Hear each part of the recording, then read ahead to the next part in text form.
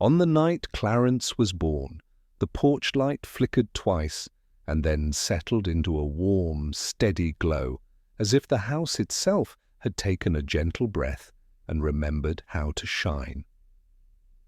His grandmother, watching from the kitchen window, noticed how a soft breeze moved through the rooms without disturbing a single curtain, and how a neighborhood cat appeared on the front steps, carrying in its mouth a small, lost mitten that it placed carefully on the welcome mat before padding away into the darkness.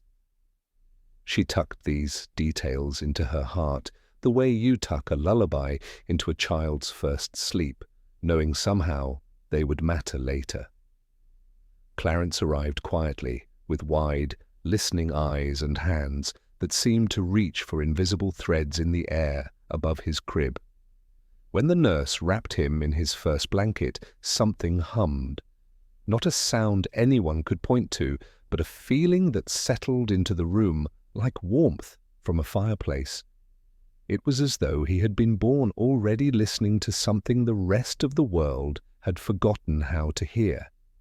As he grew from baby to toddler, that listening quality never left him. He would sit beneath the kitchen table while his grandmother cooked, watching dust motes dance in the afternoon light. And somehow he always knew when her wooden spoon was about to slip from the counter before she did. His small hand would appear, steady and sure, catching it before it could fall. When she lost her reading glasses in the garden, 3-year-old Clarence would toddle straight to the marigold patch, where they lay hidden beneath orange petals, as if he had simply followed an invisible map written in the air. "How did you know they were there, sweet boy?" his grandmother would ask, settling him on her lap in the old rocking chair that had held 3 generations of children. Clarence would tilt his head with that serious expression that would become his trademark. "They weren't lost, Grandma. They were just waiting for you to remember where you set them down. The flowers were keeping them safe until you came back." His grandmother, who had lived long enough to recognize wisdom regardless of its packaging, began to understand that her grandson possessed what the old stories called the quiet knowing. It was said to appear once in a generation, maybe less, in souls patient enough to listen to the world's gentler frequencies. She had heard whispers of such children from her own grandmother, children who could sense the invisible threads connecting all lost things to their seekers, who understood that the world itself participated in the ancient game of hiding and finding. Every morning, as they walked through their neighborhood of tree-lined streets and friendly porches, she taught him to notice the subtle signs, the way a lost dog's collar would catch sunlight just so, drawing attention from exactly the right angle, how forgotten keys develop their own gravity, pulling their owner's gaze toward the precise spot where they waited. The manner in which missing toys seemed to position themselves where searching children's eyes would naturally fall. "The world wants to be whole," she would tell him, her weathered hand warm in his small one, as they paused beside the old oak tree where children had been hiding treasures for decades.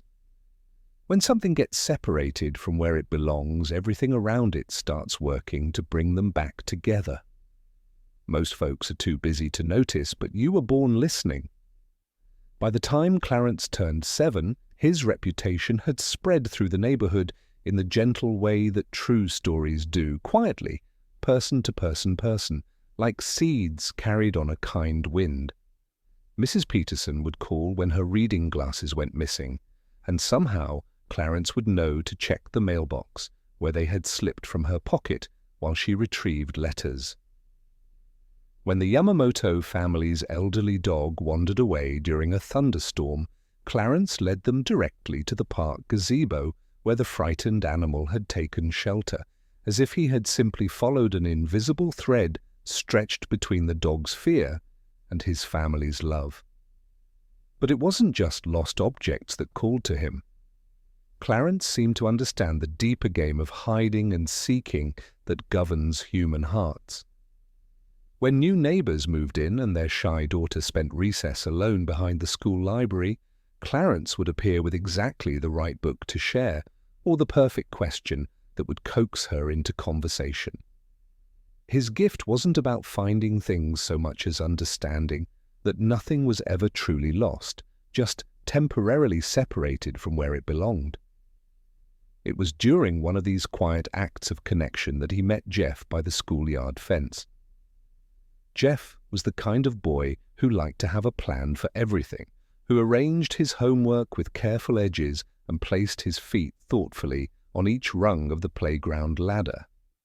That afternoon, he sat with a stack of note cards on his knees, diagrams drawn in neat pencil lines, his brow furrowed with worry.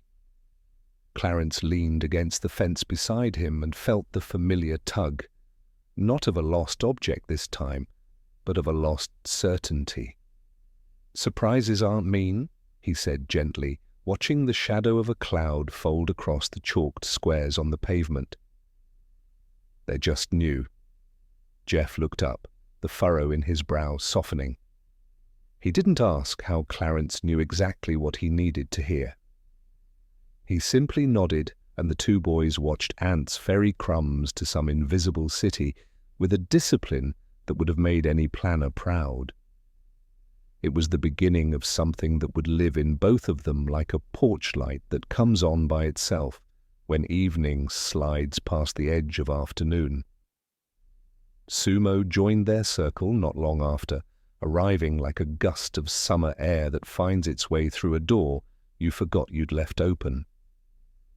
He was sturdy and bright-eyed, with a generosity that showed up in how quickly he laughed, and how often he carried things for people who didn't know they needed help. On their first day together, he offered half his sandwich with no explanation, pushing it into Clarence's hand as if it were obvious that food tasted better when shared. Beneath his boldness lived a softness that revealed itself only in quiet moments, like the tender heart of fresh bread you reach after slicing through the crust. The three friends began to orbit each other naturally, creating their own small weather system of adventure and discovery.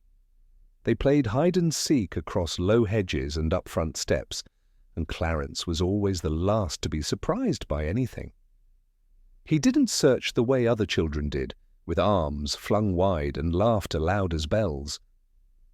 Instead, he would close his eyes sometimes, letting the gentle tug guide him around corners and into shadows where someone held their breath, counting silently, certain they were perfectly hidden. When he found them, he would kneel rather than pounce, softening the moment with a smile that made the discovered feel welcomed rather than caught.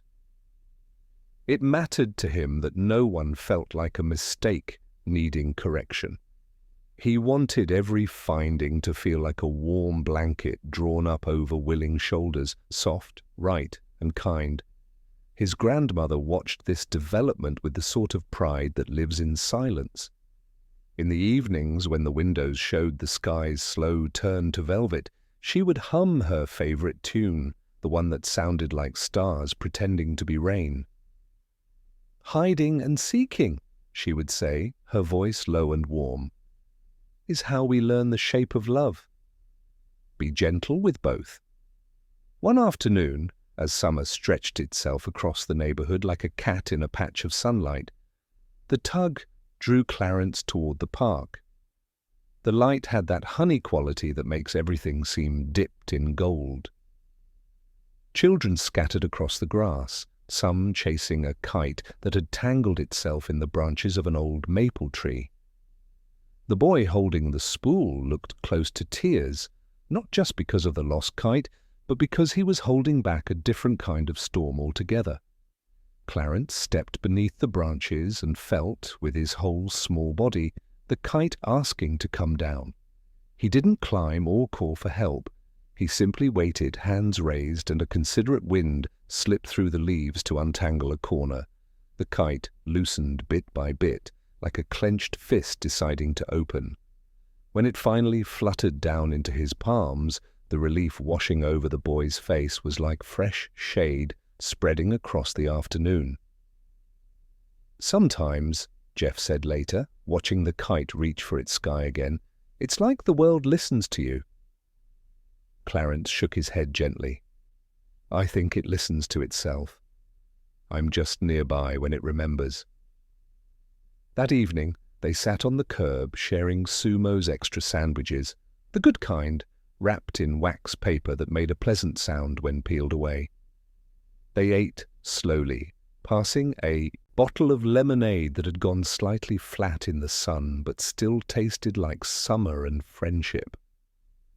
The street settled into that soft hour when dinners happen in warm kitchens and voices drift through open windows like friendly spirits.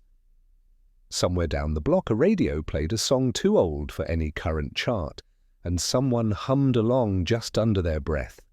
The sky invited its first star to show itself, and it did, blinking steady and patient in the deepening blue. Clarence leaned back and watched that star, feeling the familiar tug quiet and content within him. He could sense Jeff's careful mind arranging the day's experiences like cards in a thoughtful game. He could feel Sumo's joy humming like an engine that never ran out of fuel. Everything was in its place, or close enough to feel like home. But the world, as his grandmother often said, likes to braid the next thread while you're still admiring the last one. In the days that followed, whispers began to move through the neighborhood about a game that would soon be announced, something bigger than their usual hide-and-seek across 2 blocks.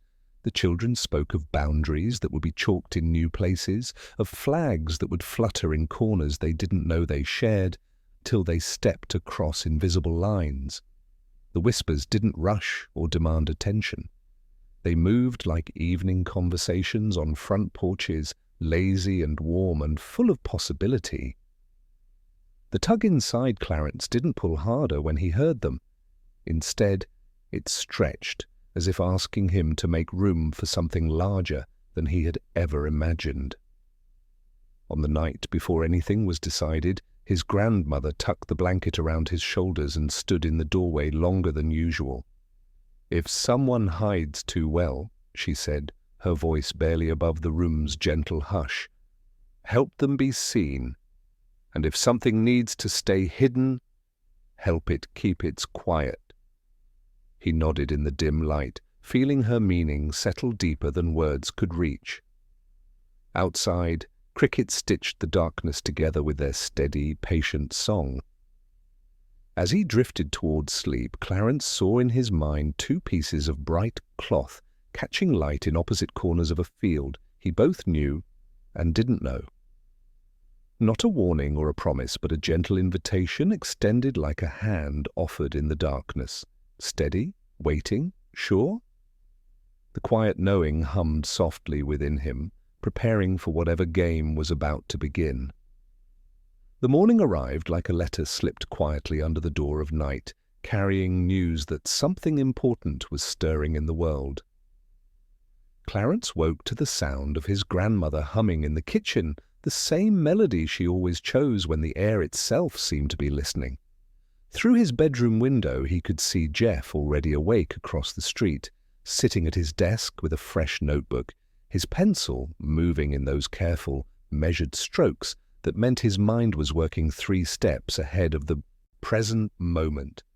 By the time Clarence finished his toast and kissed his grandmother's cheek goodbye, Jeff was waiting on the front porch with his notebook tucked under his arm and that expression he wore when something had captured his attention completely. Sumo appeared from around the corner, jogging with the easy rhythm of someone who moved through the world expecting good things to happen, a half-eaten apple in one hand and his perpetual smile brightening the morning. "Did you feel it too?" Jeff asked without preamble, adjusting his glasses in that careful way that meant he had been thinking about something important. "Last night, I mean, like something was about to change."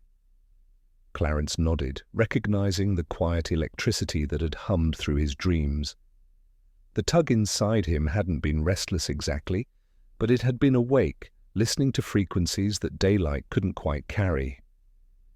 It felt like the neighborhood was getting ready to tell us something. They walked toward the park, their steps naturally falling into the rhythm they had developed over countless mornings together. The air carried the scent of grass still damp with dew and the faint sweetness of honeysuckle climbing the fence behind the Johnson house. Everything looked exactly as it always did, yet Clarence could feel the subtle shift that happens when the world prepares to rearrange itself into new possibilities. As they passed Mrs. Patterson's garden, Clarence felt the familiar tug orient itself toward something small and lost. He paused, closing his eyes for just a moment, then walked directly to a cluster of marigolds and gently parted the orange petals. Nestled beneath them lay Mrs. Patterson's reading glasses, the morning dew making tiny rainbows on the lenses. "How did you know?"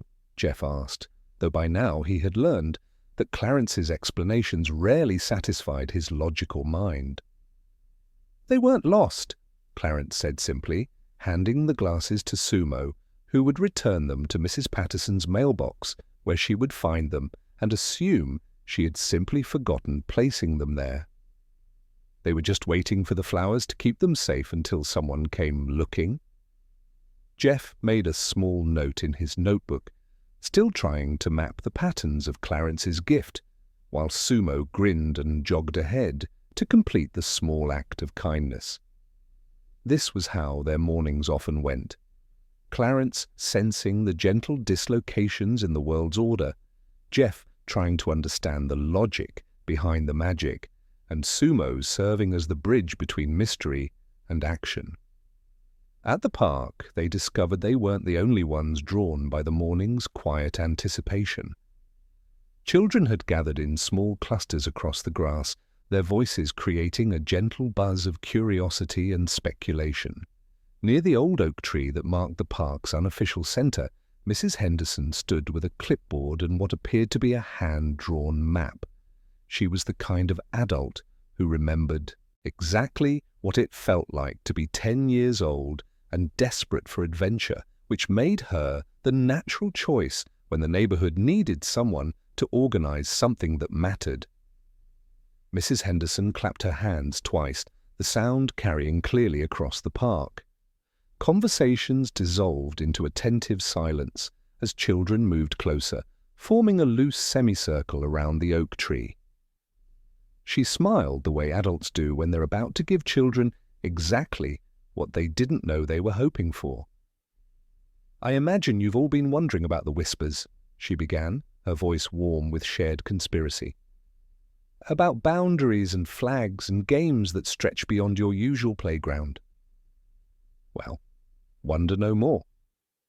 She unfolded her map with a theatrical flourish that made several children lean forward eagerly. "This Saturday evening, we're hosting the Great Neighborhood Capture the Flag Championship." The announcement rippled through the gathered children like a stone dropped into still water. Clarence felt the tug inside him shift and expand like a compass needle finding true north after spinning in confused circles. This was what the world had been preparing him for. Not just a game, but something deeper. The boundaries will extend from Maple Street to the community garden and from the school playground to Miller's Pond. Mrs. Henderson continued, tracing the area on her map with one finger. "Each team will have a home base and a flag to protect. The goal is simple: capture the opposing team's flag and bring it safely back to your own territory." Jeff's pencil moved quickly across his notebook, already sketching diagrams and the beginnings of strategic plans. Beside him, Sumo shifted his weight from foot to foot, his excitement barely contained, but respectfully quiet. Clarence simply listened, feeling the invisible threads already beginning to weave themselves between potential teammates, between flags that didn't yet exist, and the children who would soon be called to seek them. 12 per team, Mrs. Henderson added, answering the question several children were preparing to ask. "We'll have team captains draw names from a hat to keep things fair." No choosing sides, no hurt feelings, just the luck of the draw bringing people together who might not have thought to seek each other out otherwise. Clarence nodded at the wisdom in this approach. Random selection meant that shy children would find themselves allied with bold ones, that careful planners would team up with spontaneous adventurers, that the quiet knowing inside him might be asked to work with entirely new kinds of hearts and minds. That afternoon, they walked the proposed boundaries together, not to scout advantages or plan strategies, but simply to feel the shape of the adventure that was coming. They traced the familiar streets with new eyes, noticing how different spaces might serve different purposes, how the community gardens, winding paths offered both hiding places and quick escape routes, how Miller's Pond created natural boundaries that would require creativity to navigate. As they paused near the old drainage culvert, Clarence felt something shift in his understanding. This game would be different from their usual hide-and-seek. It wouldn't just be about finding what was hidden. It would be about protecting what was precious, understanding the intentions of others, and navigating the delicate balance between seeking and being sought. "Clarence," Jeff said quietly, his voice carrying the weight of a question he wasn't sure how to ask. "Your gift, the way you find things, how do you think it'll work in a game like this?"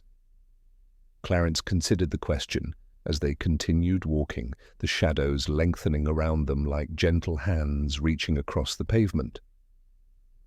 "I don't think it's about finding the flag," he said finally. "I think it's about understanding what each flag means to the people protecting it, and maybe helping everyone find what they're really looking for, even if they don't know what that is yet." That evening, as they sat on Sumo's front steps, sharing cookies his mother had made, they talked quietly about what the game might ask of them. The air smelled like cut grass and someone's distant barbecue, and fireflies began their ancient dance in the gathering dusk. "We should practice working together," Sumo suggested, crumbs shining on his lips like freckles. "Not just hiding and seeking, but protecting something that matters." Jeff nodded thoughtfully. "And we should make a signal," he added. "If one of us gets separated or needs help, we hum that tune your grandma always hums. We'll know where to find each other." Clarence smiled, because the idea felt right in his bones. He hummed a fragment of his grandmother's melody, and it drifted over the evening air like a warm ribbon, wrapping around the three of them wherever they sat. The quiet knowing inside him settled into something that felt like contentment mixed with anticipation, the way he imagined a river might feel in the moment before it reached the sea. As the first star appeared above the roofline, Clarence felt the gentle tug stretch itself like a cat preparing for adventure. Tomorrow would bring team selection, and with it, the beginning of something that would ask more of him than any game of hide-and-seek ever had. He could sense it in the way the evening breeze carried whispers of possibility, in how the neighborhood itself seemed to be holding its breath in quiet anticipation. The world was getting ready to teach them all something about themselves that they couldn't learn any other way. And in that held silence, surrounded by his closest friends, Clarence hummed the tune he would follow if he needed to be found, trusting that two other voices would find it in the dark and hum it back, steady and sure. The morning of team selection arrived wrapped in that particular quality of light that makes ordinary moments feel touched by possibility. Clarence woke to find his grandmother already humming in the kitchen, her melody weaving through the house like a gentle current that seemed to gather the day's potential into something warm and expectant. Through his bedroom window, he could see children emerging from houses up and down the street, each carrying the same quiet electricity he felt thrumming in his chest. Jeff appeared at the front gate with his notebook tucked under one arm, and that expression of focused anticipation that meant his mind was already 3 moves ahead of the present moment. Sumo jogged up from the opposite direction, his perpetual smile even brighter than usual, carrying a small thermos that would undoubtedly contain something delicious to share. Together they walked toward the park, their steps naturally falling into the rhythm they had perfected over countless mornings of friendship.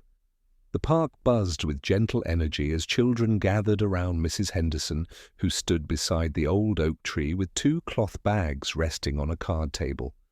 The bags seemed to glow in the morning light, as if they contained not just folded slips of paper, but the seeds of adventures yet to unfold.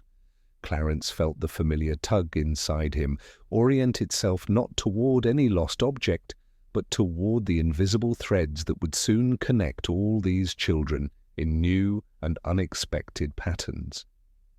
Mrs. Henderson clapped her hands twice, and conversations dissolved into attentive silence. "Before we begin," she said, her voice carrying the warmth of someone who remembered exactly what it felt like to stand on the threshold of something important. "I want you to understand what we're really doing here. These teams aren't just groups of players, they're communities that will learn to protect something precious together." 2 older children stepped forward to serve as team captains. Maya Rodriguez, 16 and known throughout the neighborhood for her natural leadership and inclusive spirit, would guide one team. David Park, equally respected for his ability to help younger children feel valued and heard, would captain the other. They approached the cloth bags with the solemnity of people accepting a responsibility they understood completely. Maya reached into the first bag without hesitation, her fingers moving among the folded papers with quiet confidence.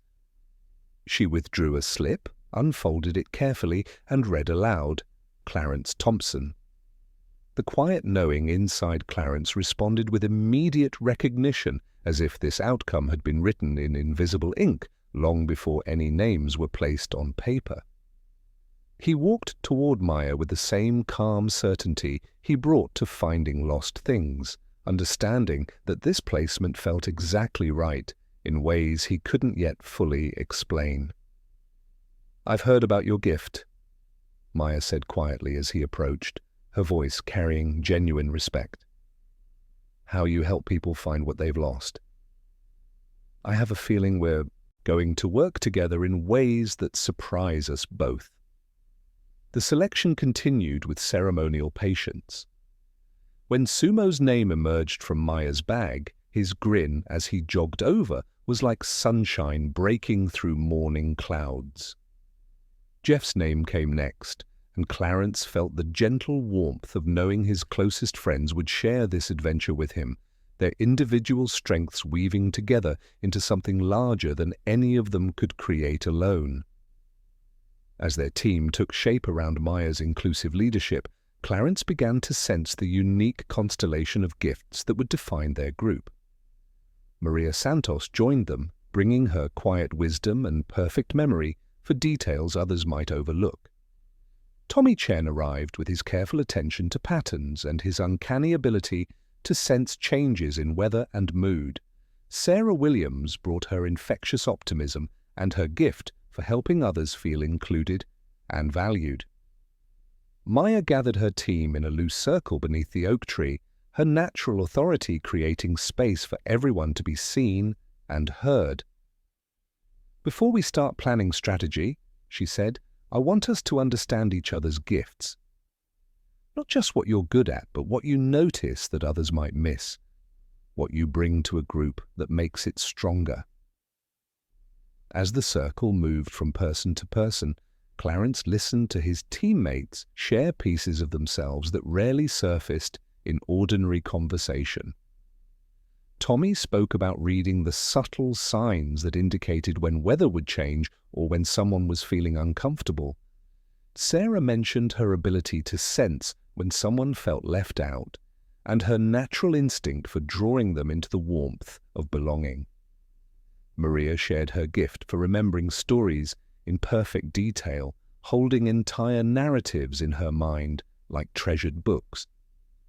When the circle reached Clarence, he felt the familiar challenge of explaining something that lived more in feeling than in words. "I can sense when things are separated from where they belong," he said simply. "Objects, people, feelings, anything that's looking for its way home. Sometimes I know where to look before I understand what I'm looking for."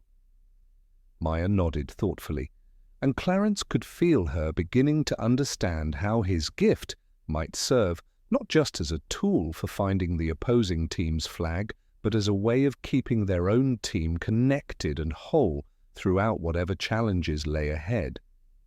That afternoon, Maya led them through their first exercise as a team. Rather than rushing into strategic planning, she suggested they learn to work together through a simple challenge.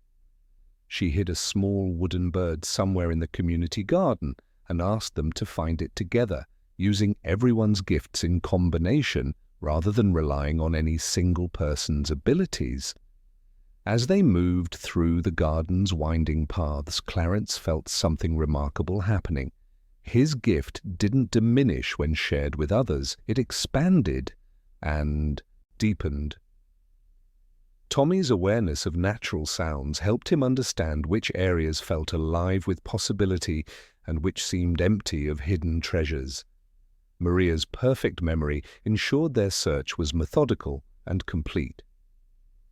Sarah's attention to the emotional temperature of the group helped him sense when they were moving in harmony with their shared purpose.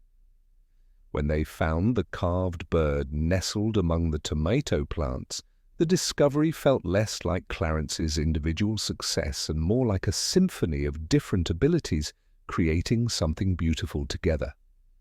Each person had contributed something essential, and the object itself seemed to glow with the warmth of their collaborative effort. As the afternoon sun stretched their shadows long across the grass, Maya gathered them once more in their circle.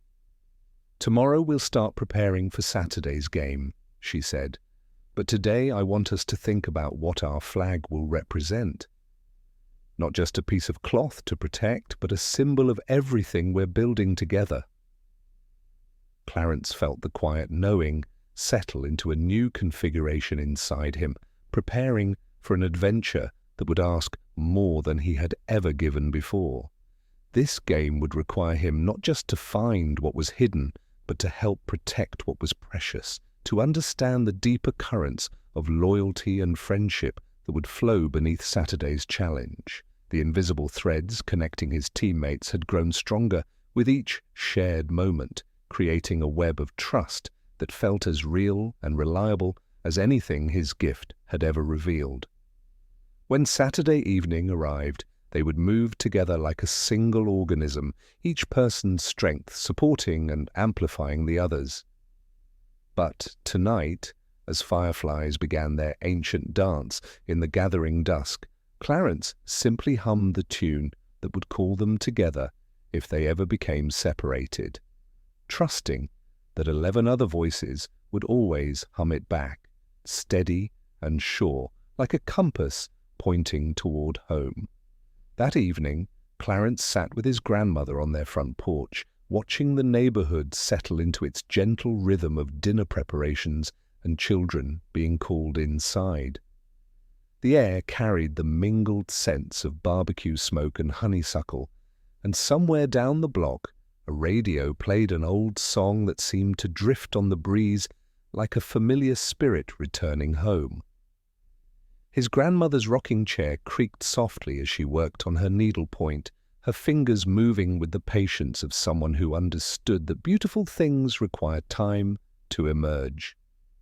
"Tell me about your team," she said without looking up from her stitches. But Clarence could feel her attention settling on him like a warm blanket drawn up over willing shoulders. He described Maya's natural leadership, how she created space for everyone to contribute their gifts without diminishing anyone's importance. He spoke of Tommy's quiet awareness of the world's subtle signals, Maria's perfect memory that held stories like treasured books, Sarah's gift for drawing lonely hearts into the circle of belonging. As he talked, his grandmother nodded with the recognition of someone who had seen many teams form over the years, who understood the delicate alchemy that transforms individual strengths into collective wisdom. "And what will you protect?"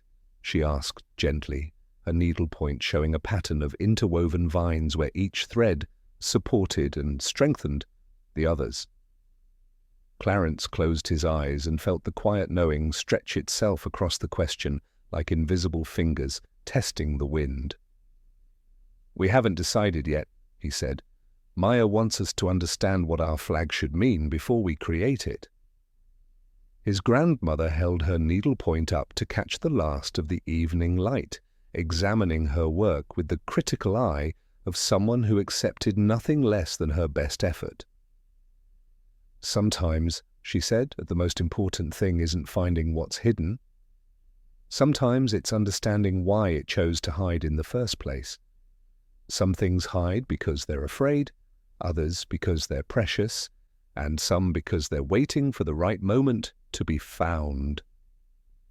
The words settled into Clarence's understanding like seeds finding fertile ground. The next morning, when Maya gathered their team beneath the oak tree with a large piece of canvas draped over her arm, those seeds began to sprout into something beautiful. "Today," Maya began, her voice carrying the warmth of someone who remembered exactly what it felt like to stand on the threshold of something important, "we create our flag. But first, we need to understand what we're really protecting, not just a piece of cloth, but everything it represents about who we are together." She proposed an exercise that made Clarence's quiet knowing hum with recognition. Each team member would find something in the park that felt deliberately hidden or carefully concealed, and bring it back to share. The goal wasn't to discover each other's chosen objects, but to understand the different reasons why things choose to remain out of sight. "Look for something that's hidden with intention," Maya explained. "Not lost, not forgotten, but placed somewhere specific for a reason only it knows." Clarence walked slowly through the community garden, letting the familiar tug guide him not toward what was lost, but toward what had chosen its own concealment. He passed by obvious hiding spots, the space behind the tool shed where children often crouched during games, the hollow beneath the old apple tree where squirrels stored their treasures. These felt too simple, too expected. Instead, he found himself drawn toward the stone wall that bordered the park's eastern edge. There, tucked into a narrow crevice where two stones met, was a small river rock painted with exquisite care. A tiny blue bird spread its wings across the stone's smooth surface, so detailed it seemed ready to take flight. This wasn't hidden from fear or forgotten by accident. It was placed there as a gift for whoever might be observant enough to notice it, patient enough to truly see. When they regrouped beneath the oak tree, each team member shared what they had discovered. Tommy had found a small, perfectly preserved bird's nest that had fallen from a tree but remained intact, tucked carefully beneath a protective bush. "It felt like nature was keeping something fragile safe," he said quietly. Sarah had discovered a faded ribbon tied to a low branch, weathered by seasons but still holding its knot with determination. "It seemed like someone's memory," she shared, "something private but not secret, waiting for the person who tied it to remember." Maria produced a smooth piece of driftwood that had somehow found its way to the park's small pond, carved with initials so old they had become part of the wood's natural grain. "It felt like a promise that wanted to last forever," she said, turning the wood over in her hands with reverence. When Clarence showed them the painted stone, Jeff leaned forward with his analytical mind engaged. "That's not hiding from anything," he observed. "It's hiding for something, waiting for the right person to find it." "Exactly," Maya said, her eyes bright with understanding. "So our flag needs to represent something worth waiting for, something that invites discovery by those who approach with the right intentions." They spent the afternoon designing their flag together, each person contributing colors and symbols that felt true to their shared purpose. The canvas gradually transformed under their collaborative hands into something that seemed to glow with its own inner light. Deep blues flowed into gentle greens like a hidden forest pool reflecting sky. At the center, they painted an open hand, palm up, not grasping or demanding, but offering and welcoming. "The flag of gentle understanding," Maya declared as they stepped back to admire their creation. "We protect it not because we fear losing it, but because we want to share what it represents with anyone who seeks it with an open heart." As the afternoon sun began its slow descent, Maya suggested one more exercise. "Clarence," she said, "can you find us without using your gift?" "Just by watching and listening the way anyone else would?" The challenge surprised him in ways he hadn't expected. For so long, the quiet knowing had been his primary way of navigating the world's hidden currents that he had almost forgotten how to rely on ordinary observation. As his teammates scattered among the garden's winding paths to practice concealment, Clarence closed his eyes and let the tug fade to a whisper. When he opened them and began to move through the garden with deliberate attention to details his gift usually revealed automatically, the process felt slower and more uncertain, but also richer in unexpected ways. He noticed how Sarah's breathing changed when she was trying not to giggle, how Tommy unconsciously hummed under his breath when he was concentrating, how Maria's stillness was so complete it created its own kind of presence. Finding them this way felt less like following invisible threads and more like learning to read the subtle language of friendship and trust. When he had located everyone through ordinary means, Maya emerged from her hiding spot with a smile that carried deeper meaning. "Now you understand something important," she said. "Your gift is wonderful, but it's not the only way to find what matters. Sometimes the most important discoveries come from simply paying attention with your whole heart." That evening, as they walked home through streets that would tomorrow become territories to be defended and boundaries to be crossed, Clarence felt the invisible threads connecting his teammates grow stronger and more complex. The painted stone rested cool in his pocket, a reminder that some things hide not from fear, but from love, waiting patiently for someone who would understand their true value. His grandmother was waiting on the porch when he arrived, her needlework completed and folded neatly in her lap. "How did it go, sweet boy?" she asked, though her eyes suggested she already knew. "We learned that hiding and seeking are both acts of love," he said, settling beside her in the gathering dusk. "And that the most precious things are often those that wait to be found by someone who will truly see them." She nodded with the satisfaction of someone whose wisdom had found fertile ground. As fireflies began their ancient dance in the gathering darkness, Clarence felt the quiet knowing settle into a new configuration, patient, expansive, and ready to serve not just his own understanding, but the deeper needs of everyone who would participate in tomorrow's sacred game of seeking and finding. In the distance, other children were being called home for dinner, their voices carrying on the evening air like flags of joy unfurled against the darkening sky. And somewhere among them, he could sense the opposing team preparing in their own way, guided by their own understanding of what it meant to protect something precious. The world was teaching them all how to play the most important game of all, the one where victory came not from taking what belonged to others, but from understanding why it mattered so much to them in the first place. The morning of the great neighborhood, capture the flag, championship arrived like a letter slipped quietly under the door of night, carrying news that something important was stirring in the world. Clarence woke to the sound of his grandmother humming in the kitchen, her melody weaving through the house like a gentle current that seemed to gather the day's potential into something warm and expectant. The air itself felt different, not urgent or demanding, but patient in the way that significant moments always are, holding space for whatever needs to unfold. Through his bedroom window, he could see the neighborhood beginning to stir with quiet purpose. Jeff was already visible across the street, sitting at his desk with fresh notebooks and pencils arranged with the careful precision of someone who understood that preparation was a form of respect for what lay ahead.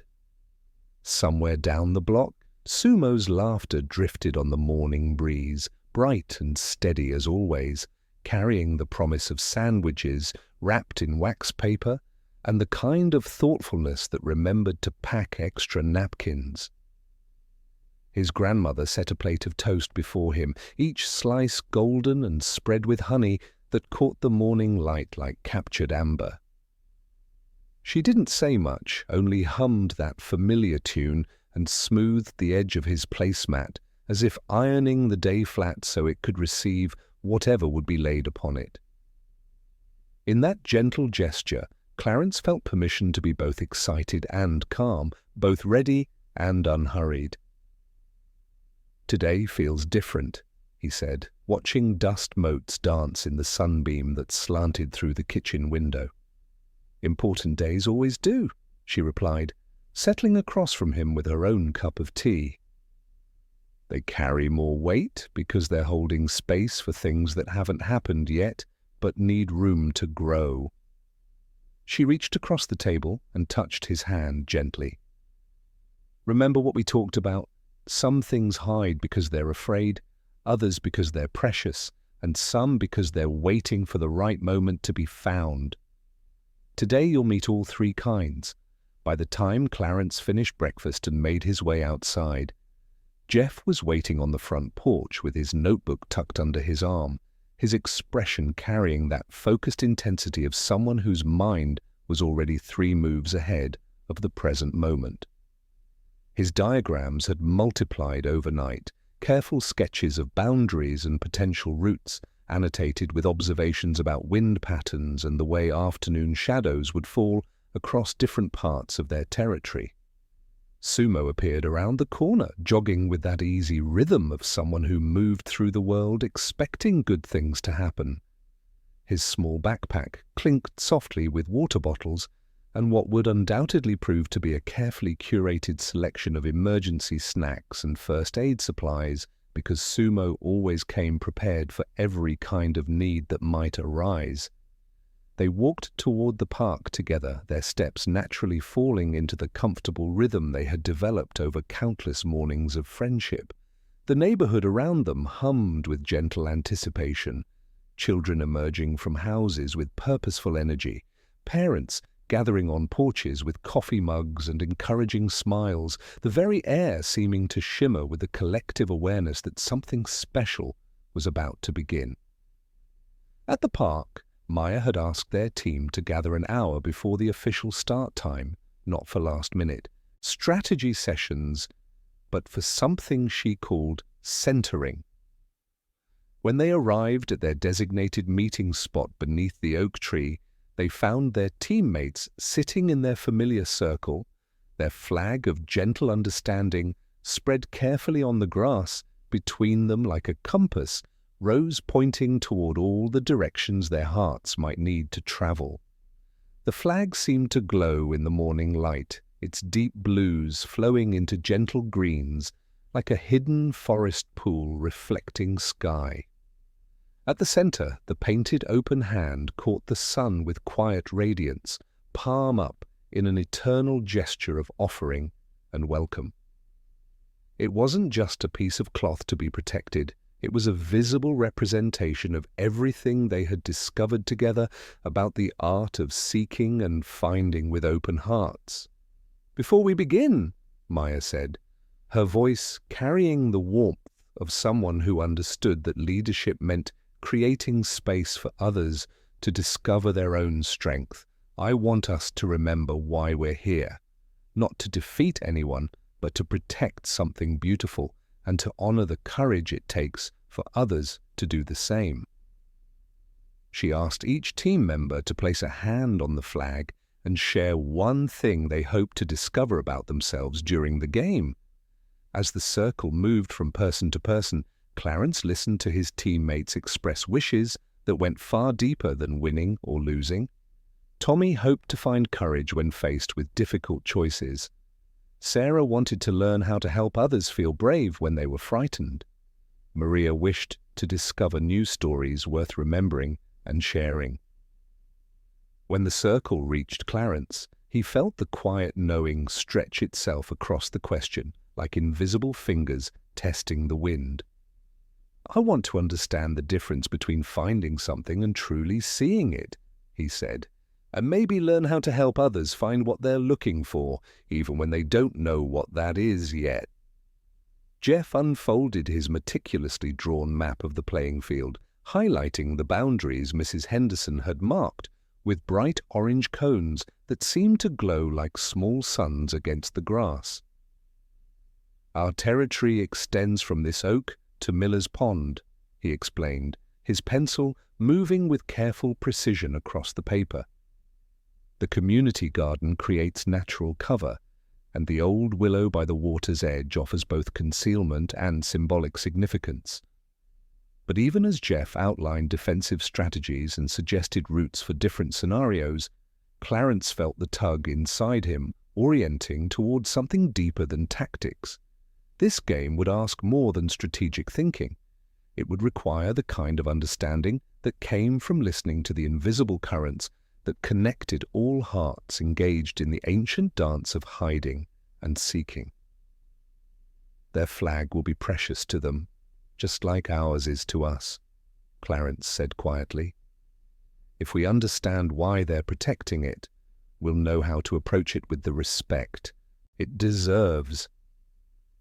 The hour of preparation passed like a gentle river flowing toward its destined sea. They walked their territory together, feeling the shape of spaces that would soon become landscapes of adventure. The community garden whispered with bees who seemed to accept the day's additional choreography.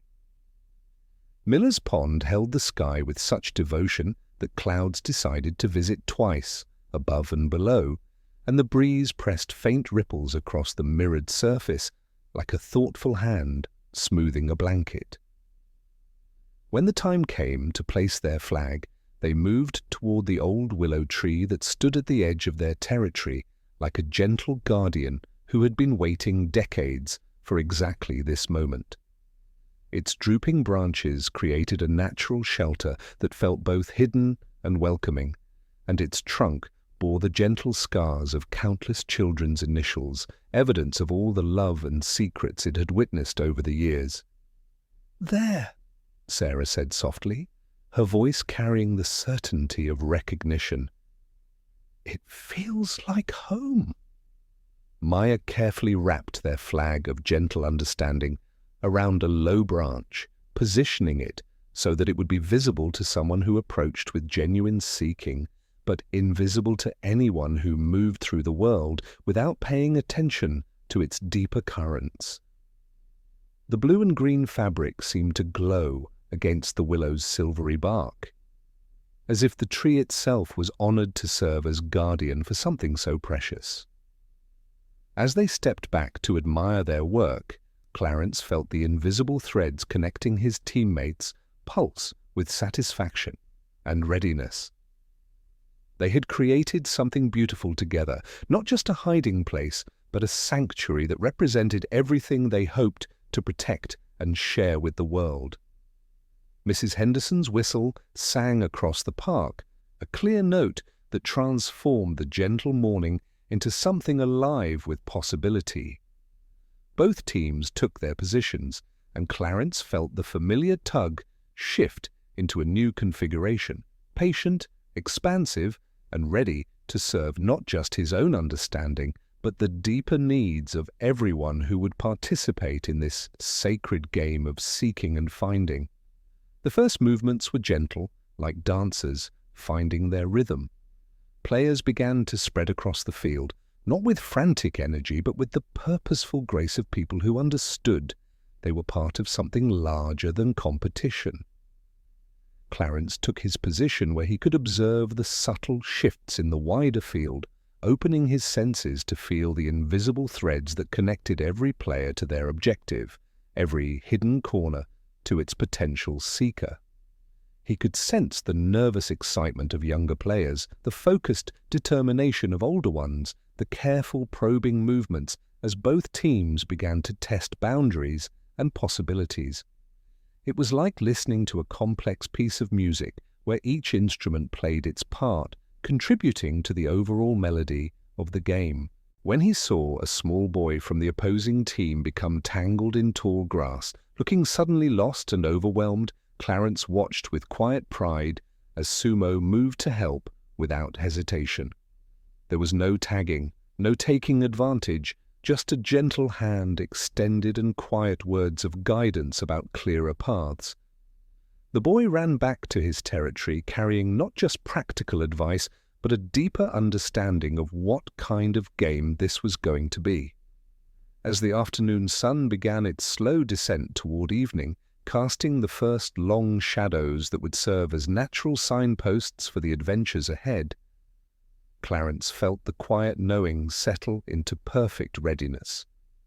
The real game was beginning, and he could sense that it would teach them all things about themselves that no ordinary competition could ever reveal.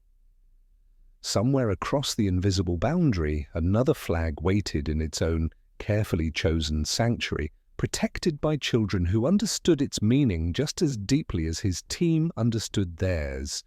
The world was preparing to teach them all about the delicate balance between seeking and protecting, between finding and being found, between the courage to hide something precious and the wisdom to know when it was time to let it be discovered.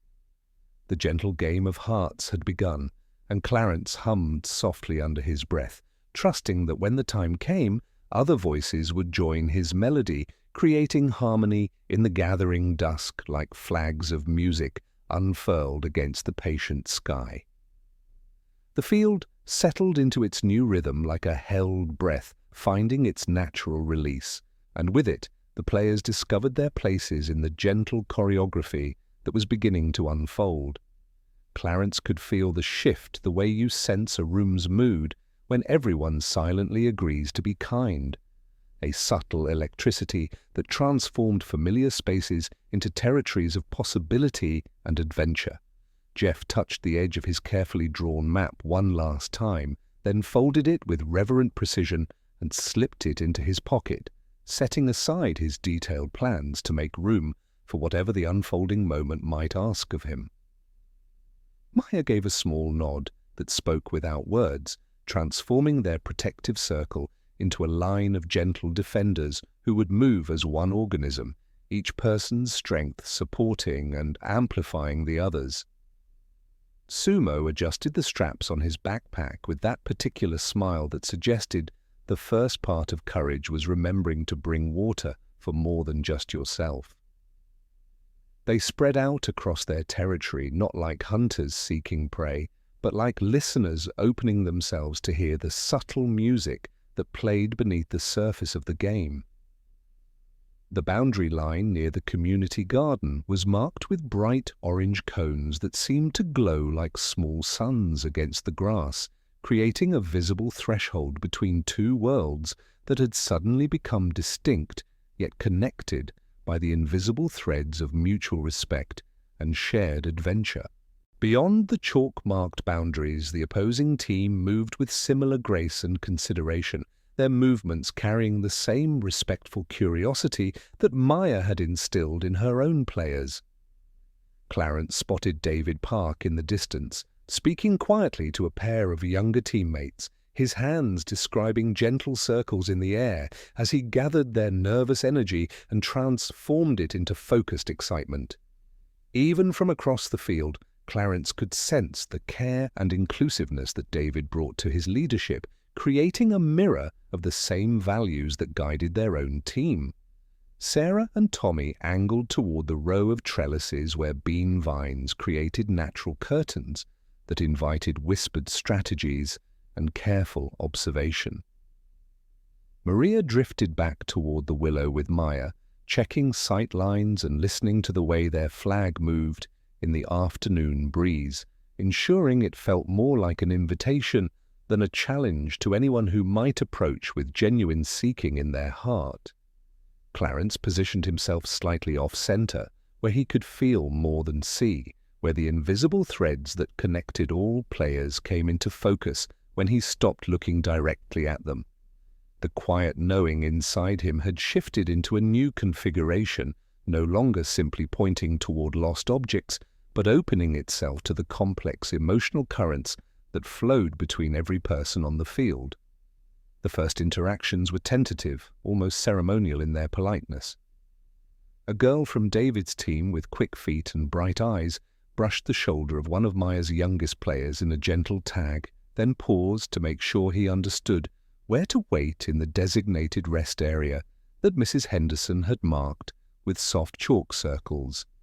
The boy nodded, his cheeks pink with the thrill of being part of something important, and she jogged away with a backward wave that felt like a promise of friendship that would outlast the game itself. Without being asked, Sumo positioned himself near the rest area, becoming a kind of cheerful guardian who greeted every temporary visitor with cups of cool water and gentle jokes about how even heroes needed moments to sit and watch the wind move through the trees. His natural kindness transformed what could have been a place of disappointment into a sanctuary of encouragement and rest. As the afternoon progressed, Clarence began to understand the deeper rhythms of what was unfolding around him. This wasn't simply a game of strategy and speed, it was a complex exploration of trust, courage, and the delicate balance between protecting what was precious and remaining open to genuine connection with others who shared the same values.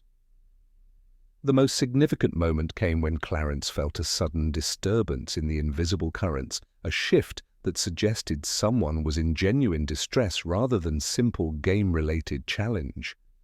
Following the tug with increasing concern, he found a small boy from David's team sitting behind the community garden's compost bins, tears streaming silently down his face as he struggled with what appeared to be overwhelming anxiety. The child looked up as Clarence approached, his eyes wide with the kind of fear that reaches far deeper than any game. "I can't find anyone," he whispered, his voice tight with panic. "I don't know where I am, and everyone's counting on me, and I'm just making everything worse by being scared." Clarence settled beside him without hesitation, his presence carrying the same gentle certainty his grandmother used when the world felt too large and uncertain. "Hey," he said softly, beginning to hum the melody that always seemed to gather scattered pieces back into wholeness. "You're not lost. You're just in a part of the garden you haven't explored yet. And nobody's counting on you to be perfect. They're just happy you're here, playing with them." As the boy's breathing gradually slowed to match the peaceful rhythm of the tune, Clarence helped him find his bearings and guided him back toward the sounds of his teammates' voices. When they reached familiar territory and the child rushed back into the welcoming circle of his team, Clarence felt something new settle into his understanding of his gift. It wasn't just about finding lost objects or hidden treasures. It was about helping people find their way back to themselves when fear threatened to overwhelm their natural courage. The afternoon light began to slant lower, painting everything in honey-colored warmth as shadows stretched longer across the field. Players moved with increasing purpose now, but the underlying current of mutual respect continued to flow like an underground river, nourishing everything that grew above it. When tactical advantages appeared, they were approached with the same careful consideration that one might use when handling something fragile and precious. Near the old willow, where their flag of gentle understanding caught the light like captured water, Maya gathered brief reports from her teammates.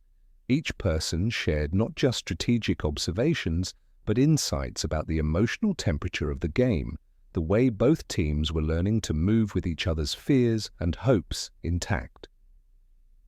Their flag means as much to them as ours does to us, Tommy observed, his natural attunement to subtle signals having revealed the deep care with which the opposing team protected their golden banner. When we approach it, we should do it with the same love they're using to guard it.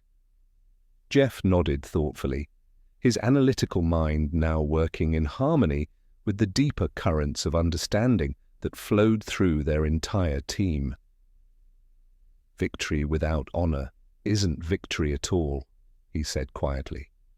Whatever we accomplish, it should leave everyone feeling proud of how we played.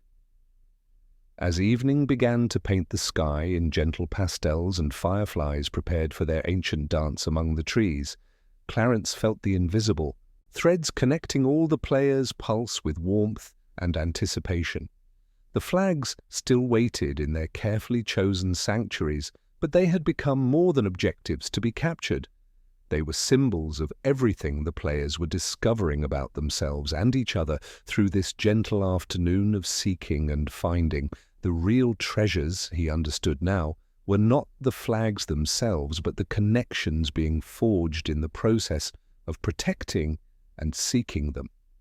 And in the gathering dusk, as the first stars appeared above the roofline like distant beacons of possibility, Clarence hummed his grandmother's tune and felt the quiet knowing settle into perfect readiness for whatever the evening would ask of them all. The gentle game of hearts had truly begun, and every player on the field was learning something beautiful about the art of holding precious things with open hands. Evening gathered itself softly around the field, like a gentle hand drawing a quilt over willing shoulders, and with it came a deeper understanding of what flags truly represent when they flutter in the spaces between seeking and finding. The afternoon light transformed into something touched by quiet magic, painting the sky in hues of soft gold and lavender, while the first stars appeared with the unhurried confidence of friends who never needed to announce their arrival. Clarence felt the shift like a warm current moving through water, guiding his attention toward meanings that lived beneath the surface of cloth and color. Their flag of gentle understanding moved softly in the evening breeze, its blue and green fabric seeming to glow with inner light as it caught the last golden rays of sun. The painted open hand at its center appeared to pulse with quiet life, offering something precious to anyone who approached with genuine reverence for what it represented. As he watched it dance against the willow's silvery bark, Clarence began to understand that this flag was more than just a marker of territory or a prize to be won. It was a kind of home, not a house with walls and a roof, but a feeling of belonging, a shared space where every member of their team could return and feel safe, understood, and truly seen.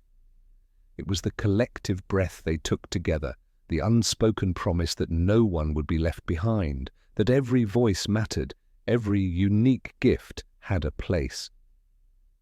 "Look at how it moves," Sarah whispered, her voice carrying the wonder of someone discovering something beautiful for the first time. "It's not trying to hide from anyone, it's trying to call to the right people." Maya nodded with the recognition of someone whose leadership had always been guided by deeper currents than simple competition. "That's what flags do," she said softly. They don't just mark territory, they mark the places where hearts have decided to make a stand for something they believe in. They're invitations to anyone who shares those same beliefs. Across the field, partially visible through the natural screen of the community garden's trellises, the opposing team's golden banner caught the evening light with equal radiance. Even from this distance, Clarence could sense the deep care and intentionality that surrounded it, the way David's team had chosen its placement, not just for strategic advantage, but for symbolic meaning that honored whatever values they held most precious. Jeff approached with his notebook tucked under his arm, his analytical mind now working in harmony with the deeper currents of understanding that flowed through their entire team. "I've been watching how they move around their flag," he said quietly, his voice carrying respect rather than tactical assessment. "They're not just guarding it, they're celebrating it.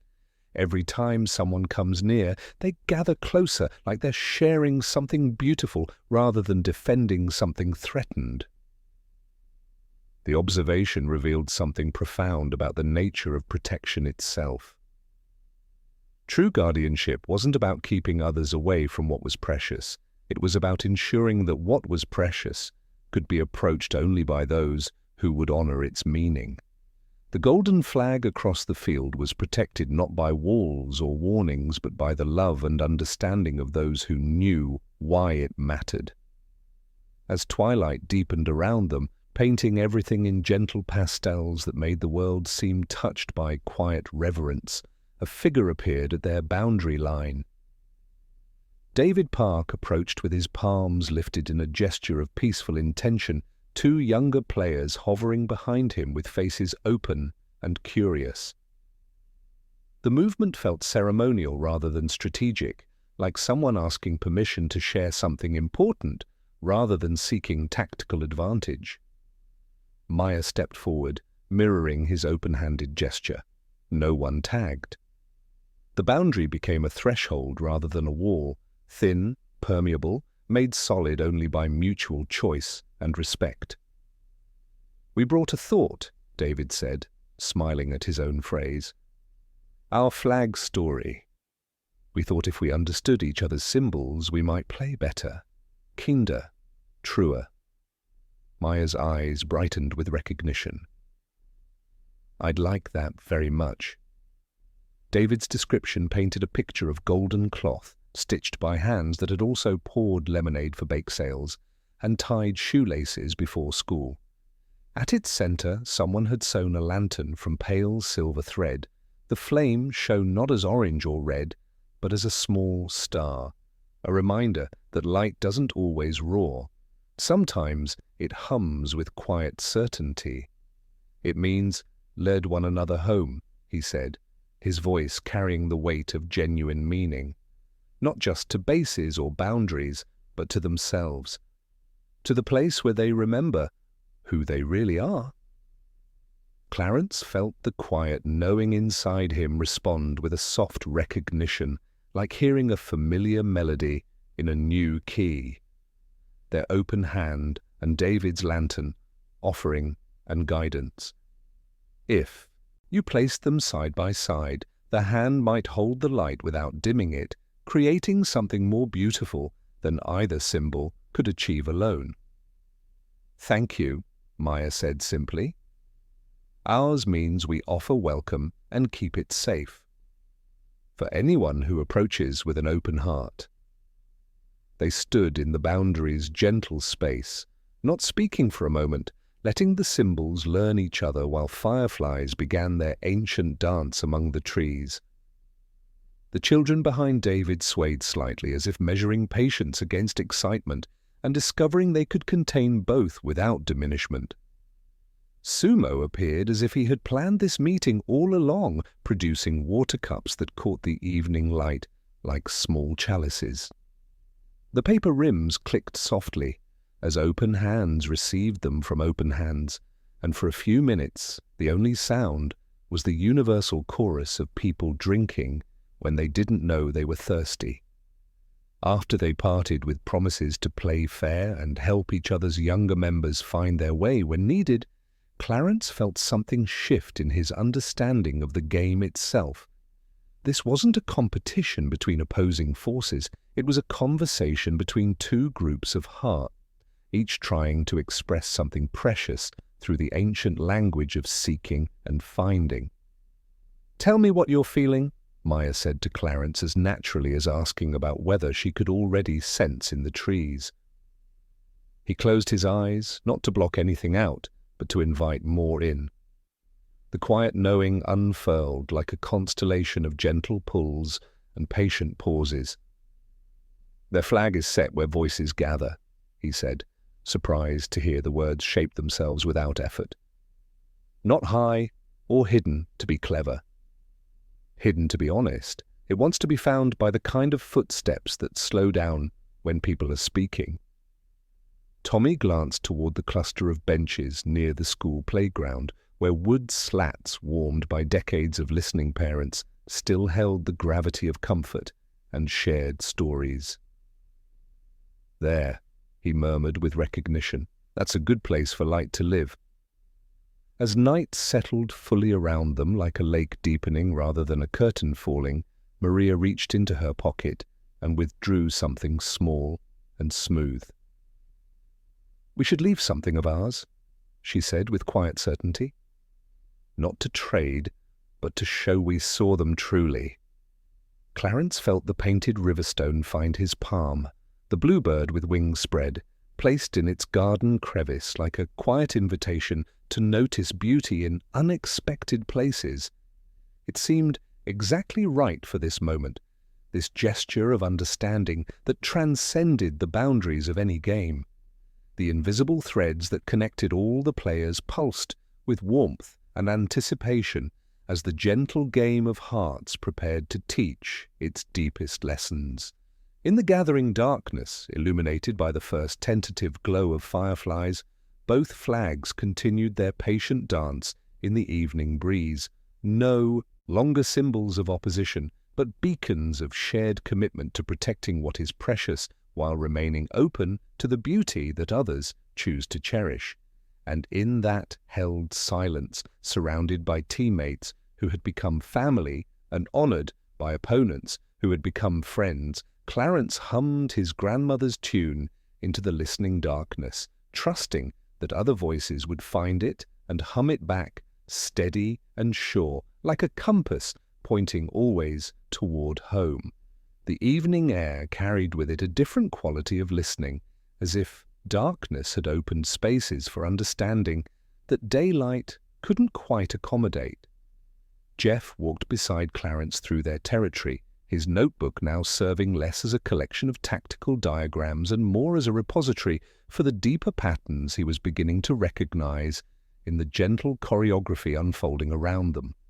The careful arrows and defensive positions he had sketched that morning seemed almost quaint now, replaced by something more fluid and responsive to the invisible currents that flowed between all the players.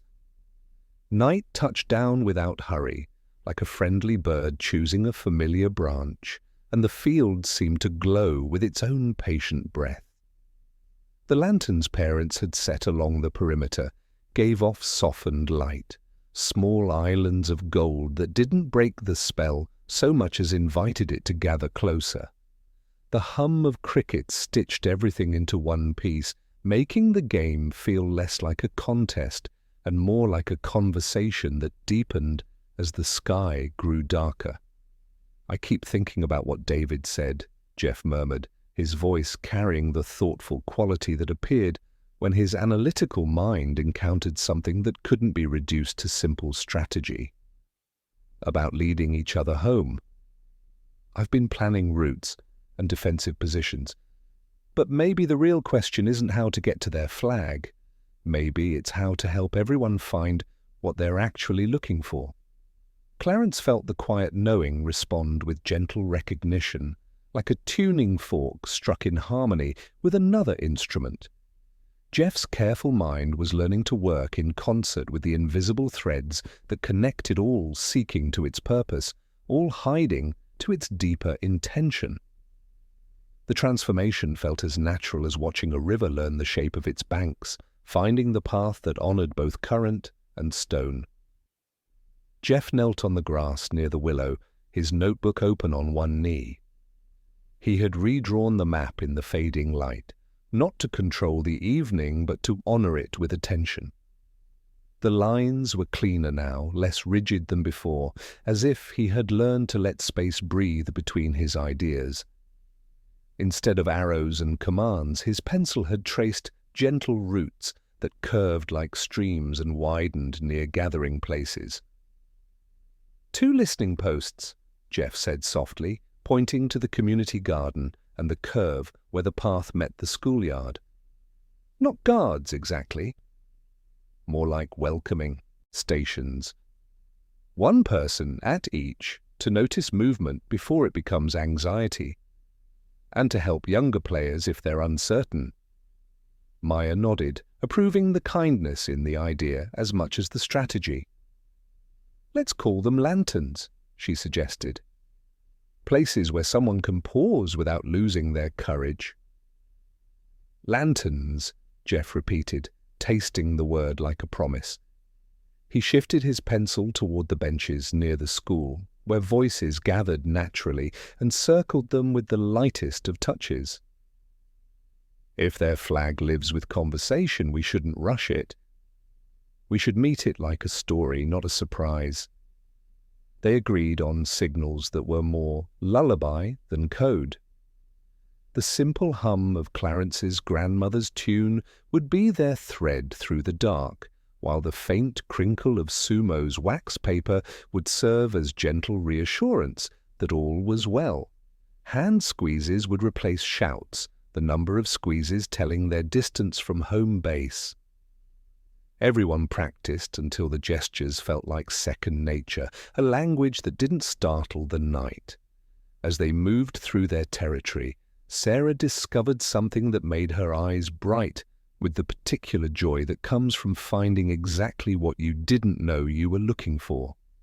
Hanging from a low branch of the old apple tree was a small origami crane, its paper wings folded with exquisite care from what appeared to be a page torn from someone's notebook. It wasn't hidden, she said softly, cradling the delicate paper bird in her palms. It was placed where someone would only find it if they were moving slowly enough to really see.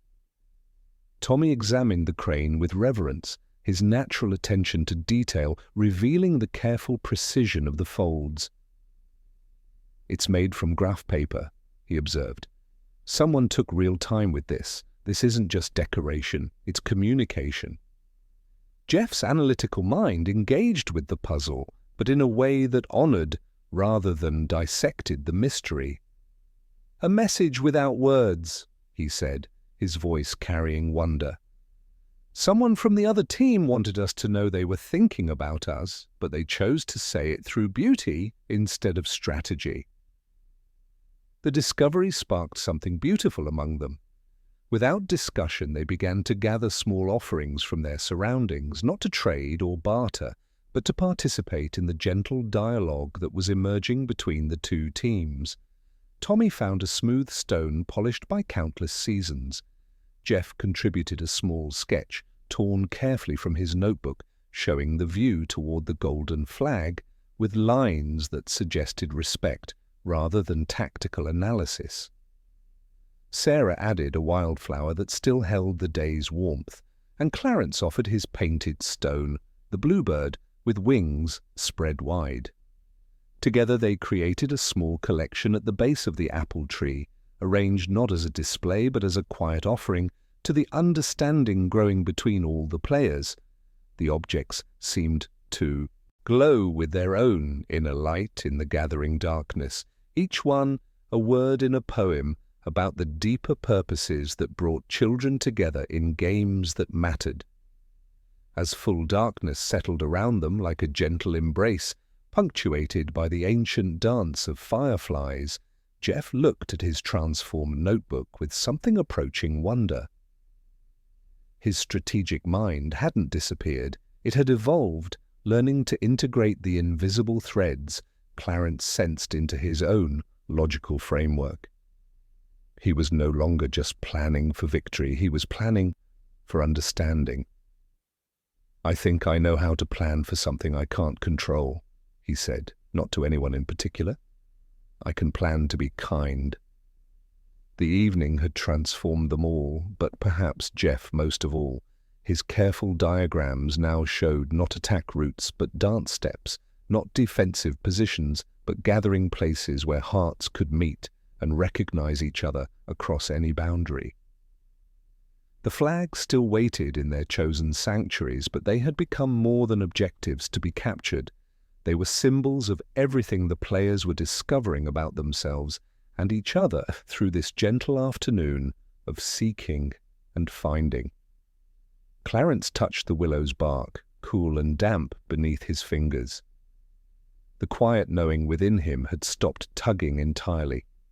It was listening, letting the night speak, and trusting that morning would bring new shapes to everything they had learned. And in that held silence, surrounded by teammates who had become family, he felt the approaching moment when all the evening's careful preparation would transform into something beautiful and true. The gentle game of hearts continued its patient unfolding, teaching them all that the strongest strategies were built not on force, but on understanding, and that sometimes the most important victories were the ones where everyone went home feeling they had found exactly what they were looking for.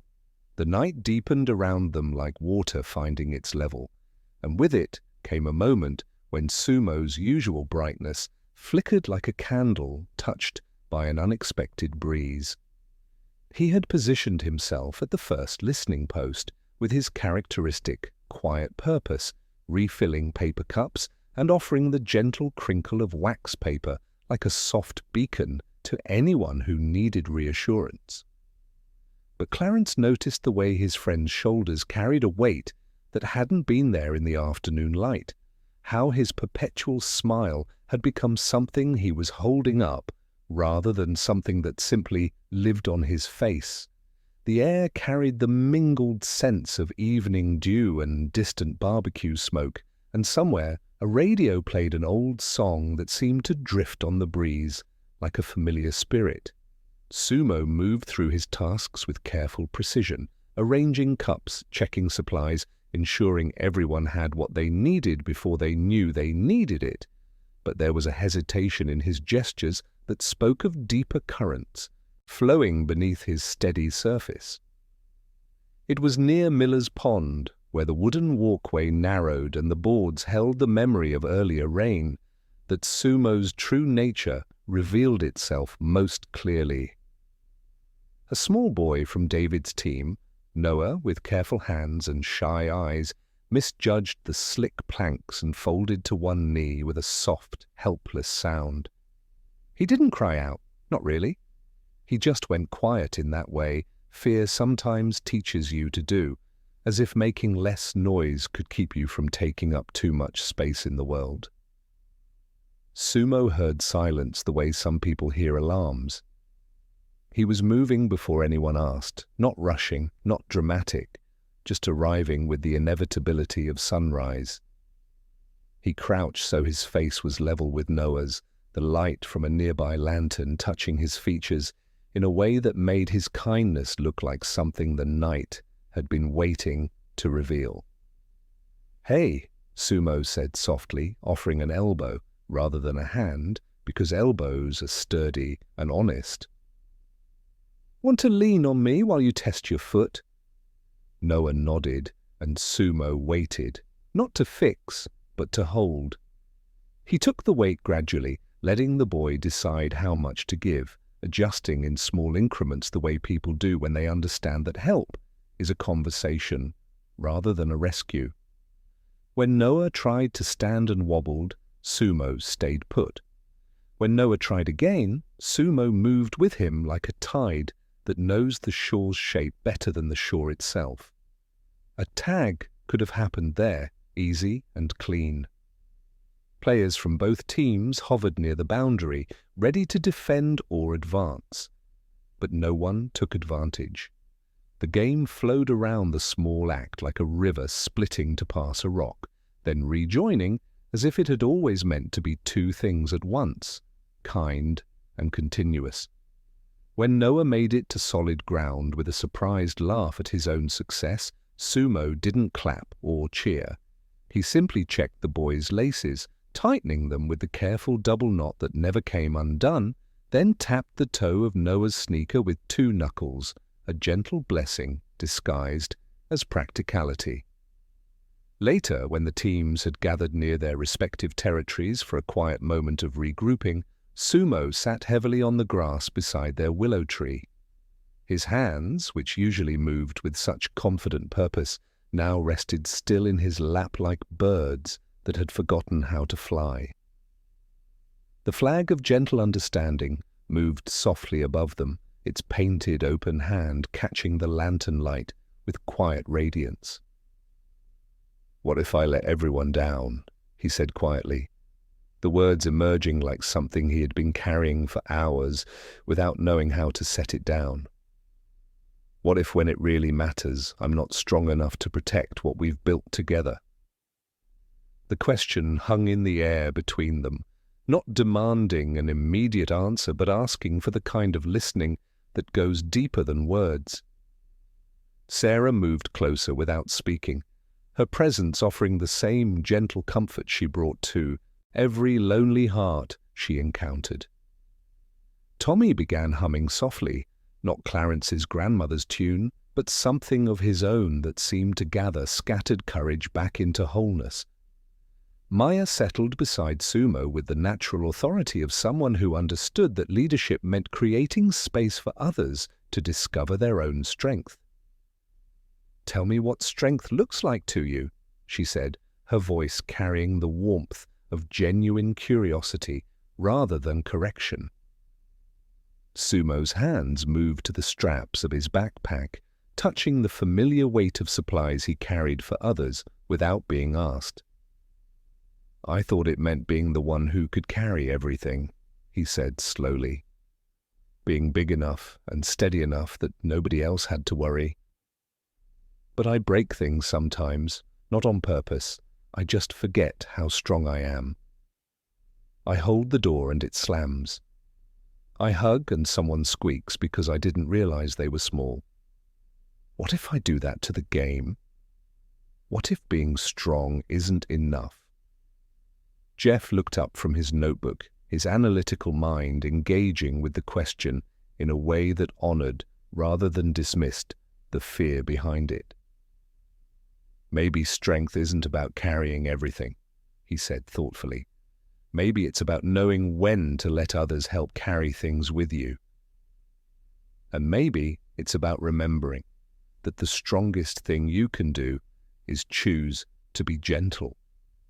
As if summoned by their conversation, Noah appeared at their boundary line, approaching with shy determination. He carried something small and carefully wrapped in what appeared to be a page torn from a school notebook. "I brought this for you," he said to Sumo, his voice barely above a whisper, but carrying the weight of genuine gratitude. "Because you helped me when I was scared, and you didn't make me feel stupid for being lost." Inside the makeshift wrapping was a small wooden whistle carved with simple but elegant lines. Noah explained that his grandfather had made it for him, teaching him that sometimes the most important sound you could make was one that helped others find their way home. He wanted Sumo to have it, not as payment for kindness, but as recognition of the kind of person who deserved to carry something that could call others to safety. Sumo accepted the gift with the reverence of someone receiving something precious beyond measure. As he held the small whistle up to catch the lantern light, Clarence could see understanding dawn in his friend's eyes like sunrise breaking over familiar hills. He tested the whistle with a gentle breath, and the sound that emerged was clear and warm, not demanding attention but offering it, a note that said, "I'm here," rather than "come here." "That's your strength," Maya said softly, her voice carrying the satisfaction of someone whose leadership had helped another person discover their own power. You don't force people to feel safe. You create spaces where safety can grow naturally.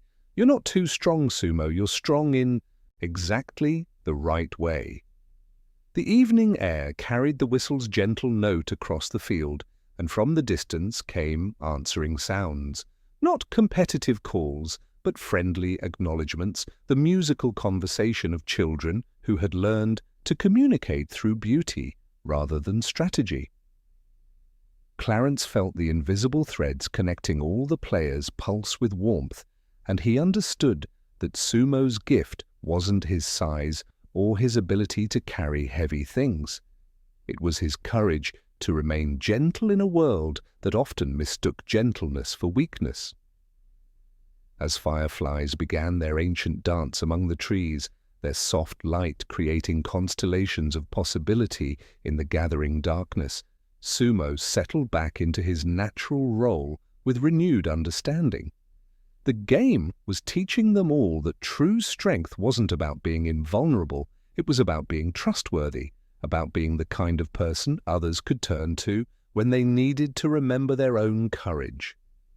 And in that held silence, surrounded by teammates who had become family and honored by opponents who had become friends, Clarence felt the quiet knowing settle into perfect readiness for whatever the night would ask of them all.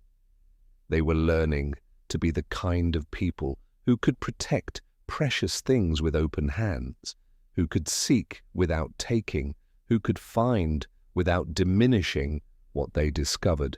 The gentle game of hearts continued its patient unfolding, and somewhere in the distance, carried on the evening breeze like a promise, came the faint sound of children's laughter, not the sharp edge of competition, but the warm music of hearts that had learned to play together in the darkness, trusting that morning would find them all exactly where they belonged.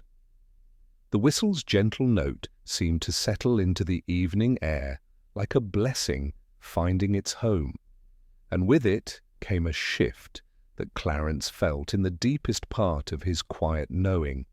Sumo's newfound understanding of his own strength had created ripples that touched every member of their team, transforming their circle beneath the willow into something that felt less like a strategy meeting and more like a gathering of hearts preparing to honor something sacred. Maya looked around at her teammates, her eyes reflecting the lantern light with the kind of wisdom that comes from understanding that true leadership means creating space for others to discover their own courage. The evening had taught them all something beautiful about the nature of seeking and finding, about the difference between taking what belonged to others and truly seeing why it mattered to them in the first place. "I think we're ready," she said softly, her voice carrying the warmth of someone who had watched her team transform from individual players into a constellation of connected hearts. Not to capture something, but to participate in the conversation our flags are having with each other across the boundaries. Clarence felt the familiar tug orient itself toward the cluster of benches near the school playground, where voices had always gathered naturally, where stories were shared, and hearts learned to recognize each other across any distance. But this time, the pull felt different, not urgent or demanding, but patient in the way that significant moments always are, waiting for the right approach, the right understanding.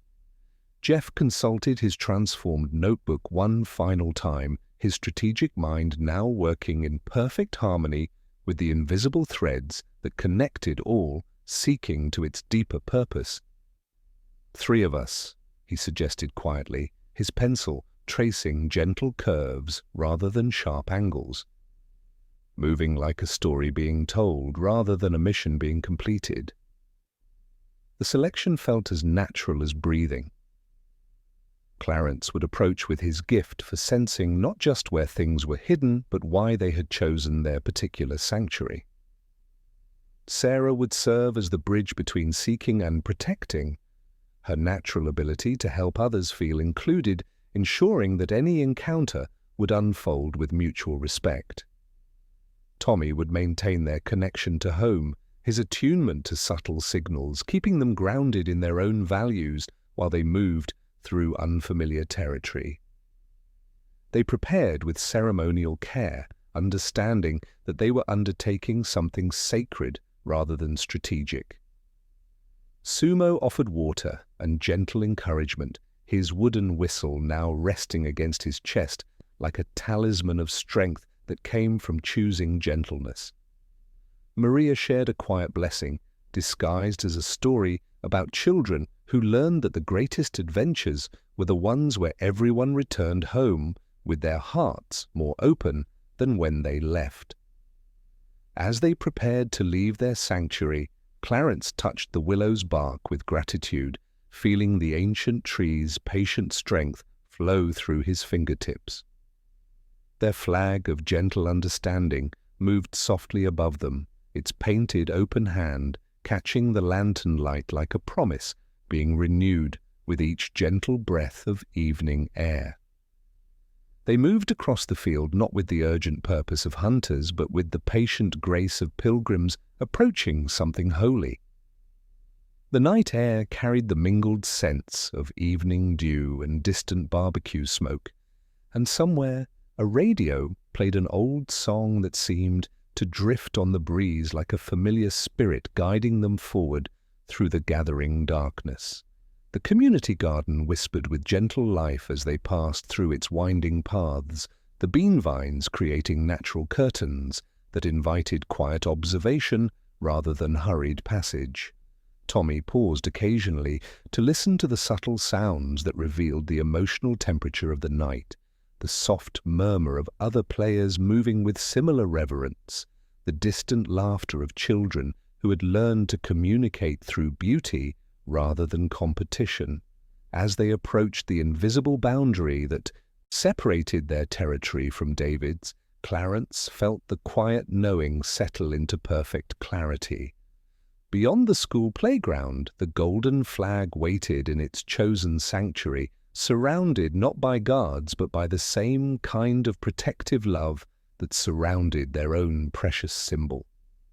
The approach would require not stealth, but sincerity, not speed, but the kind of patience that honored what was precious to others. The wooden benches came into view, weathered by seasons but still solid, still holding the gravity of all the conversations they had witnessed over the years. And there, in the gentle hollow between the center bench and the soft grass, David's golden flag caught the evening light like captured starlight.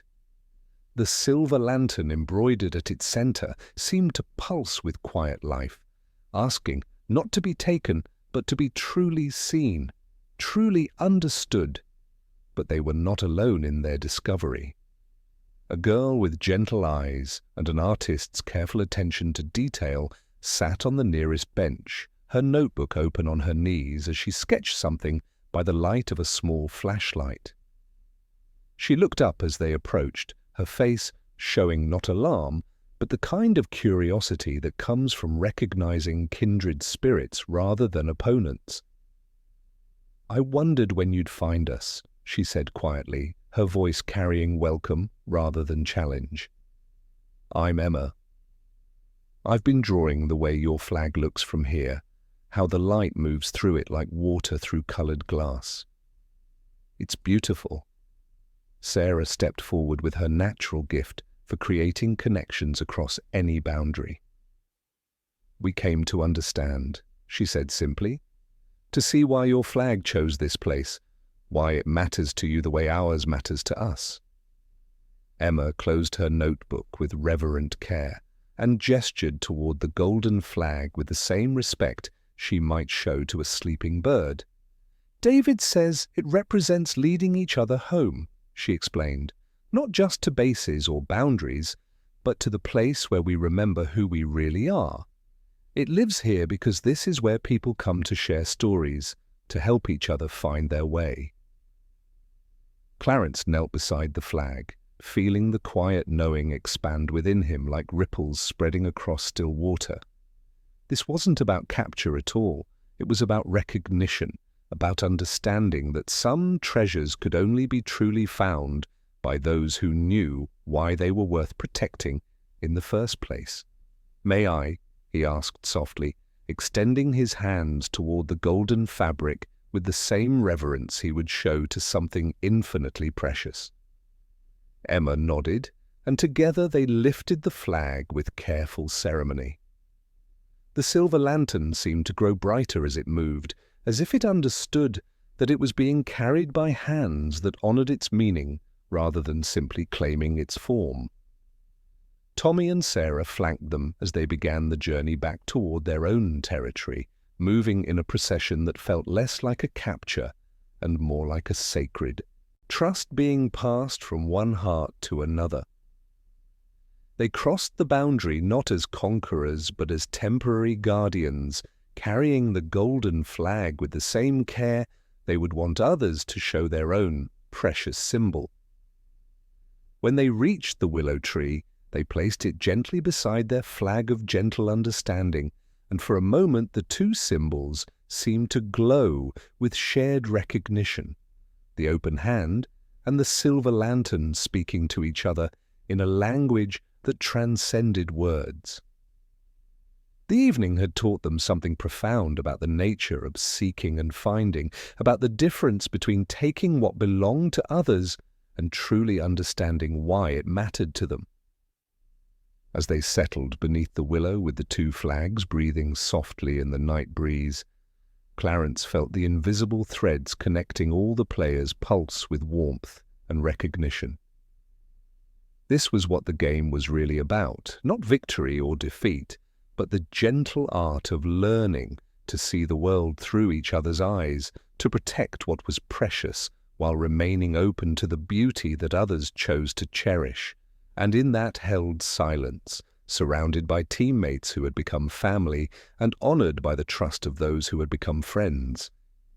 He hummed his grandmother's tune into the listening darkness, knowing that the gentle game of hearts would continue to teach them all something beautiful about the art of holding precious things with open hands. The night settled around them like a warm blanket drawn up over willing shoulders, and somewhere in the distance, carried on the evening breeze, like a promise, came the faint sound of Emma's pencil moving across paper, sketching the way two flags looked when they learned to dance together in the patient darkness, each one more beautiful for having met the other. The two flags breathed together beneath the willow like old friends sharing a comfortable silence, their fabric catching the lantern light in a conversation that needed no words. The painted open hand seemed to cup the silver lantern's glow without diminishing it, while the embroidered flame offered its warmth to the protective palm, creating between them a symbol more complete than either could achieve alone. The evening air carried their gentle dance on the breeze, and for a moment the entire field felt wrapped in the quiet satisfaction of understanding finally achieved. But even as this moment of recognition settled around them like a warm embrace, Clarence felt the quiet knowing shift towards something that needed attention elsewhere in the gentle night. The tug was different this time, not the clear pull toward a lost object or hidden treasure, but something fainter and more fragile, like a whisper carried on the very edge of hearing. It felt small, frightened, and trying desperately to disappear not from the game, but from the world itself. He excused himself quietly from the circle beneath the willow, Maya's understanding, not acknowledging his departure without question. The invisible threads that connected all the players pulsed with their usual gentle warmth, but one thread felt different, stretched thin and trembling, as if someone was pulling away from the web of connection with all their strength, trying to break free from belonging itself. The pull led him away from the comforting sounds of the game, past the community garden where bean vines whispered with night breezes, toward the far edge of the playing field, where shadows gathered like pools of velvet, and the lantern light grew sparse. He moved with the patient grace his grandmother had taught him, understanding that some kinds of seeking required not speed, but the careful approach you might use when trying to coax a frightened bird back to safety. Near the old stone wall that bordered the park, he found her, Lily, one of the younger children from David's team, pressed so completely against the rough stones that she seemed to have become part of the wall itself. She wasn't hiding to win the game, she was hiding from the game, from the overwhelming bigness of it, from something that had convinced her she was too small and too frightened to matter. Her breath was so shallow, so carefully held, that it barely stirred the air around her. She had achieved the kind of invisibility that came not from cleverness, but from a desperate wish to simply not exist, to disappear so completely that no one would ever have to be disappointed by her again. Clarence settled on the grass, several feet away, careful not to crowd her sanctuary against the stones. He didn't speak immediately. Instead, he began to hum his grandmother's tune, letting the gentle melody drift into the space between them like a warm current that asked nothing but offered everything. The song spoke of paths found in darkness, of hearts that had wandered too far from home, and the patient love that waited to guide them back. Slowly, almost imperceptibly, Lily stirred. Her head lifted just enough for her eyes to find his in the dim light, wide, luminous, and filled with the kind of exhausted sadness that comes from trying too hard to be invisible. There was no surprise in her gaze, no fear of being caught. Only a quiet, desperate recognition, as if she had been waiting for exactly that melody to find her in the darkness. "I ruined everything," she whispered, her voice so small it seemed to come from somewhere very far away. "I was supposed to watch for your team near our flag, but when I heard footsteps I got scared and hid instead of signaling. Your friends came and took our flag, and it's all my fault because I was too frightened to do what I was supposed to do." The words tumbled out like stones she had been carrying, each one heavy with self-blame and the terrible weight of believing she had failed everyone who had trusted her. Clarence felt the quiet knowing expand within him, recognizing this particular kind of hiding, not the playful concealment. That was part of the game, but the deeper retreat that happened when fear convinced someone they were too small to contribute anything valuable to the world. "What's your name?" he asked softly, though he already knew, wanting to give her the gift of being seen and acknowledged as herself, rather than just a problem to be solved. "Lily," she said, wiping her nose with the back of her hand, "and I know you're supposed to tag me or something, because I'm from the other team, but I don't even care anymore. I just want to disappear and never have to try to be brave again."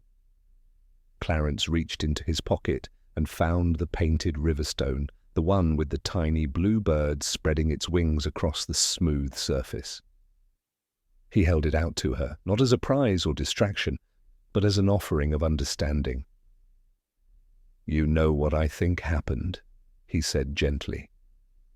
"I think you did exactly what your heart knew was right. You sensed us coming, and something inside you recognized that we weren't there to hurt or take. We were there to understand. That's why you stayed quiet. You felt that this was a different kind of approach." Lily's fingers closed around the stone, tracing the painted bird with wonder.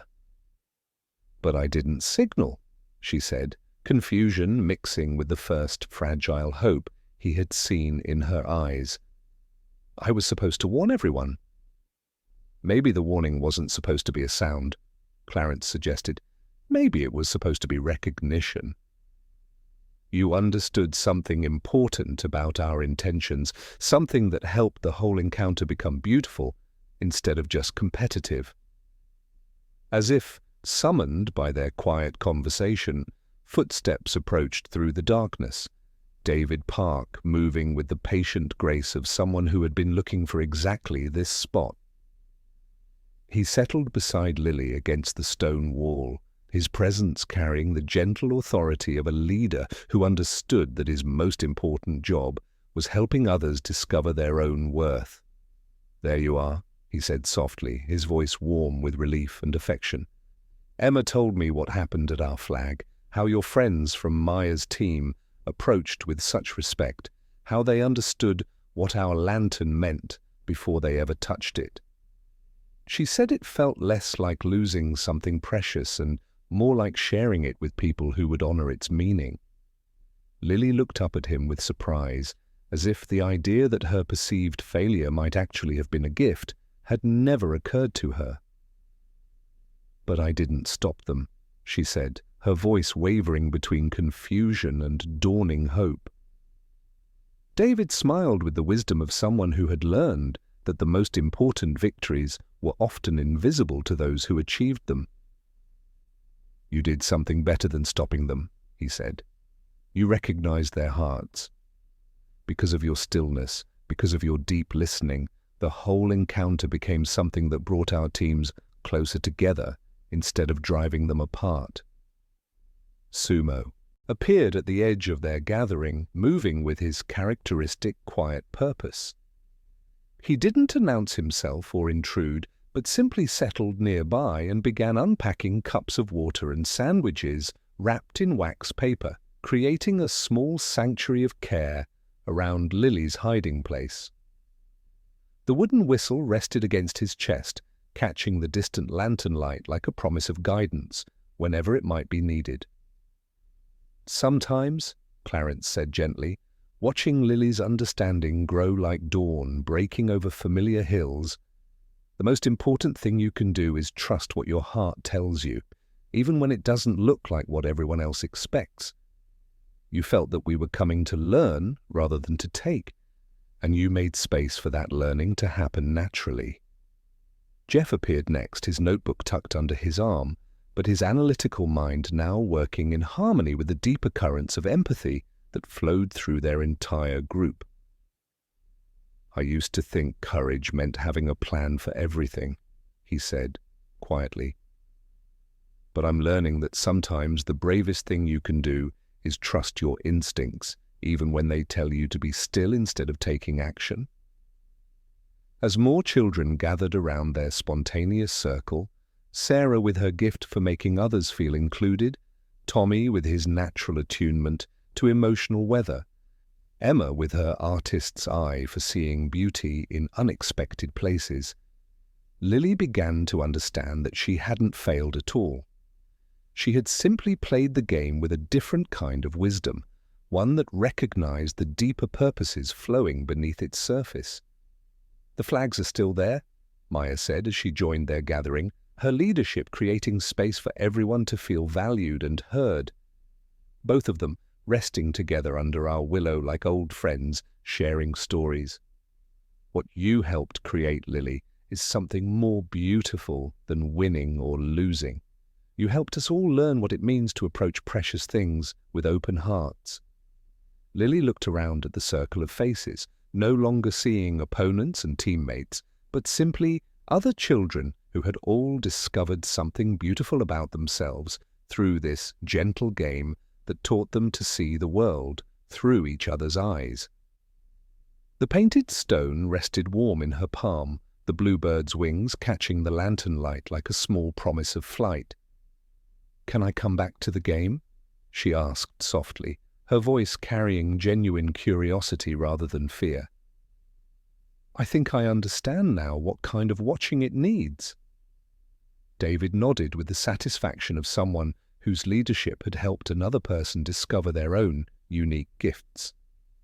"We need the kind of watching you do," he said.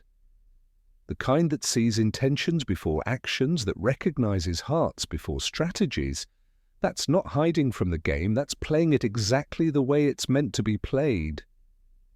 They rose together without hurry, the circle expanding naturally as they began to walk back toward the gentle glow of the lanterns. Lily moved between David and Clarence, no longer trying to disappear, but not yet ready to be at the center of attention either. She was finding her own pace, her own way of belonging to the beautiful conversation that was unfolding between all the children who had learned to communicate through kindness rather than competition. As they approached the willow where the two flags continued their patient dance in the evening breeze, Clarence felt the invisible threads connecting all the players' pulse with renewed warmth and understanding. The game was teaching them all that courage came in many forms. Sometimes it looked like bold action, sometimes like gentle persistence, and sometimes like the wisdom to be still and listen when the world needed witnessing more than intervention. And in that held moment, surrounded by children who had learned that the most important victories were the ones where everyone discovered something beautiful about themselves.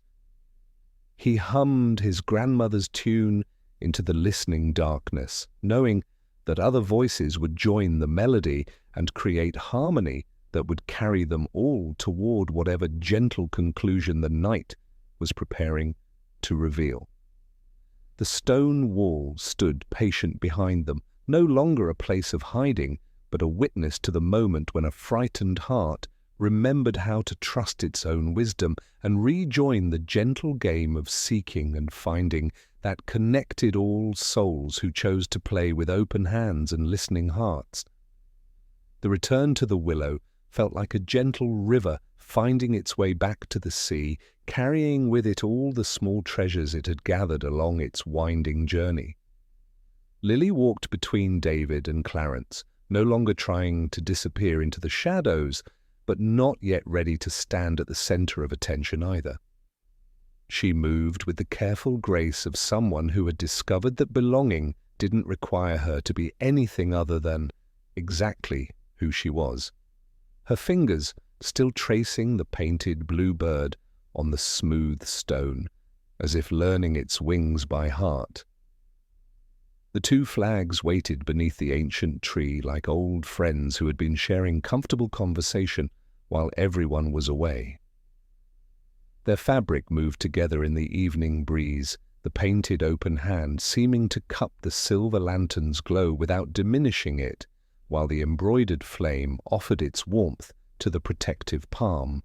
Around the base of the willow, the small offerings they had exchanged throughout the evening created a constellation of connection, origami cranes and smooth stones, sketches torn from careful notebooks, and wildflowers that still held the day's warmth. Maya opened her arms in welcome as they approached, her natural leadership creating space for every heart to feel valued and seen. She didn't ask where Lily had been or why she was returning with children from both teams. Instead, she simply expanded their circle beneath the willow, understanding that some stories told themselves better through presence than through questions. "Look what we've learned," Sarah said softly, settling beside Lily with the gentle certainty of someone who recognized a kindred spirit.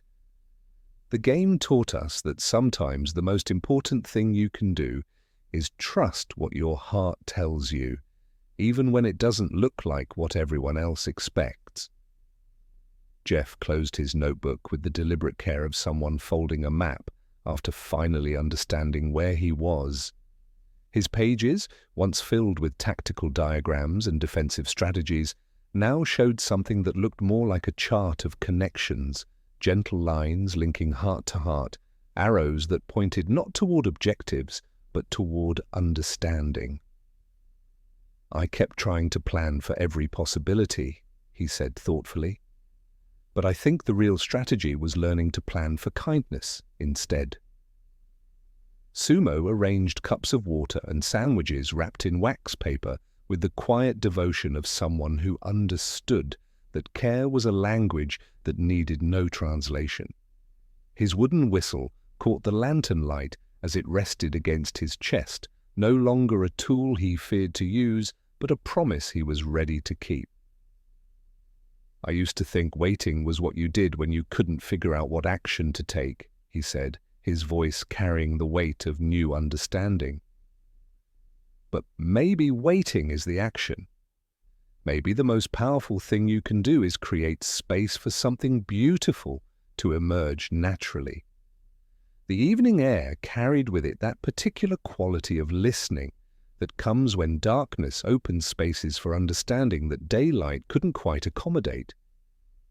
Tommy stood where he could feel the subtle changes in the breeze, his natural attunement to the world's gentle signals, revealing currents that others might miss.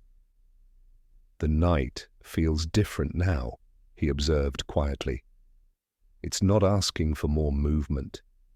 It's asking for reflection, for the kind of stillness that lets understanding deepen into wisdom." As if drawn by the magnetic pull of recognition, Emma appeared at the edge of their gathering, her notebook tucked under her arm and her artist's eyes bright with the particular joy that comes from witnessing something worth preserving.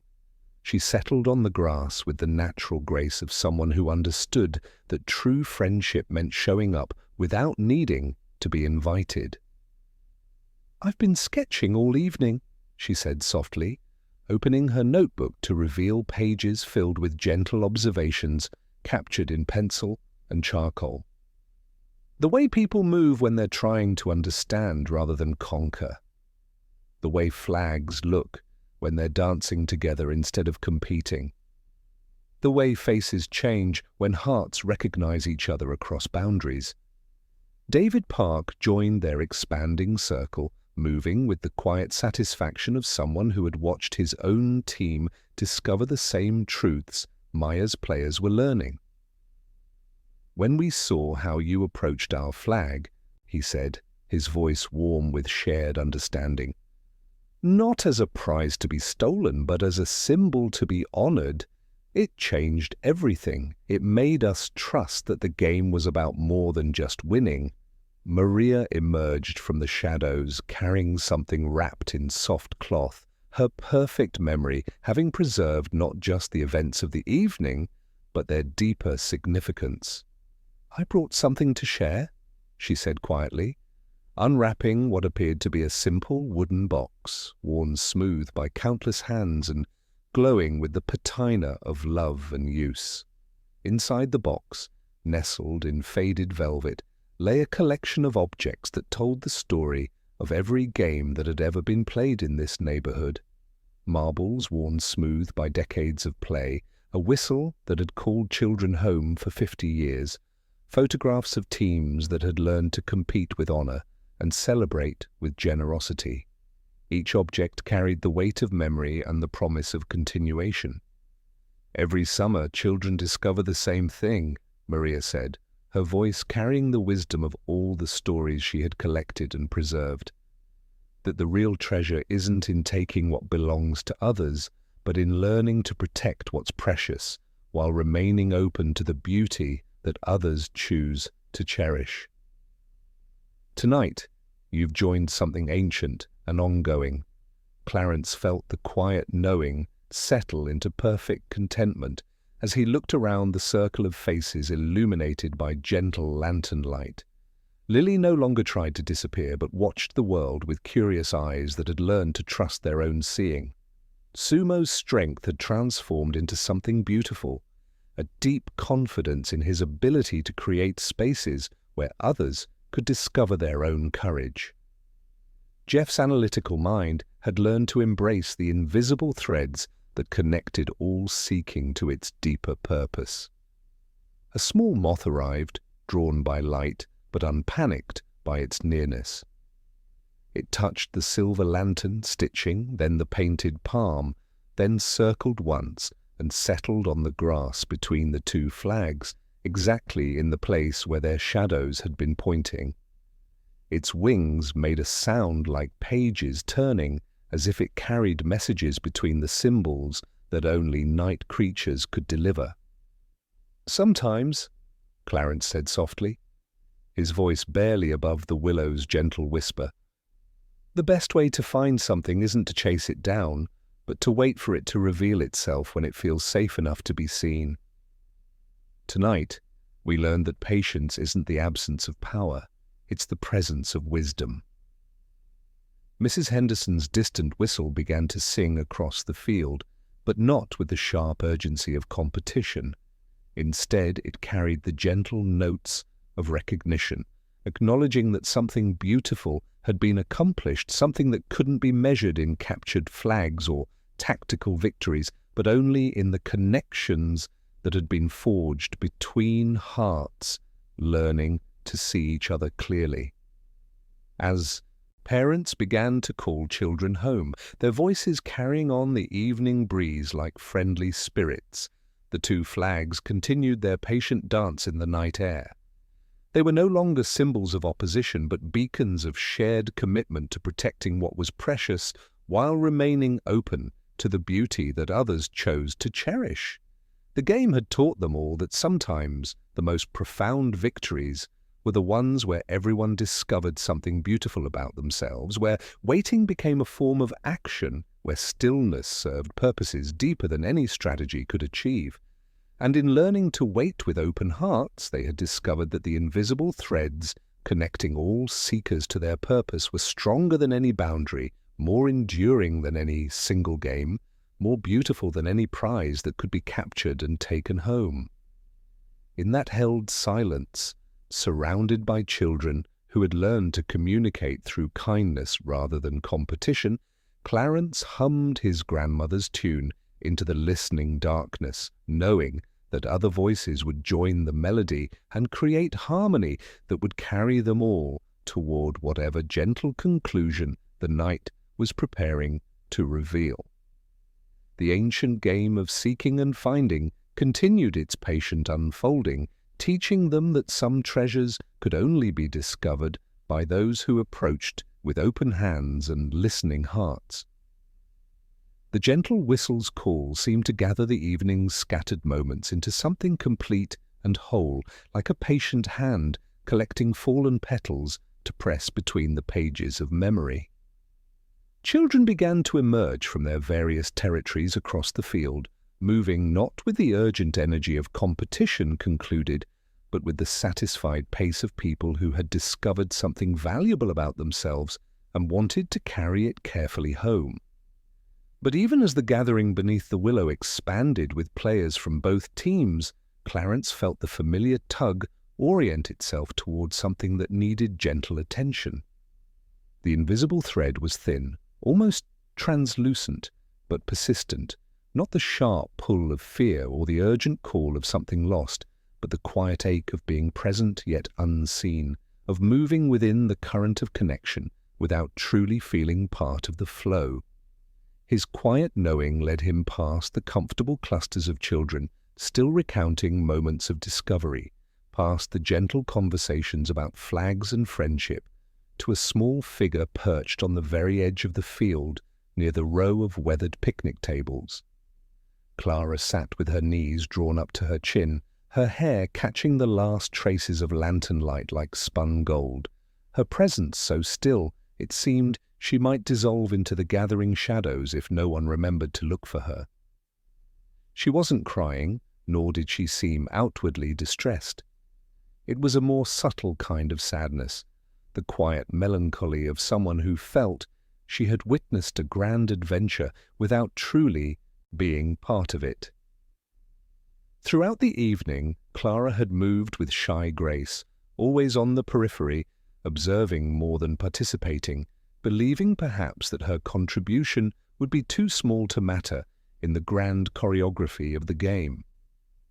Clarence approached with the careful patience his grandmother had taught him, settling on the grass a respectful distance away and letting his presence simply be, without demand or expectation.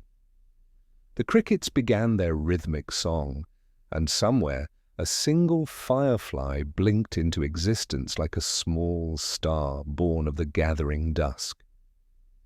"It was a good game," he said softly, his voice barely above the whisper of evening breeze through grass.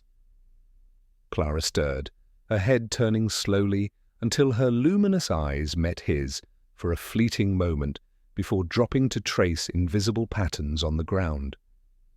"I didn't do anything," she murmured, her voice like a leaf caught on the wind. "I just watched."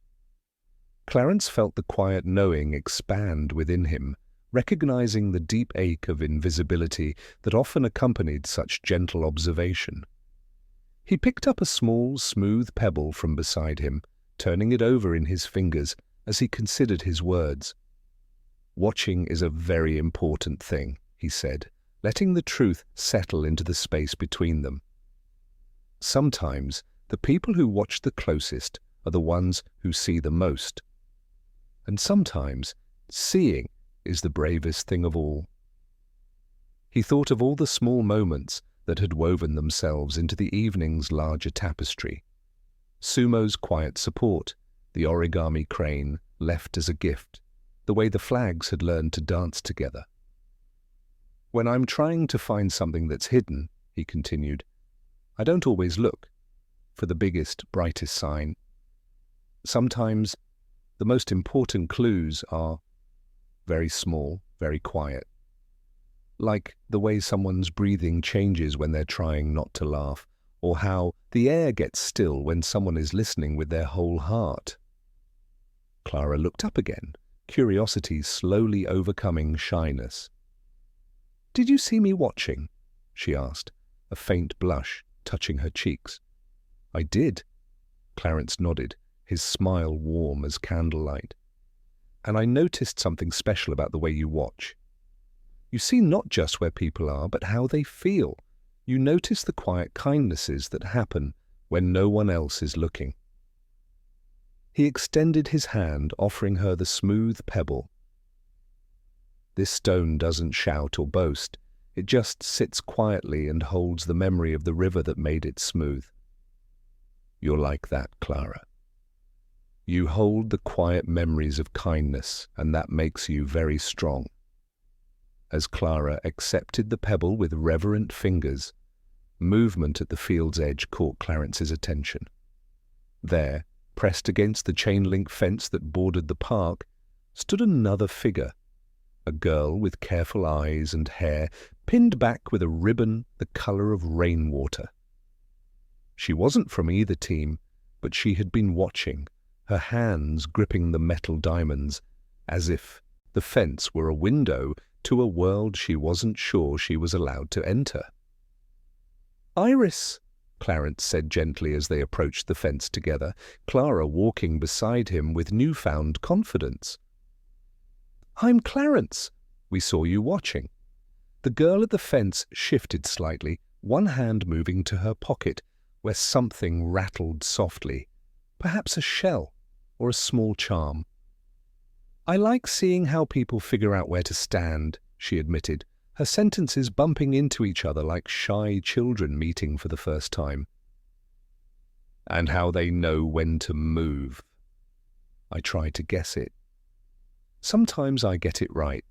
Sumo appeared with his characteristic quiet purpose, offering half a sandwich through the fence with the same gentle certainty he brought to every act of kindness. "It's peanut butter and honey," he said simply.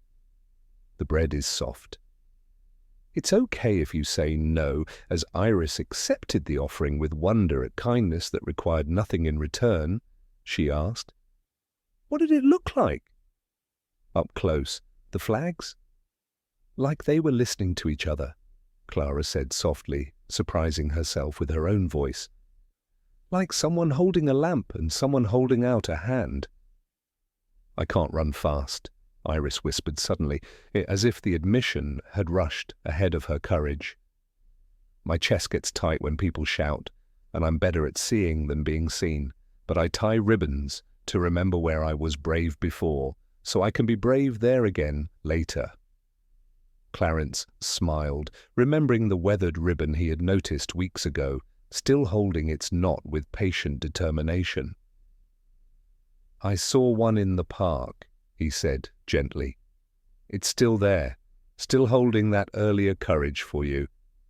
They walked the long way around together so the fence wouldn't remain a line between them, and when they reached the willow where the two flags continued their gentle dance, Iris tied a new ribbon, rainwater-colored and soft, to one of the lowest branches.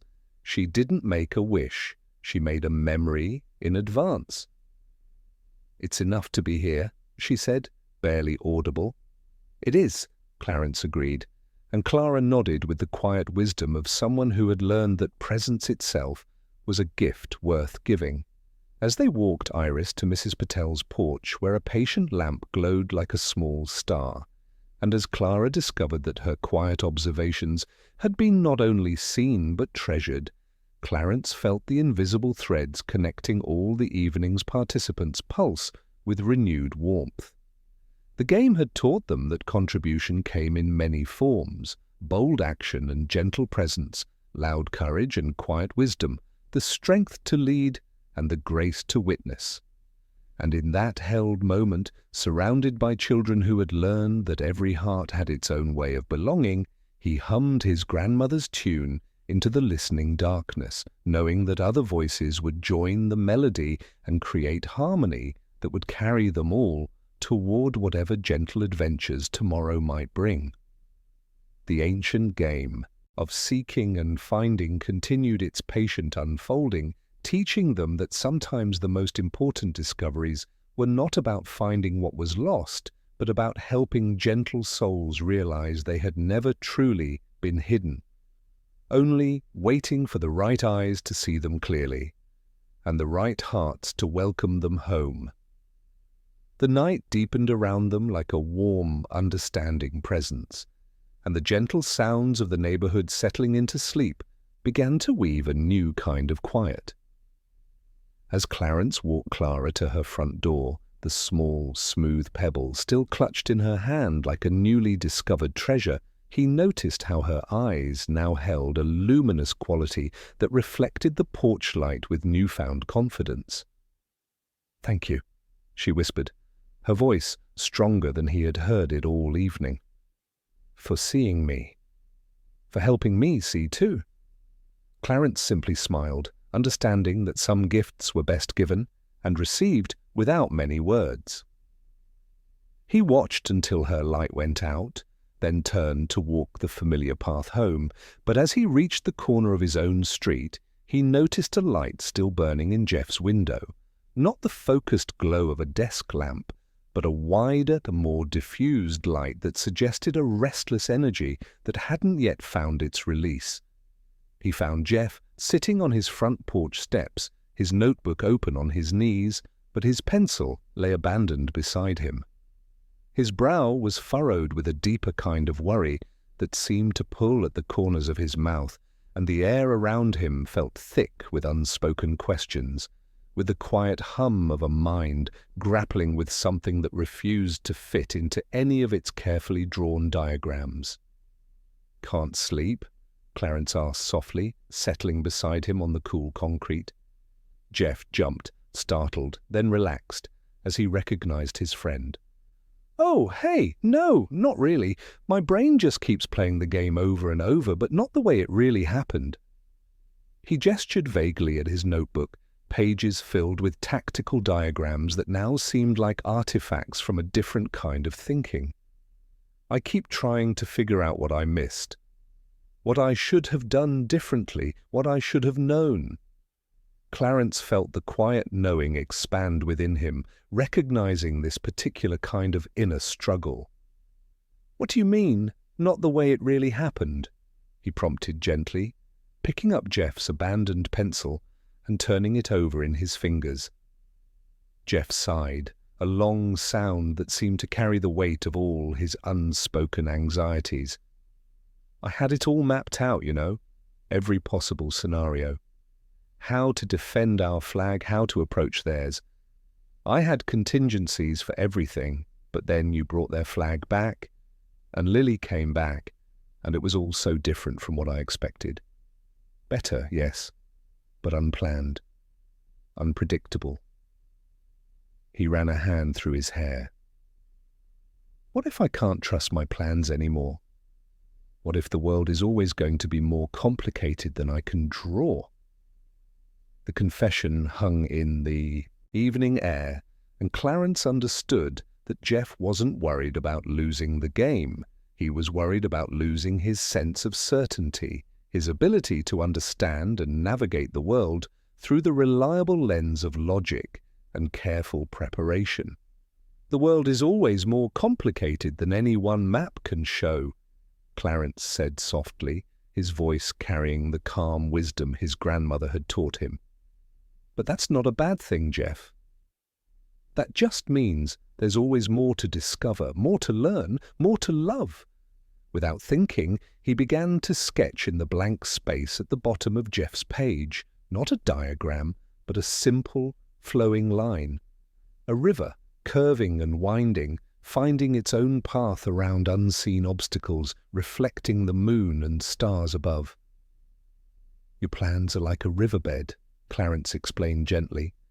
They give the water a place to go, a shape to follow.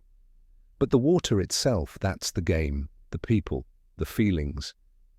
It finds its own way. Sometimes it flows where you expect, and sometimes it carves a new path because it needs to find a different kind of home. Jeff watched the pencil move, his furrowed brow slowly softening as the image took shape. "But what if the river goes where I didn't plan for it to go?" he asked, his voice still tinged with anxiety. "Rivers don't get lost," Clarence said, looking up with a smile that carried quiet certainty. "They just keep flowing until they find the sea. And sometimes the most beautiful paths are the ones you never could have drawn on a map. As if drawn by the magnetic pull of shared understanding, footsteps approached through the darkness. Maya appeared first, her natural leadership sensing when someone needed gentle support, followed by Sarah with her gift for recognizing hearts in transition. Tommy emerged from the shadows with his characteristic attention to emotional currents, and Sumo arrived carrying cups of water with his perpetual readiness to offer comfort. "We saw the light," Maya said simply, settling on the grass near the porch steps. "Sometimes the most important conversations happen when the game is over." Sarah moved closer to Jeff, her presence offering the same gentle comfort she brought to every uncertain heart. "Remember when we were little and we used to build elaborate sandcastles at the beach? How you would plan every tower and wall, but the best parts always happened when a wave came and changed everything, and we had to figure out how to work with what the ocean gave us." Jeff nodded slowly, memory illuminating something in his eyes that looked like relief mixed with wonder. "I was trying to build walls against uncertainty," he realized aloud. But uncertainty wasn't the enemy. It was possibility. It was space for things to happen that were better than anything I could have planned. Tommy offered his own observation with characteristic gentleness. "The game taught us that some things can only emerge when you stop trying to control them, like the way the flags ended up dancing together. No one planned that. It just happened because we approached each other with open hearts." Jeff looked at the river sketch, then back at his own meticulously drawn maps, and a new kind of understanding began to dawn in his eyes. It was a quiet shift, like the turning of a key in a lock, opening a door to a wider room. "So my plans aren't wrong," he said slowly, testing the words. "They're just incomplete." "They're a beginning," Clarence agreed, "a good, strong beginning. But the real adventure happens when you let the river take you where it needs to go, even when you didn't draw that on the map." He hummed a few notes of his grandmother's tune, and Jeff, almost unconsciously, began to hum along. The melody seemed to weave itself into the spaces between Jeff's thoughts, gently untangling the knots of his anxiety. Around them, other voices joined the gentle harmony, creating music that spoke of understanding finally achieved. Jeff finally closed his notebook, not with defeat, but with quiet completion. He leaned back against the porch pillar, looking up at the sky where stars glittered with unplannable brilliance. "It's like the stars," he murmured. "You can map them, but you can't tell them where to shine." As the gathering dispersed with gentle good nights and the neighborhood settled into deeper sleep, Clarence felt the invisible threads connecting all the evening's participants pulse with renewed warmth. Jeff's careful mind had learned to embrace uncertainty as space for possibility rather than a problem to be solved, and his analytical gifts had transformed to serve connection rather than control. The ancient game of seeking and finding continued its patient unfolding, teaching them that sometimes the most profound courage was found not in bold action, but in the quiet wisdom of letting go and trusting the unexpected beauty of the current that carried them all toward whatever gentle adventures awaited in the patient future. The night air carried with it the satisfied stillness that comes after important understanding has been reached, but as Clarence walked the familiar path toward his own front porch, he felt the quiet knowing stir once more. The invisible thread that connected him to his friends pulsed with a different quality now. Not the urgent tug of fear or the gentle call of something lost, but something deeper and more complex, like the sound of someone trying very hard to carry more weight than their heart could hold while believing they had to do it completely alone. The pull led him not toward home, but back through the neighborhood, past Jeff's house where the light still glowed softly in the window, past the park where the willow held the memory of two flags learning to dance together. As he approached the community garden, he found Sumo there in the gentle darkness, methodically collecting the forgotten water cups and smoothing footprints from muddy corners with the side of his shoe, moving with the careful precision of someone who needed the world to be perfect before he could rest. The wooden whistle hung against his chest, catching the distant lantern light, but his shoulders carried a weight that seemed to press down from somewhere much deeper than the evening's activities. His usual bright energy had dimmed to something more fragile, and Clarence could sense the invisible storm brewing beneath his friend's steady surface. "You don't have to clean everything tonight," Clarence said softly, settling on the grass beside where Sumo knelt, gathering scattered napkins with the devotion of someone who believed that leaving anything undone would somehow prove his inadequacy. Sumo paused, his large hands still for a moment before continuing their careful work. "I keep thinking about tonight," he said quietly, his voice carrying the weight of unspoken fears. "About helping Noah when he fell, about all the moments when people looked to me to be strong, to be steady. But what if I'm not doing it for the right reasons? What if all this kindness I think I'm giving is really just me trying to prove I'm not as selfish as I'm afraid I am?" The confession hung in the night air like a leaf caught between branches, trembling with the weight of fears that had been growing in darkness. Clarence felt the quiet knowing expand within him, recognizing the particular ache of someone who had begun to doubt the very foundation of their own goodness. "Tell me about the first time you remember helping someone," Clarence said gently, his voice carrying the patient certainty that some stories need to be told in order to be truly understood. Sumo settled back on his heels, his cleaning forgotten as memory drew his attention inward. "I was maybe 6, he said slowly. There was this old man, Mr. Chen, who lived alone at the end of our block.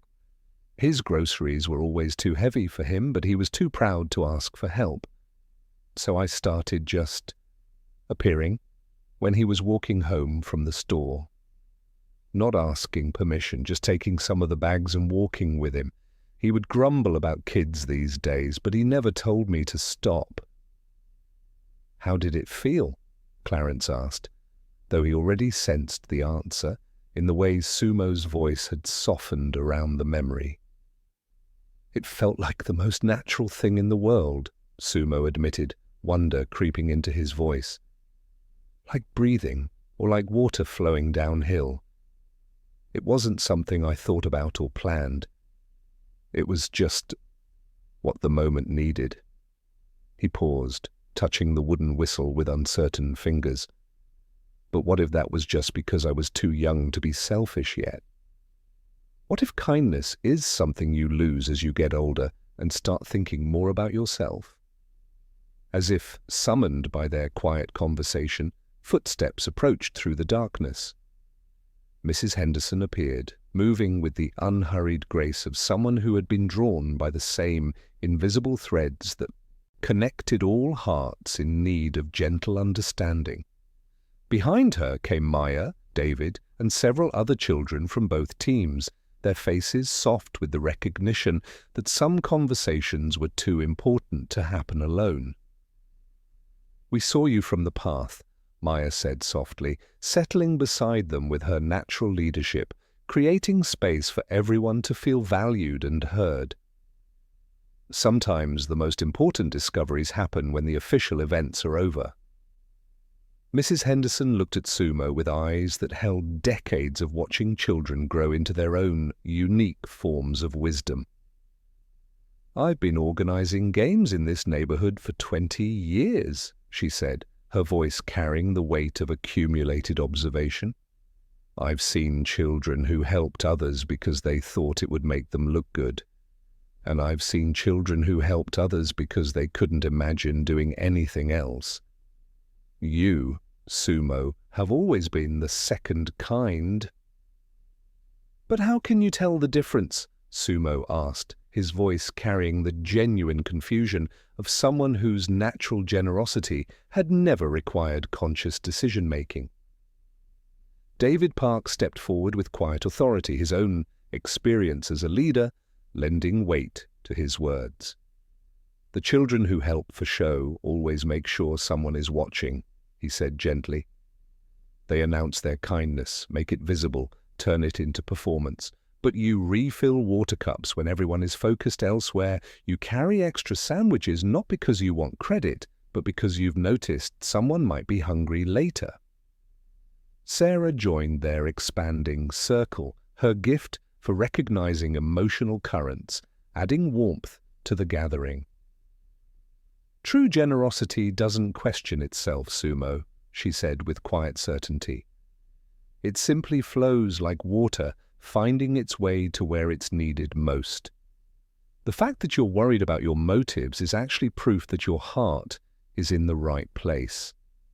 As their circle grew, Jeff arrived carrying his transformed notebook, his analytical mind now working in harmony with the deeper currents of empathy. "I used to think I had to plan for every possibility," he said thoughtfully.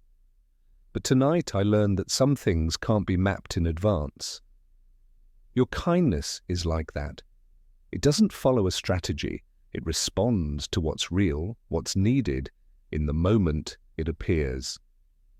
Tommy appeared with his characteristic attention to subtle signals, carrying a small bundle wrapped in soft cloth. "I brought something," he said quietly, unwrapping what appeared to be a collection of smooth river stones, each one worn to perfect roundness by countless seasons of patient water. These didn't become beautiful by trying to be beautiful. They became beautiful by staying in the current, letting the river shape them without fighting the process. He handed one to Sumo, who accepted it with the reverence he brought to all offerings. "Your kindness is like that," Tommy continued. "It's not something you have to work at or prove. It's something that flows through you because that's who you are." Sumo held the stone up to catch the distant lantern light, its surface smooth and warm against his palm. As he traced its perfect curves with his thumb, understanding began to dawn in his eyes like sunrise breaking over familiar hills. "I've been afraid that being big means I can't be gentle," he said slowly. "But maybe being big just means I can create bigger spaces for gentleness to live." He lifted the wooden whistle to his lips and blew 3 soft, clear notes that seemed to gather the night's scattered anxieties and transform them into something beautiful. The sound drifted across the garden and beyond, carrying with it not a call for help, but an invitation, a gentle announcement that someone who cared was here, ready to offer whatever the moment might require. "That could be our signal," Maya suggested with growing excitement. "3 notes for come carry this together, not just for emergencies, but for any time someone needs to share the weight of caring." Mrs. Henderson nodded, with the satisfaction of someone whose work had helped create something lasting. "Some people are born to be lanterns," she said softly, touching Sumo's shoulder with maternal warmth. "Not because they choose to shine, but because light is simply their nature. Don't dim yourself by questioning what comes so naturally, dear boy. The world needs all the gentle light it can get." As their gathering began to disperse with quiet goodnights and promises to practice the new signal, Sumo remained in the garden for a moment longer, the smooth stone resting warm in one palm, the wooden whistle in the other.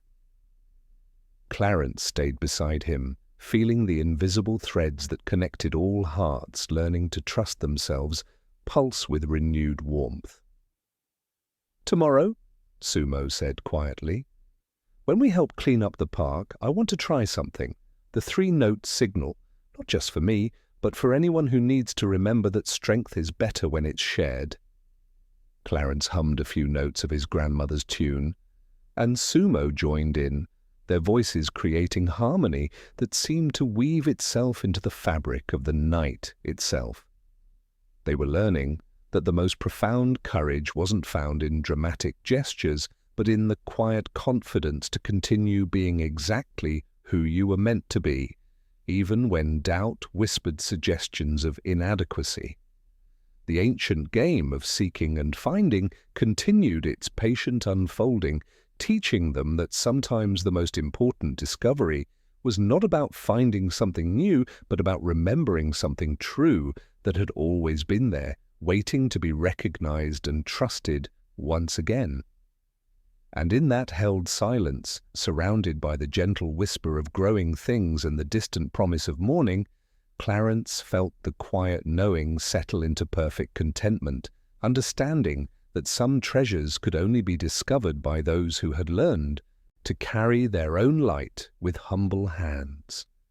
The morning after their gentle game arrived like a soft breath across the neighborhood, carrying with it the satisfied stillness that comes when important lessons have been learned and hearts have found new ways to connect. Clarence woke to his grandmother's familiar humming, but today her melody seemed to hold an extra note of contentment, as if the very air was still warm with the understanding that had unfolded beneath the stars. The park welcomed them back with dew-touched grass and the quiet patience of a space that had witnessed something beautiful. The orange cones that had marked their boundaries lay scattered like forgotten punctuation marks, and the chalk lines had begun to blur into the earth, softening the divisions that had felt so important just hours before.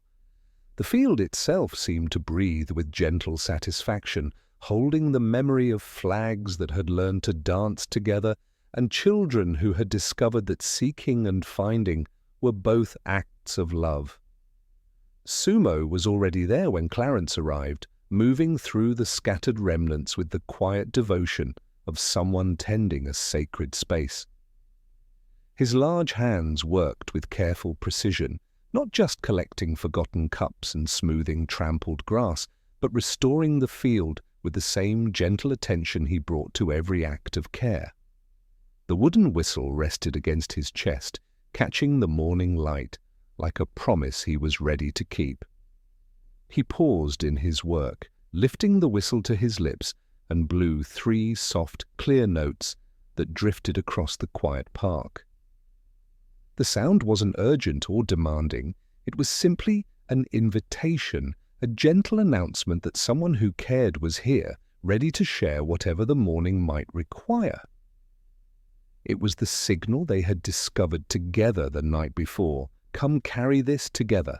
From different directions, his teammates began to appear, drawn not by obligation, but by the same quiet pull that had brought Sumo to the field. Jeff arrived with a canvas bag and the steady rhythm of someone whose analytical mind had learned to serve connection rather than control. Sarah and Tommy came together, their hands already reaching for stray napkins and forgotten water bottles, moving with the natural grace of people who understood that care was a language that needed no translation. Maya joined them with her characteristic warmth, her leadership now expressed through shared presence rather than direction. "The park always looks a little tired after something important," she observed softly, settling beside a cluster of paper cups that had gathered near the old oak tree. "But it also looks like it held something wonderful." As they worked, the three-note signal wove itself naturally through the morning's quiet industry. When Jeff found a tangle of streamers caught in the community garden's bean vines, Sumo's gentle whistle brought Tommy and Sarah to help, their combined efforts transforming struggle into simple teamwork. When Sarah discovered a lost mitten tucked beneath the willow's roots, her own attempt at the signal, softer than Sumo's but equally clear, brought Maya with a small bag for found treasures. The signal wasn't about crisis or emergency, it was about recognition, the understanding that some tasks were meant to be shared, that strength multiplied when offered freely, that the most beautiful work happened when hearts moved together without needing to be asked. As the sun climbed higher, something remarkable began to unfold. Children from David's team started arriving, drawn by the same invisible threads that had called Maya's players to the field. They came not as former opponents, but as fellow caretakers, understanding instinctively that the work of restoring a shared space transcended any temporary boundaries the game might have created. David Park appeared with his characteristic thoughtful grace, pausing to watch as Sumo's whistle called for help with a large piece of cardboard that had proven too awkward for any single person to manage. The ease with which the signal worked, the gentle sound followed immediately by willing hands, seemed to spark recognition in David's eyes. "That's beautiful," he said quietly, approaching Sumo with genuine admiration. "Not for winning, but for helping. For remembering that we're all in this together." Sumo's perpetual smile brightened as he extended his hand to David. "It's for when you need to remember that strength is better when it's shared," he explained, and David accepted the handshake with the firm respect of someone recognizing a kindred spirit. As the morning progressed, the lines between the teams continued to blur in the most natural way. Emma, with her artist's observant eyes, found herself working beside Jeff, sharing quiet observations about how different the field looked when tended with collective care rather than competitive strategy.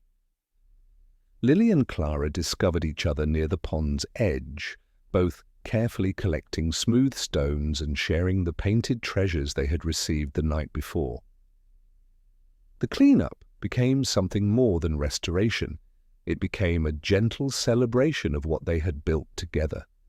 There were no grand pronouncements or ceremonial gestures, just the quiet satisfaction of work shared among people who had learned to see each other clearly. The invisible threads that Clarence had always sensed now seemed to glow with warmth, connecting not just his own team, but weaving a larger pattern that embraced everyone who had participated in their gentle game of hearts. Mrs. Henderson watched from the park's edge with the satisfied smile of someone whose work had helped create something lasting. She saw not former rivals cleaning up after competition, but a single community bound by invisible threads of shared experience and mutual respect. The game had accomplished something more valuable than victory. It had taught them all that the most important rules were the ones written in kindness rather than strategy. When the time came to collect the flags from beneath the willow, David and Maya approached the task together with ceremonial care. Their hands met over the fabric as they folded the two banners, the painted open hand and the silver lantern resting side by side, no longer symbols of separate teams, but representations of a shared understanding that had transcended any temporary boundaries. As they worked, Clarence felt the quiet knowing settle into deep contentment. The field was clean, the children were connected, and the invisible threads that bound them all pulsed with the warm satisfaction of purpose fulfilled. They had learned that some games were won not by taking what belonged to others, but by discovering what they could build together when they approached each other with open hearts and gentle hands. The morning sun climbed higher, painting everything in honey-colored warmth as the last forgotten cups were collected and the final stray napkins found their way to proper disposal. The three-note signal sounded one final time, not a call for help, but a gentle benediction, Sumo's way of thanking the field for holding their adventure and the friends who had shared the work of caring for it. As they prepared to leave, the children moved with the unhurried grace of people who had discovered something beautiful about themselves and each other. They had played a game that taught them the difference between taking and receiving, between hiding and protecting, between seeking and truly seeing. And in learning these differences, they had found that the most profound victories were the ones where everyone went home feeling they had been exactly where they belonged. The gentle game of hearts had taught them that some treasures could only be discovered by those who approached with patience and respect, and that the strongest connections were forged not in competition, but in the quiet moments when hearts recognized each other across any distance. And in that held silence, surrounded by faces that reflected the warm satisfaction of shared purpose, Clarence hummed his grandmother's tune into the listening morning, knowing that the ancient rhythm of seeking and finding would continue to weave its gentle magic through all the adventures yet to come.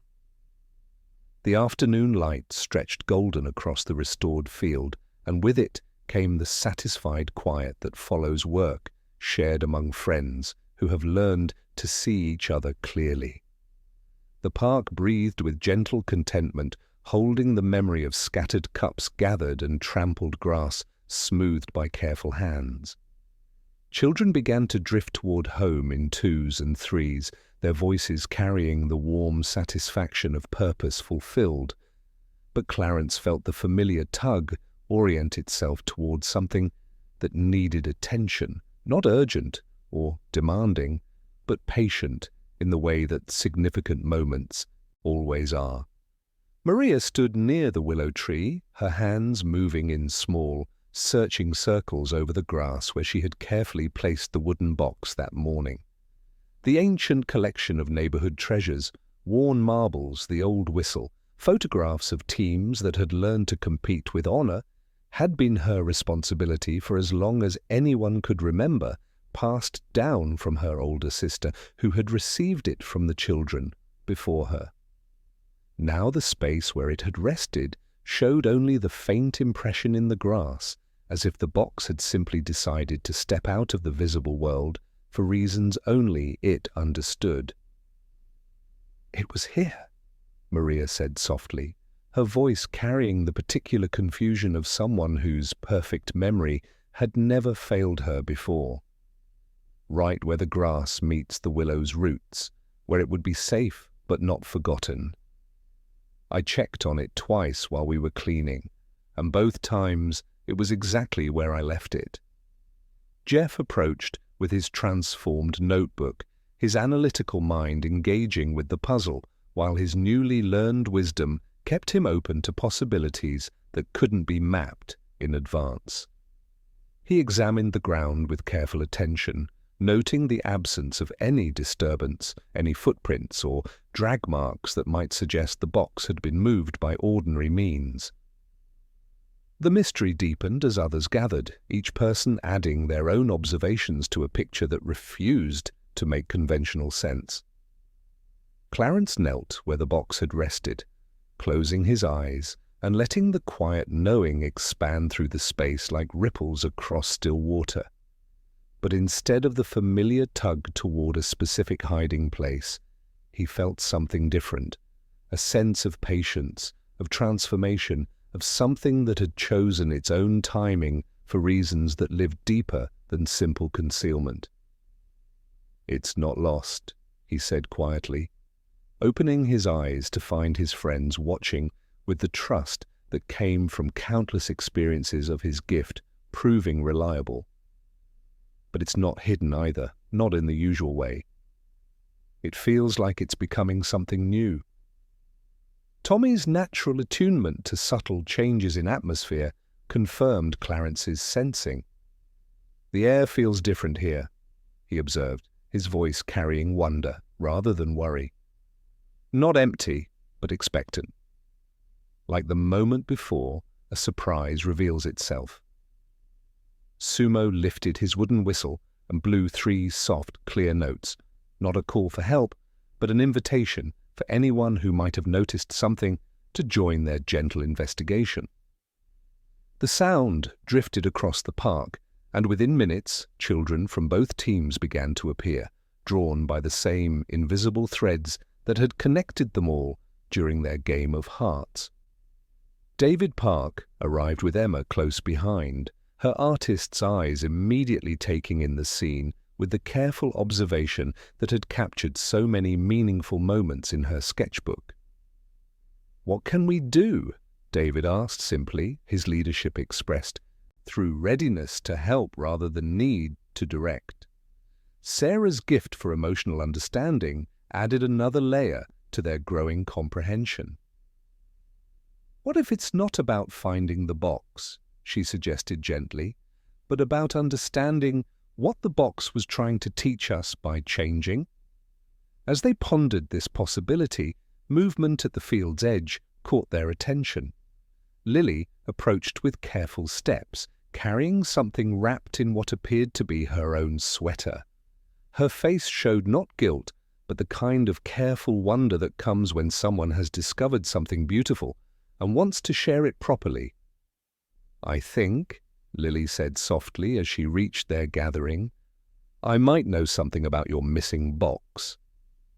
She carefully unwrapped her sweater to reveal not the wooden box itself, but something even more intriguing, a cloth bag, obviously hand-sewn with careful stitches, containing objects that seemed to glow with their own inner light. "I found this where the box was supposed to be," Lily explained, her voice growing stronger as she saw the gentle interest rather than suspicion in their faces. "But it's not the same. It's like the box left something behind for us. Something that belongs to all of us together." Inside the cloth bag, they discovered a collection that seemed to mirror Maria's treasures but with a contemporary warmth. There were smooth stones painted with symbols from their game, open hands and silver lanterns, tiny flags that seemed to flutter even in the still air. A whistle carved from what appeared to be willow wood, its surface warm to the touch and perfectly tuned to match Sumo's 3-note signal. Most wonderfully, there were new photographs, images that somehow captured the previous evening's most meaningful moments, as if someone had been documenting their discoveries with eyes that saw not just actions, but the invisible connections flowing between hearts. Maria examined the new collection with growing wonder, her perfect memory recognizing the deeper pattern. "It's like the old treasures absorbed what happened during our game," she whispered, her voice filled with recognition. "Like they transformed into something that could hold not just the memory of past games, but the living spirit of what we all discovered together." Clarence felt the quiet, knowing pulse with satisfaction and understanding. The disappearance hadn't been a loss at all. It had been an evolution, the natural transformation of treasures that had served their purpose and were ready to become something larger, something that could hold the connections they had forged across every boundary. Mrs. Henderson arrived as they were examining the transformed collection, her eyes bright with the recognition of someone who had spent decades witnessing the magic that occurred when children learned to play with open heart. "Some things are too precious to remain unchanged," she said softly, settling beside their circle with the satisfaction of watching a mystery reveal its deeper purpose. They grow, they evolve, they become more beautiful by incorporating new understanding, new connections. As the afternoon sun climbed higher, painting everything in honey-colored warmth, they understood that they had witnessed something rare and wonderful, not just the solving of a mystery, but the birth of a living tradition, a collection that would continue to transform with each group of children who learned to approach precious things with patience and respect. The invisible threads that connected them all pulsed with renewed warmth as they realized that some treasures couldn't be lost because they lived not in objects, but in the connections between hearts, in the understanding that passed from one generation of players to the next, in the quiet wisdom that taught them all to hold precious things with open hands. Maria carefully lifted the new collection, feeling its weight, not heavier or lighter than the old box, but different, alive with possibility. "We'll need a new keeper," she said with quiet ceremony. "Someone who understands that treasures grow when they're shared." Without discussion, every eye turned to Lily, who had found the transformed collection and brought it back to them with such careful reverence. She accepted the responsibility with the same gentle certainty she had shown when learning to trust her own quiet wisdom, understanding that some gifts were meant to be passed forward, each keeper adding their own thread to the invisible tapestry that connected all souls who chose to play with love. And in that held moment, surrounded by friends who had become family and mysteries that had revealed themselves as gifts, Clarence hummed his grandmother's tune into the listening afternoon, knowing that the ancient rhythm of seeking and finding would continue to weave its gentle magic through all the adventures yet to come, each one building on the last, each one adding new threads to the living story of their green-hearted neighborhood. The gentle game of hearts had taught them that some things could only be found by letting them transform, that the most precious treasures were the ones that grew more beautiful by being shared, and that sometimes the greatest mystery was not where something had gone, but what it was becoming in the patient darkness before revealing itself as something even more wonderful than what had been lost. The afternoon sun began its gentle descent toward evening, painting the restored field in warm honey light that seemed to gather all the day's discoveries into something complete and whole. Lily held the transformed collection with reverent hands, understanding that she had become keeper of something that lived and breathed with the connections they had all forged together. The painted stones, the willow whistle, the photographs that captured not just moments, but the invisible threads between hearts, all pulsed with the warmth of understanding finally achieved. But as the children began to prepare for their gentle departure, Clarence felt the quiet knowing stir once more, not with the familiar tug toward something lost, but with a deeper recognition that carried a different kind of weight. This feeling came gradually, like the first whisper of evening breeze through leaves, carrying with it an understanding that had been building throughout their entire adventure. Not everything that was precious needed to be found. Not everything that was hidden was lost. Some things chose concealment as their highest form of love. "There's something else," he said softly, his voice carrying the respect he had learned to bring to every mystery, whether it asked to be solved or simply witnessed. "Something that wants to stay hidden. Something that's asking us to understand the difference between finding and letting be." Mrs. Henderson seemed to sense the shift in the afternoon's energy, her eyes moving toward the old stone wall where they had first learned about the painted bird that waited for patient eyes. "Some things hide not because they're afraid," she said gently, but because they've found their perfect place of rest. They walked together toward the weathered stones, their footsteps naturally falling into the reverent pace that important moment seemed to require. As they approached the crevice where Clarence had once discovered the river stone, he felt the quiet knowing settle into perfect stillness, like a compass needle finding true north. But this time, instead of pointing toward discovery, it was asking him for something new, the wisdom to protect rather than reveal. There, tucked deep into the narrow space between two ancient stones, something rested with such perfect contentment that it seemed to have grown there like a rare flower that bloomed only in shadow. Not the painted stone he had found before, that now lived in the transformed collection. This was something older, more patient, asking only to be honored in its chosen sanctuary.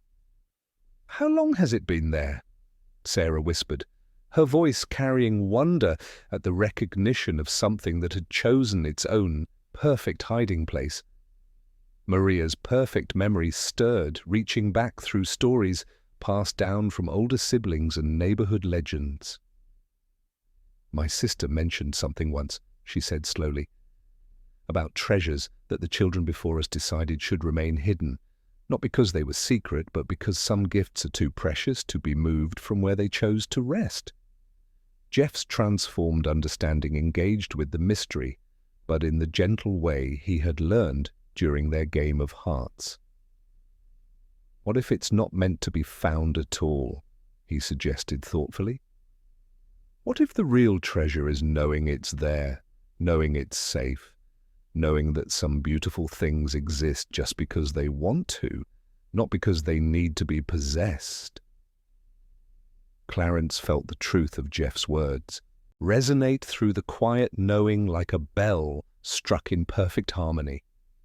This was the deepest lesson their adventure had been preparing to teach them, that love sometimes meant letting precious things remain exactly where they chose to be, that the highest form of seeking was sometimes the wisdom to stop looking. Tommy's natural attunement to subtle energies confirmed what they were all beginning to understand. "It feels content there," he said quietly. "Not lost, not forgotten, but perfectly placed. Like a heart that has found its home." Sumo lifted his wooden whistle, but instead of the three-note signal that called for shared action, he played a single, sustained note, soft, warm, and full of recognition. It was a sound that said not "come help," but "we see you, we honor you, we will guard your chosen peace." "So we become guardians," David said, understanding dawning in his voice as he joined their gathering. "Not seekers trying to capture something, but protectors helping it stay exactly where it wants to be." Maya spoke for all of them when she said, "We promise to remember that some treasures are too beautiful to be moved, that some gifts give themselves by staying exactly where they are, that some love is expressed by letting be rather than taking hold."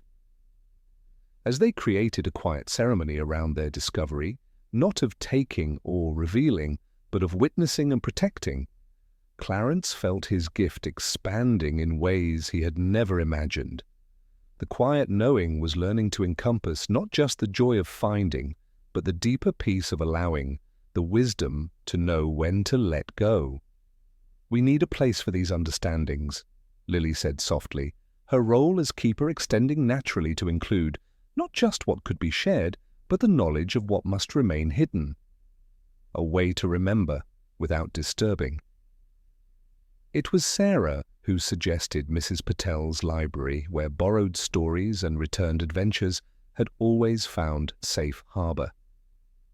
Together they walked to the familiar front room shelves, and Mrs. Patel received their request with the gentle solemnity of a sacred trust. She cleared a small drawer herself, lining it with soft cloth. "For things that are not yet ready to be found," she said, writing carefully on a small card, "and for things that have chosen their own perfect rest. We will remember you kindly." She placed a smooth stone as a paperweight, a simple, quiet anchor for promises that lived in patience rather than action. That evening, as twilight painted the sky in gentle pastels and fireflies prepared for their ancient dance, Clarence sat with his grandmother on their familiar porch. The day's lessons had settled into his understanding, like seeds, finding fertile ground, transforming not just how he thought about finding, but how he moved through the world itself. "I learned something new about my gift today," he said quietly, watching the first stars appear with their unhurried confidence. His grandmother smiled, her needle point catching the porch light as she worked. "Some people call that patience," she said, "but I think it's something softer. It's hospitality for the future. When you let something rest, you're believing in a later you can't see yet." He thought of the hidden treasure in the stone wall, of the drawer at Mrs. Patel's library, of all the things that asked only to be honored in their chosen quiet. His gift had grown more spacious, encompassing both the joy of discovery and the wisdom of restraint, both the courage to seek and the grace to let be. The invisible threads that connected all hearts in his neighborhood pulsed with warm satisfaction, weaving patterns that would endure long after he had grown up and moved on to other adventures. They had learned that some treasures could only be protected by those who understood that finding and keeping were not the same thing, that the highest form of love was sometimes the wisdom to guard rather than grasp. As crickets began their evening song and the neighborhood settled into peaceful sleep, Clarence hummed his grandmother's tune into the listening darkness. But tonight the melody sounded different, wider somehow, with notes that held the spaces between as lovingly as the notes themselves, creating harmony that blessed both what was found and what chose to remain beautifully, safely hidden in the patient heart of the world. The gentle game of hearts had taught them that some songs were meant not to call things toward you, but to bless them in their chosen places, wherever in the wide world they had decided to make their quiet homes, and, in learning this deepest lesson of all, they had discovered that the most profound gift was not the ability to find everything, but the wisdom to know what should remain lost, protected by love that asked for nothing in return except the promise to remember kindly, always. The evening settled over the neighborhood like a gentle hand smoothing a well-loved quilt, and with it came a quality of listening that seemed to open spaces in the darkness for understanding that daylight couldn't quite accommodate. Clarence sat with his grandmother on their familiar porch, watching the first stars appear with their unhurried confidence. But tonight he felt the quiet knowing stirring in a new direction, not outward towards something lost, but inward towards something that was ready to be discovered about himself. "The field is calling again," his grandmother said softly, her needlework catching the porch light as she worked. "But tonight it's calling differently. Tonight it wants to know who you are when you're not the one doing the finding."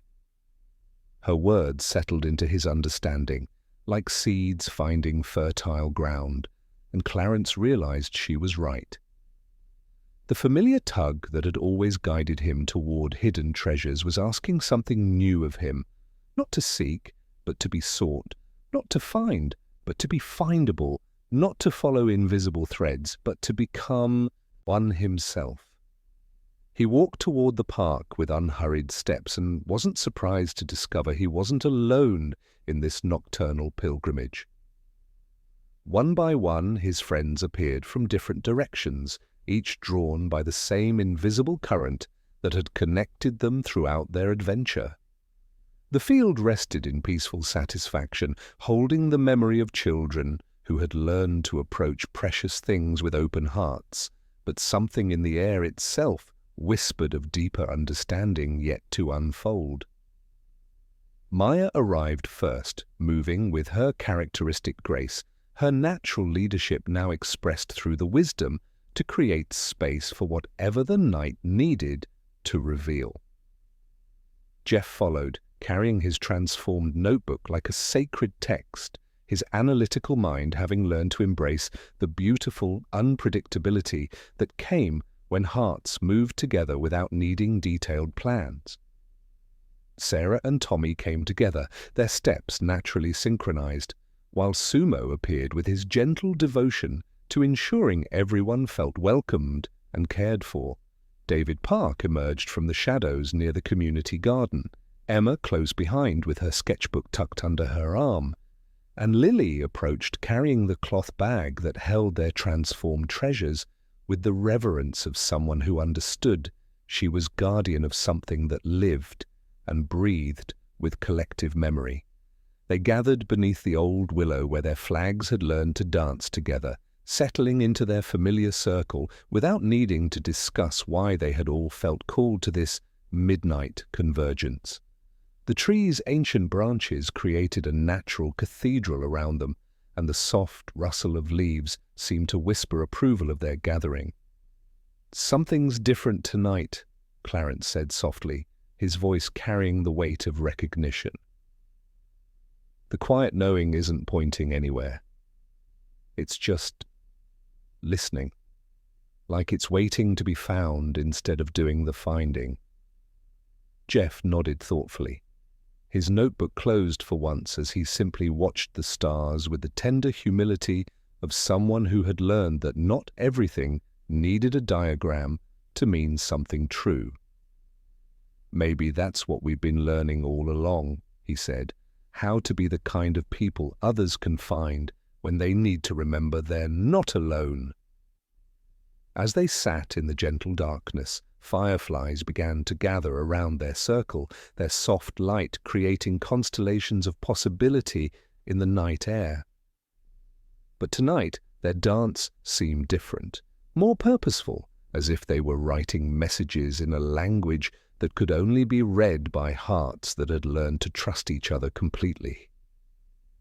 Sumo lifted his wooden whistle and played 3 soft notes, but instead of the familiar signal for shared assistance, the sound seemed to unlock something in the night itself.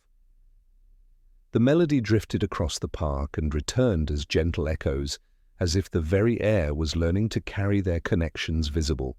"Listen," Tommy whispered, his natural attunement to subtle changes revealing something remarkable happening around them. The night sounds had shifted into harmony, crickets and distant cars and rustling leaves, all seeming to join the same patient song, creating music that spoke of understanding finally achieved. Mrs. Henderson appeared at the edge of their gathering, moving with the quiet grace of someone who had been expecting this moment. She carried a thermos of hot chocolate and settled beside their circle with the satisfaction of watching something important reach its natural conclusion. "Every summer," she said gently, "children discover what you've discovered. That the real treasure isn't in the finding or the keeping, but in learning to be the kind of people who help others find their way home, to themselves, to each other, to the place where they remember who they really are." As she spoke, Clarence felt his understanding expand like ripples spreading across still water. The game had taught them all to be both seekers and sanctuaries, both finders and the findable, both protectors of precious things and creators of spaces where precious things could safely reveal themselves. "So we become lanterns," Sarah said with growing recognition. "Not just for this game, but for anyone who needs to remember they're not lost, just temporarily separated from where they belong." Emma opened her sketchbook and began to capture the firefly's gentle dance, her pencil moving with reverent precision. As she worked, the patterns of light seemed to grow more deliberate, creating symbols in the air that looked almost like a new kind of writing, messages being passed between invisible hands, stories being told in the language of connection itself. Lily opened the cloth bag and carefully arranged their transformed treasures on the grass. The painted stones, the willow whistle, the photographs that captured not just moments, but the invisible threads between hearts. In the firefly's gentle light, each object seemed to pulse with warmth, as if they were all part of a single, living constellation.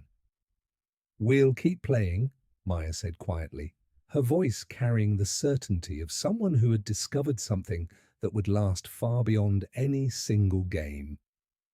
"But now we know the real rules. We seek not to capture, but to understand.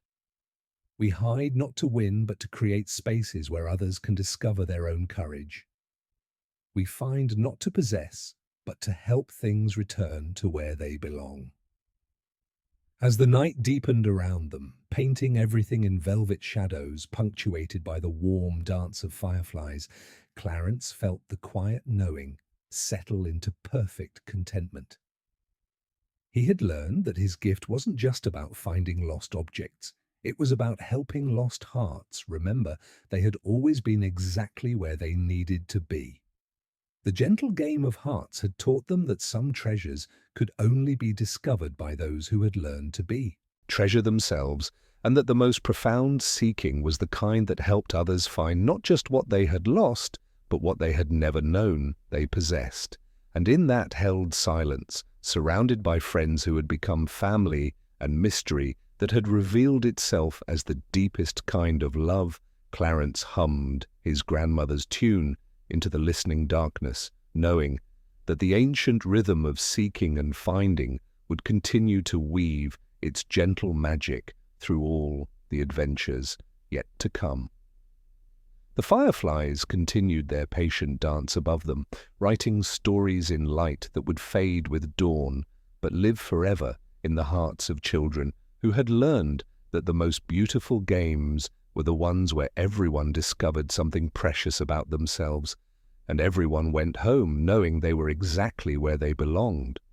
The fireflies continued their patient dance above them, writing stories in light that seemed to pulse with the rhythm of their own heartbeats, and as Clarence watched their gentle choreography, he felt something shift in the invisible threads that had always guided him. The quiet knowing was changing, not disappearing but transforming, like a compass needle that had spent so long pointing outward, finally learning to point inward, toward questions he had never thought to ask about himself. "I think I need to try something," he said softly, his voice carrying the weight of recognition mixed with gentle curiosity. "All evening, all summer really, I've been the one doing the finding. But I don't think I've ever learned what it feels like to be found." His grandmother's words echoed in his memory. "Tonight wants to know who you are when you're not the one doing the finding."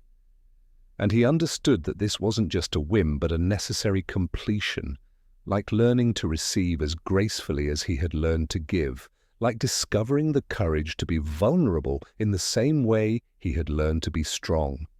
Maya's eyes reflected understanding in the gentle lantern light.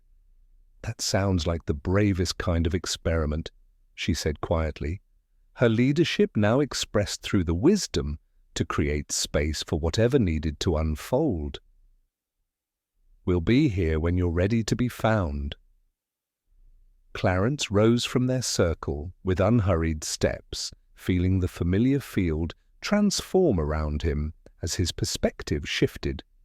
The park that had always been a map of possibilities now became something different, a space where he could practice the unfamiliar art of being seekable, of trusting others to follow the invisible threads that connected them all. He walked toward Miller's Pond, where the wooden walkway stretched across water that held the night sky like a mirror. The mist was gathering there, softening edges and making the world feel wrapped in gentle quiet. He settled on the far side where the willow's reflection lay, like a second tree sleeping, and for the first time in his memory, he let the quiet knowing rest, completely. No tugging, no invisible threads pulling him toward hidden treasures, Just stillness, just listening, just the unfamiliar experience of being a small light waiting to be discovered. Back beneath the willow, the others felt his absence not as alarm, but as a shift in the evening's energy, like a familiar song played in a new key. Tommy looked up first, his natural attunement to subtle changes revealing the space where Clarence had been sitting. "He's practicing," Tommy said with quiet understanding. "Learning the other side of the gift." Jeff closed his notebook entirely, setting it aside with the deliberate care of someone who understood that some moments required full presence rather than careful observation. "He taught us that the most important clues are very small, very quiet," he said thoughtfully. "Like the way someone's breathing changes when they're trying not to laugh, or how the air gets still when someone is listening with their whole heart." "So we listen for him the way he always listens for us," Sarah said, her gift for emotional understanding adding warmth to their growing comprehension. "Not rushing, not forcing, just paying attention with our whole hearts until we feel where he's chosen to rest." Sumo lifted his wooden whistle, but instead of the familiar three-note signal for shared assistance, he played a single, sustained note, soft, warm, and full of recognition. It drifted across the park like a gentle question, asking not "where are you?" but "are you ready to be found?" The sound curved around trees and followed the mist toward the pond, carrying with it all the patience they had learned from watching Clarence work his own quiet magic.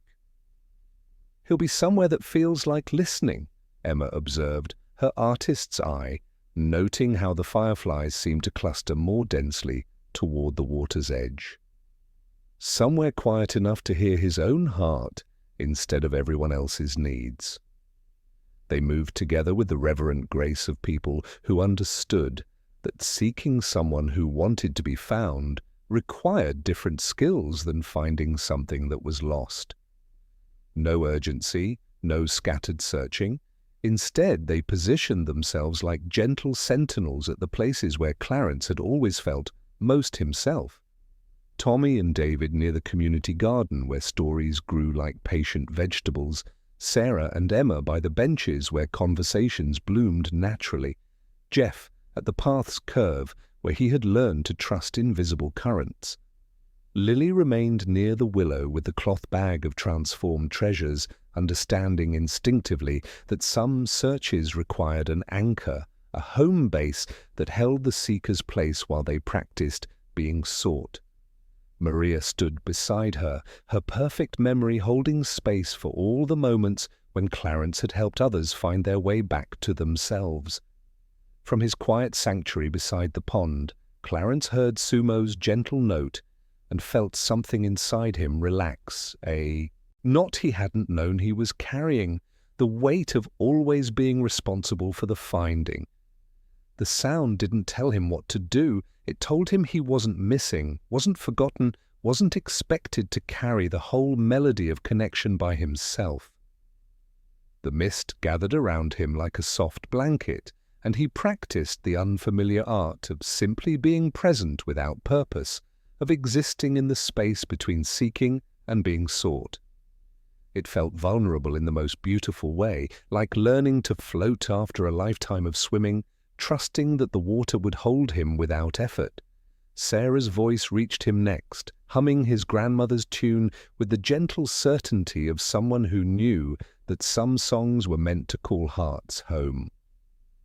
The melody drifted across the field with patient feet, unafraid of distance, unafraid of time. Tommy added his own voice to the harmony, finding the spaces between notes and filling them without crowding, creating music that spoke of understanding finally achieved. Jeff didn't hum, but Clarence could sense his presence in the way the path itself seemed to hold invitation. When he finally stood and began to walk back toward the gentle glow of lanterns, he found small markers Jeff had left, not directions, but reminders. A smooth stone placed where paths converged, a ribbon tied to mark the way with quiet certainty. River work, Clarence realized with a smile, helping the current find its natural course. As he approached the curve where the path met the grass, the humming braided itself into something wide and soft, a musical embrace that welcomed him back without fuss or fanfare. Sumo saw him first through the thinning mist and played his whistle again, 3 gentle notes that said, "Yes, that's right, we're close, come as you are." When Clarence rejoined their circle, he settled beside Sumo and let his friend's solid presence remind him that being found was often as simple as contact without words. Sarah pressed a cup of warm cocoa into his hands, and he realized they were colder than he had known. The drink tasted like patient sugar and something like cinnamon, but mostly it tasted like being welcomed back without questions or explanations. "How was it?" Maya asked gently, her curiosity carrying no urgency, only the warm interest of someone who cared about his discoveries. "Different," Clarence said, testing the word like a new flavor. "Scary in a good way, like learning that the world doesn't fall apart when you stop holding it up, that other people can carry the melody while you rest." "You didn't try to guide us, to you," Jeff observed with wonder. "You trusted us to remember everything you taught us about paying attention, about following invisible threads, about approaching precious things with patience." "That's how you've always found us," Emma added, her sketchbook open to a page, showing gentle lights moving across a field, each one labeled with a friend's name. "You just let us return the method." Mrs. Henderson approached through the gathering mist, her thermos steaming in the cool air. "Every year there's a night like this," she said, settling beside their expanded circle with the satisfaction of watching something important reach its natural conclusion. "Someone good at guiding discovers the relief of being guided. It evens the world, makes the connections flow both ways."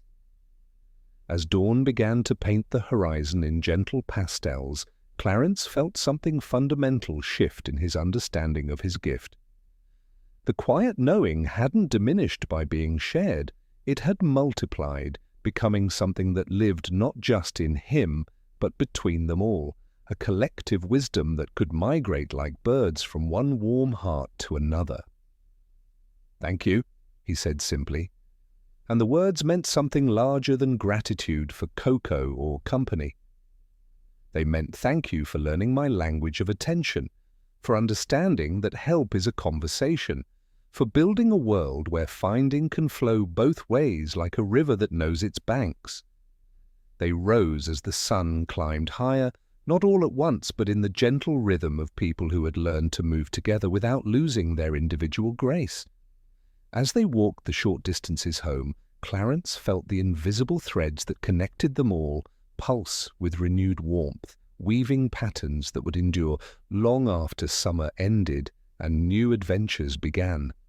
His grandmother was waiting on the porch when he arrived, her eyes bright with the recognition of someone who had been expecting exactly this lesson. "You took a turn at being the hidden thing," she said, smoothing his hair with a palm that knew its work. "And look how beautifully you were found."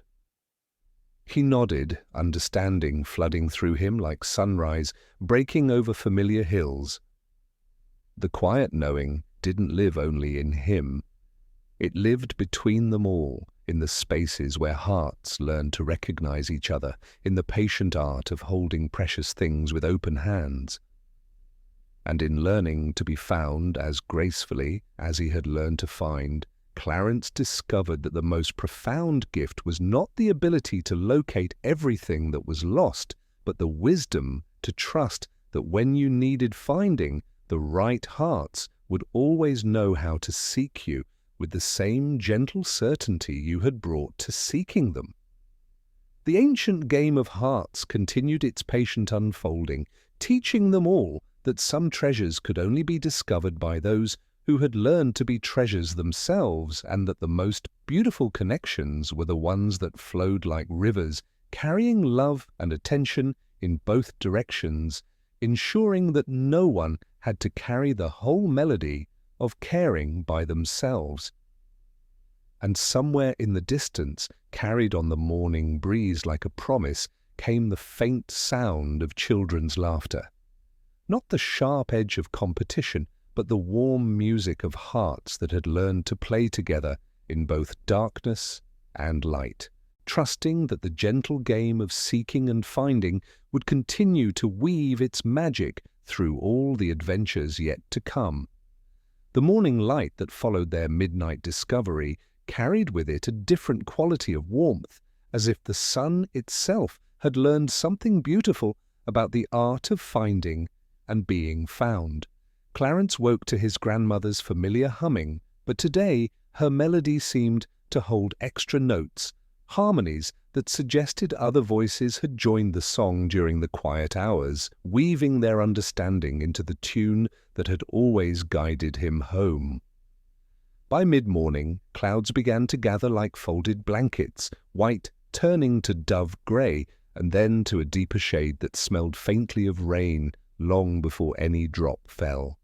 The air grew thick with the promise of a summer storm, and with it came a restlessness in Clarence that he couldn't quite name. The night before had changed him in a way that didn't ask for explanation. Being found had loosened a knot he hadn't known was there, but loosening sometimes made a thread feel new and tender. He found Jeff and Sumo waiting on the front porch, their presence carrying the patient grace of people who had discovered they were part of something larger than any single friendship. Jeff's notebook lay closed beside him, his analytical mind having learned to trust the invisible currents that connected them all, while Sumo's wooden whistle caught the morning light against his chest like a promise he was ready to keep. "I think I need some quiet," Clarence said softly, his voice carrying the weight of recognition mixed with gentle uncertainty. Not hiding, not running away. Just space to let everything we learned settle into place. To figure out who I am when I'm not always the one doing the finding. The confession landed like truth that had been waiting patiently to be invited out into the light. Jeff didn't reach for his notebook to analyze or plan. Instead, he simply nodded with the new ease he'd begun to carry. "We'll hold the space with you," he said, "and when you're ready to be found, we'll remember everything you taught us about approaching precious things with patience." Clarence walked toward Miller's Pond as the first wind found the tall grasses and smoothed them in one direction, then the other. The wooden walkway responded with familiar soft sounds, old boards speaking in polite creaks, small nails remembering their work. He crossed to the far side where the willow's reflection lay under the surface like a tired twin, settling in the gazebo where the smell of damp wood and old picnics created a sanctuary of memory and peace. Back beneath the willow, Tommy noticed the space where Clarence had been, not with panic, but with the awareness of a missing tone in a chord. "He's taking a quiet," he said, and the words carried gentle certainty. "He needs to practice being findable instead of always doing the finding." Maya nodded with the wisdom of a leader who knew the difference between absence and abandoning. "Then we learn to seek him the way he always seeks us," she said quietly. "With patience, with attention to what he taught us about following invisible threads." The first raindrops arrived as if a careful hand had tapped the air with fingertips, one, then two, then a few more, spaced so kindly that the grass could sip each one. Jeff looked toward the pond and felt something shift in his understanding. This wasn't about tactical planning or strategic thinking. This was about trusting the river of connection they had all learned to navigate together. "He'll be somewhere that feels like listening," Jeff said thoughtfully, remembering Clarence's particular fondness for reflective surfaces, for places where the visible world offered glimpses of something deeper. somewhere quiet enough to hear his own heart instead of everyone else's needs. Sumo lifted his wooden whistle and sent a single warm note into the thickening air. Not the three-note call for assistance, but something softer, a tone that meant, "We're here, take your time, we remember how to find you with love." The sound drifted across the park and curved around trees, following the mist toward the water with all the patience they had learned from watching Clarence work his own quiet magic. They moved together through the gentle rain, not with the urgent pace of searchers, but with the reverent grace of people who understood that what they sought was not lost, merely resting.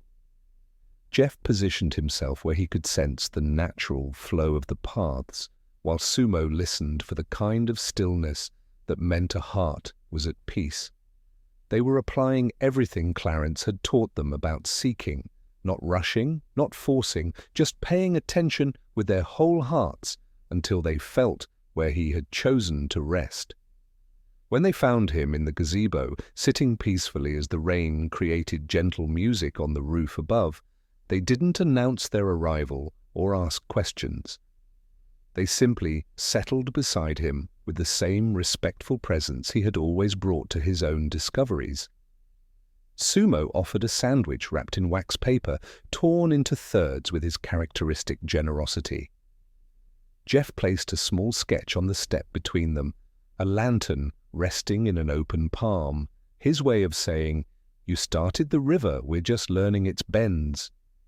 "Thank you," Clarence said simply, and the words carried gratitude not just for food and company, but for being found with the same gentle certainty he had always brought to finding others. "I was worried that if everyone learned how to seek, I wouldn't be needed anymore. But this feels different. It feels like being remembered rather than being rescued." "You're not a job, Clarence," Jeff said with quiet conviction. "You're a place." "There's a difference. Places don't have to do anything to matter. They just have to be themselves so we can come sit in them when we need to remember who we are." As the storm gentled into mist and they prepared to return to the others, Sumo played his whistle one more time. 3 notes, soft as breath, not a call for help, but a benediction, thanking the rain and the quiet and the gift of learning to find each other in both darkness and light. They walked back together through the clearing air and weren't surprised to discover that others had been drawn to the park by the same invisible threads. Maya and Sarah waited beneath the willow with patient smiles while Tommy and David approached from the community garden, their steps naturally synchronized. Emma carried her sketchbook documenting the way separate paths converged into something that looked less like coincidence and more like destiny, fulfilling itself with quiet certainty. But as they gathered in their familiar circle, Clarence felt the quiet knowing orient itself towards something new. A small figure sitting alone at the weathered picnic tables, watching their reunion with careful, curious eyes. A girl with hair held back by a ribbon the color of morning mist, her presence carrying the particular stillness of someone who had been observing from a respectful distance, trying to understand how connection worked in this gentle community. "I think someone else is ready to learn the language," Clarence said softly, nodding toward the girl who looked up as she realized she had been seen. Together, they approached her with the same patient grace they had learned to bring to every precious discovery. "I'm Rosie," she said quietly when they introduced themselves. "My family just moved here last week. I've been watching, trying to figure out how you all connect with each other. You move like you're listening to the same song." Sarah stepped forward with her gift for creating bridges across uncertainty. "We learned to pay attention to invisible things," she explained gently. "Feelings, connections, the way hearts call to each other when they need to be found. Would you like to learn the language? It's not complicated, but it does require the kind of attention that goes deeper than just looking.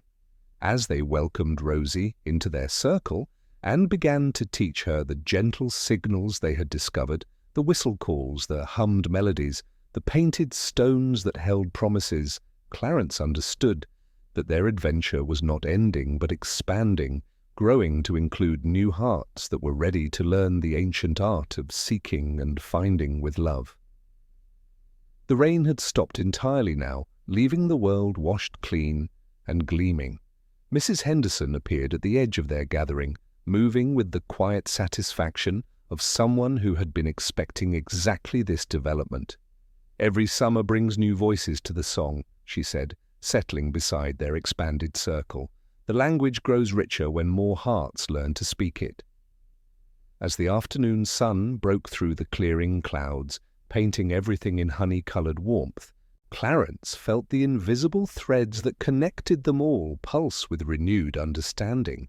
The quiet knowing had not diminished by being shared. It had multiplied, becoming something that could live not just in him, but between them all, a collective wisdom that would continue to grow as new friends learned to trust what they were already feeling. The gentle game of hearts had taught them that finding was a reciprocal gift, that the strongest connections were forged not in competition, but in the quiet moments when hearts recognized each other across any distance.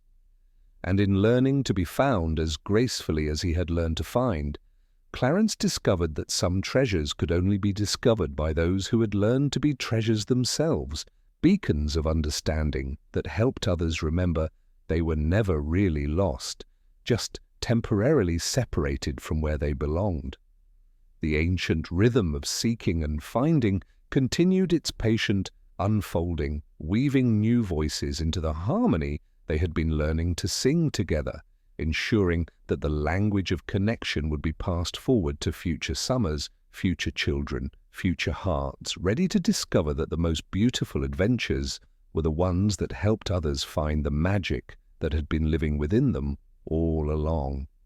The afternoon sun climbed higher, painting everything in honey-colored warmth as Rosie settled into their circle with the careful grace of someone learning that belonging could happen without earning, that some invitations were offered simply because hearts recognized each other across any distance. Her ribbon caught the light like captured morning mist, and Clarence felt the quiet knowing expand to include her particular frequency, curious, gentle, carrying the patient wisdom of someone who had learned to observe before participating. As they taught her the three-note whistle call and the way to hum his grandmother's melody so it could find its way through any darkness, something remarkable began to unfold. The language they had been learning all summer wasn't just a collection of signals and symbols. It was a living conversation that grew richer with each new voice, each heart that learned to trust the invisible threads connecting all souls who chose to seek with love rather than conquest. "The flags taught us something," Maya explained to Rosie as they walked toward the community garden, where bean vines still held the memory of their gentle game. "They showed us that the most precious things aren't meant to be captured and kept, but understood and honored. The real treasure was learning to protect what matters while staying open to the beauty that others choose to cherish." Rosie nodded thoughtfully, her fingers tracing the smooth pebble Clarence had given Clara the night before, a gift that had somehow found its way to her pocket, as if the stone itself understood the importance of being passed from one seeking heart to another. "But what do we protect now?" she asked, her voice carrying the same gentle curiosity that had drawn her to their circle. "If the game is over and the flags are folded away, what are we guarding?" The question settled among them like a seed finding fertile ground, and for a moment no one answered. It felt like the kind of question that needed to be walked around carefully, the way you might move slowly around a sleeping bird so you don't disturb its dreams. Jeff looked at his transformed notebook, pages that had evolved from tactical diagrams into flowing maps of connection. Sumo touched his wooden whistle, feeling its warm weight against his chest. Sarah and Tommy exchanged the kind of glance that spoke of understanding reached without words. "Each other," Sarah said, finally, her voice carrying the certainty of someone who had learned to recognize the most important truths when they revealed themselves. "We protect each other's courage to keep being gentle in a world that sometimes forgets how. We protect the spaces where people can practice being found as well as finding."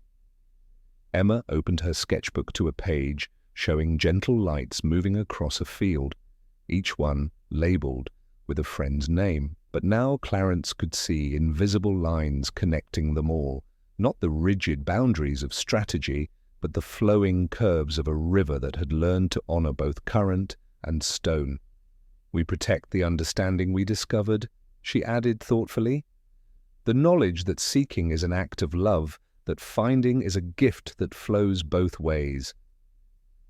David Park appeared at the edge of their gathering, moving with his characteristic thoughtful grace, and behind him came several other children from both teams, drawn by the same invisible threads that had connected them during their game of hearts.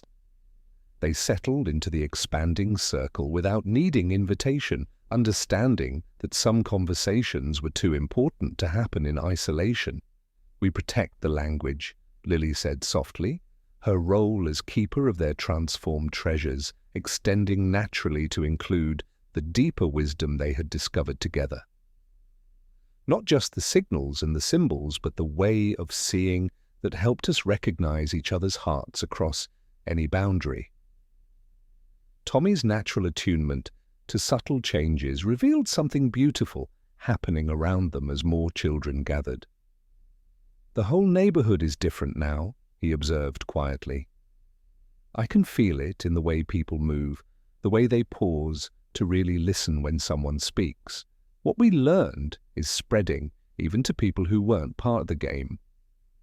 Mrs. Henderson approached through the afternoon light, carrying a thermos of lemonade and the satisfied smile of someone who had been watching something important reach its natural flowering.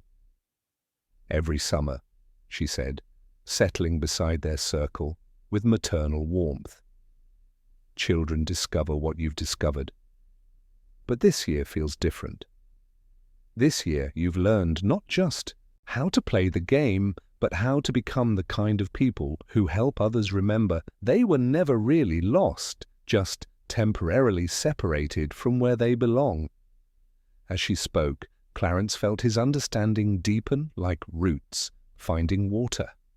The quiet knowing had evolved beyond his individual gift to become something that lived between them all, a collective wisdom that could be shared with anyone ready to learn that the most profound treasures were not objects to be possessed, but connections to be nurtured and protected.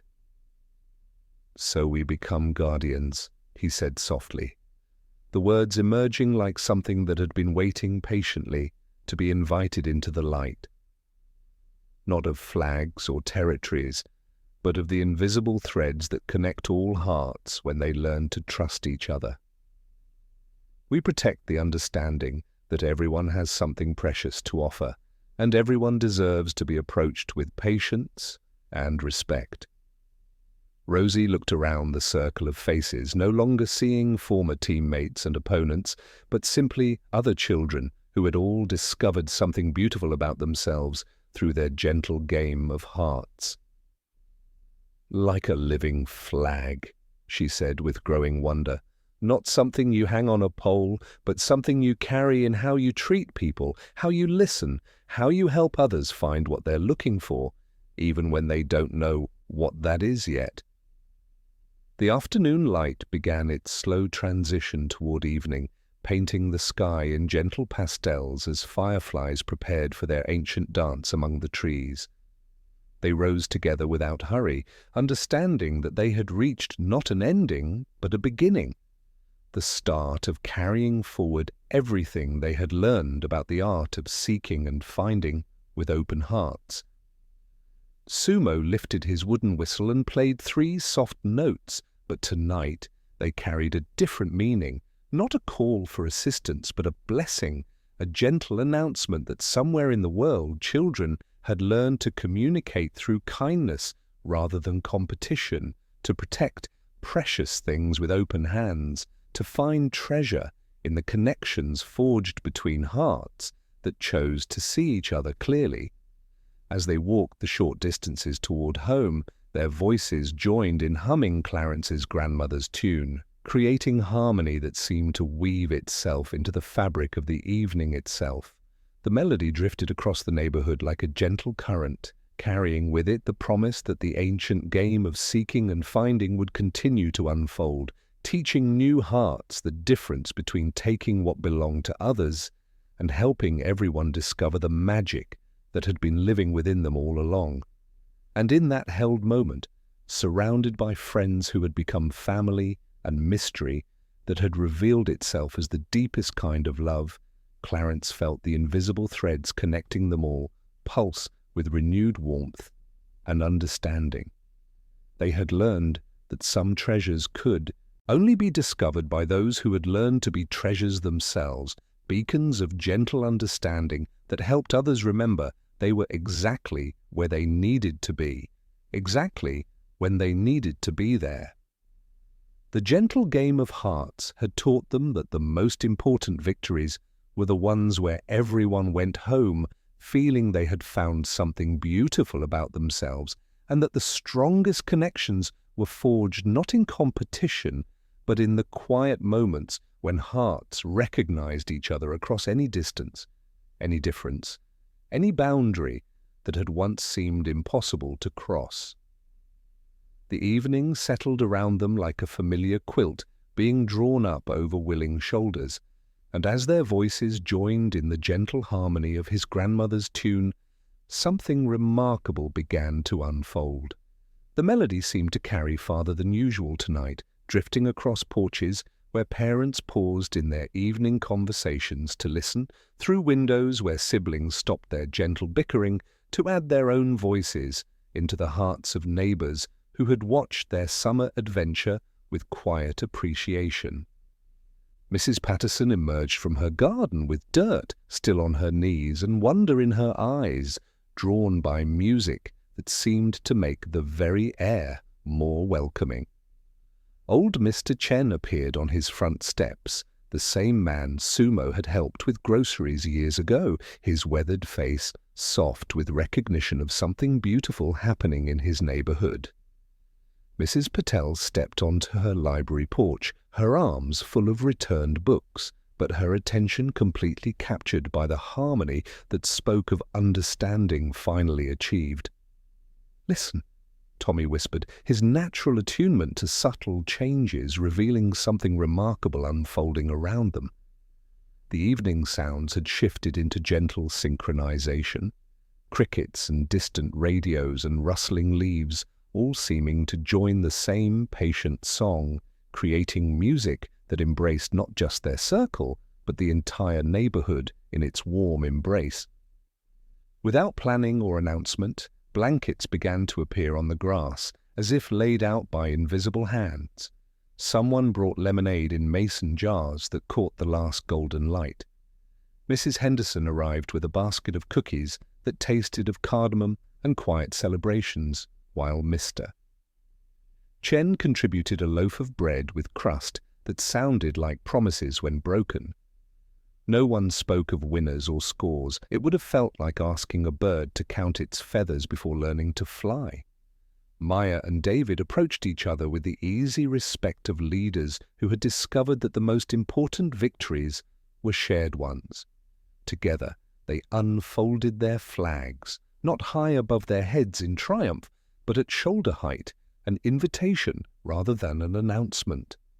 The painted open hand and the silver lantern breathed together in the evening breeze, no longer symbols of separate teams, but representations of a shared understanding that had transcended any temporary boundaries.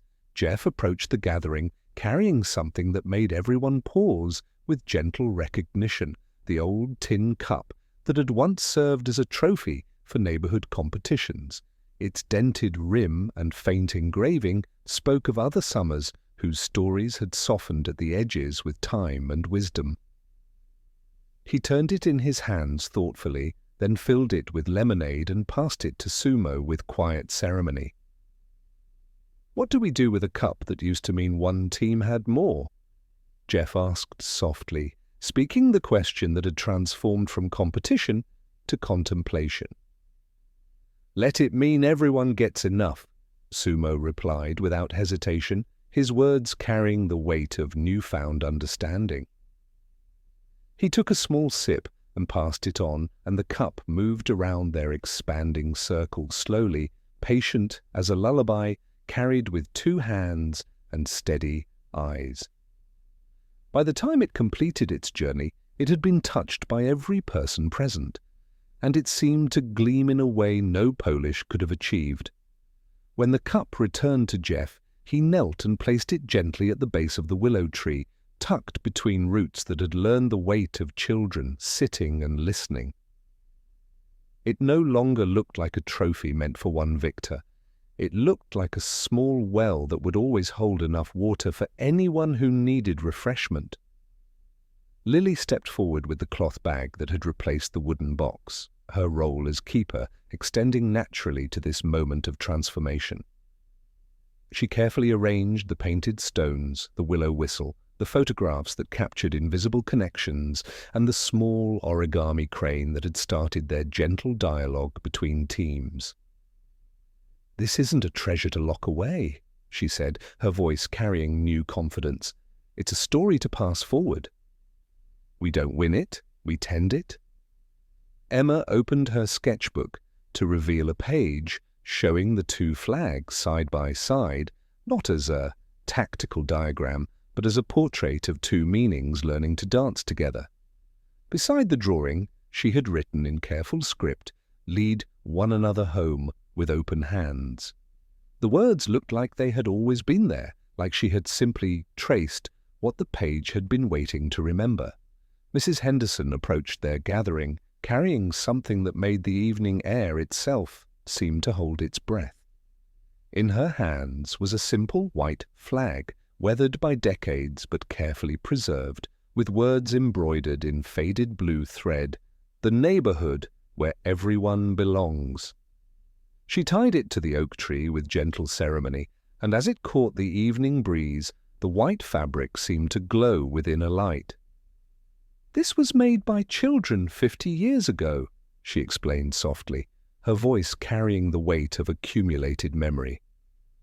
"After a summer much like yours, when they learned that the most important games were the ones where everyone discovered something beautiful about themselves, it's been waiting for the right moment to fly again." As full darkness settled over their gathering, punctuated by the warm glow of porch lights and the ancient dance of fireflies, David took one corner of the golden flag, while Maya held the corresponding edge of their blue and green banner. Without lifting them high, they began to walk, a gentle procession through streets that had witnessed their transformation. Children fell into step, then parents, then neighbors who happened to be standing in doorways, all drawn into the soft current by the simple dignity of the movement. They passed places that had become landmarks in their shared story. Mrs. Patel's library where secrets rested safely, the stone wall where something precious chose to remain hidden, Miller's Pond, where Clarence had learned to be found as gracefully as he had learned to find. At each location, someone would hum a few notes or place a gentle hand on a familiar surface, blessing the spaces that had held their discoveries.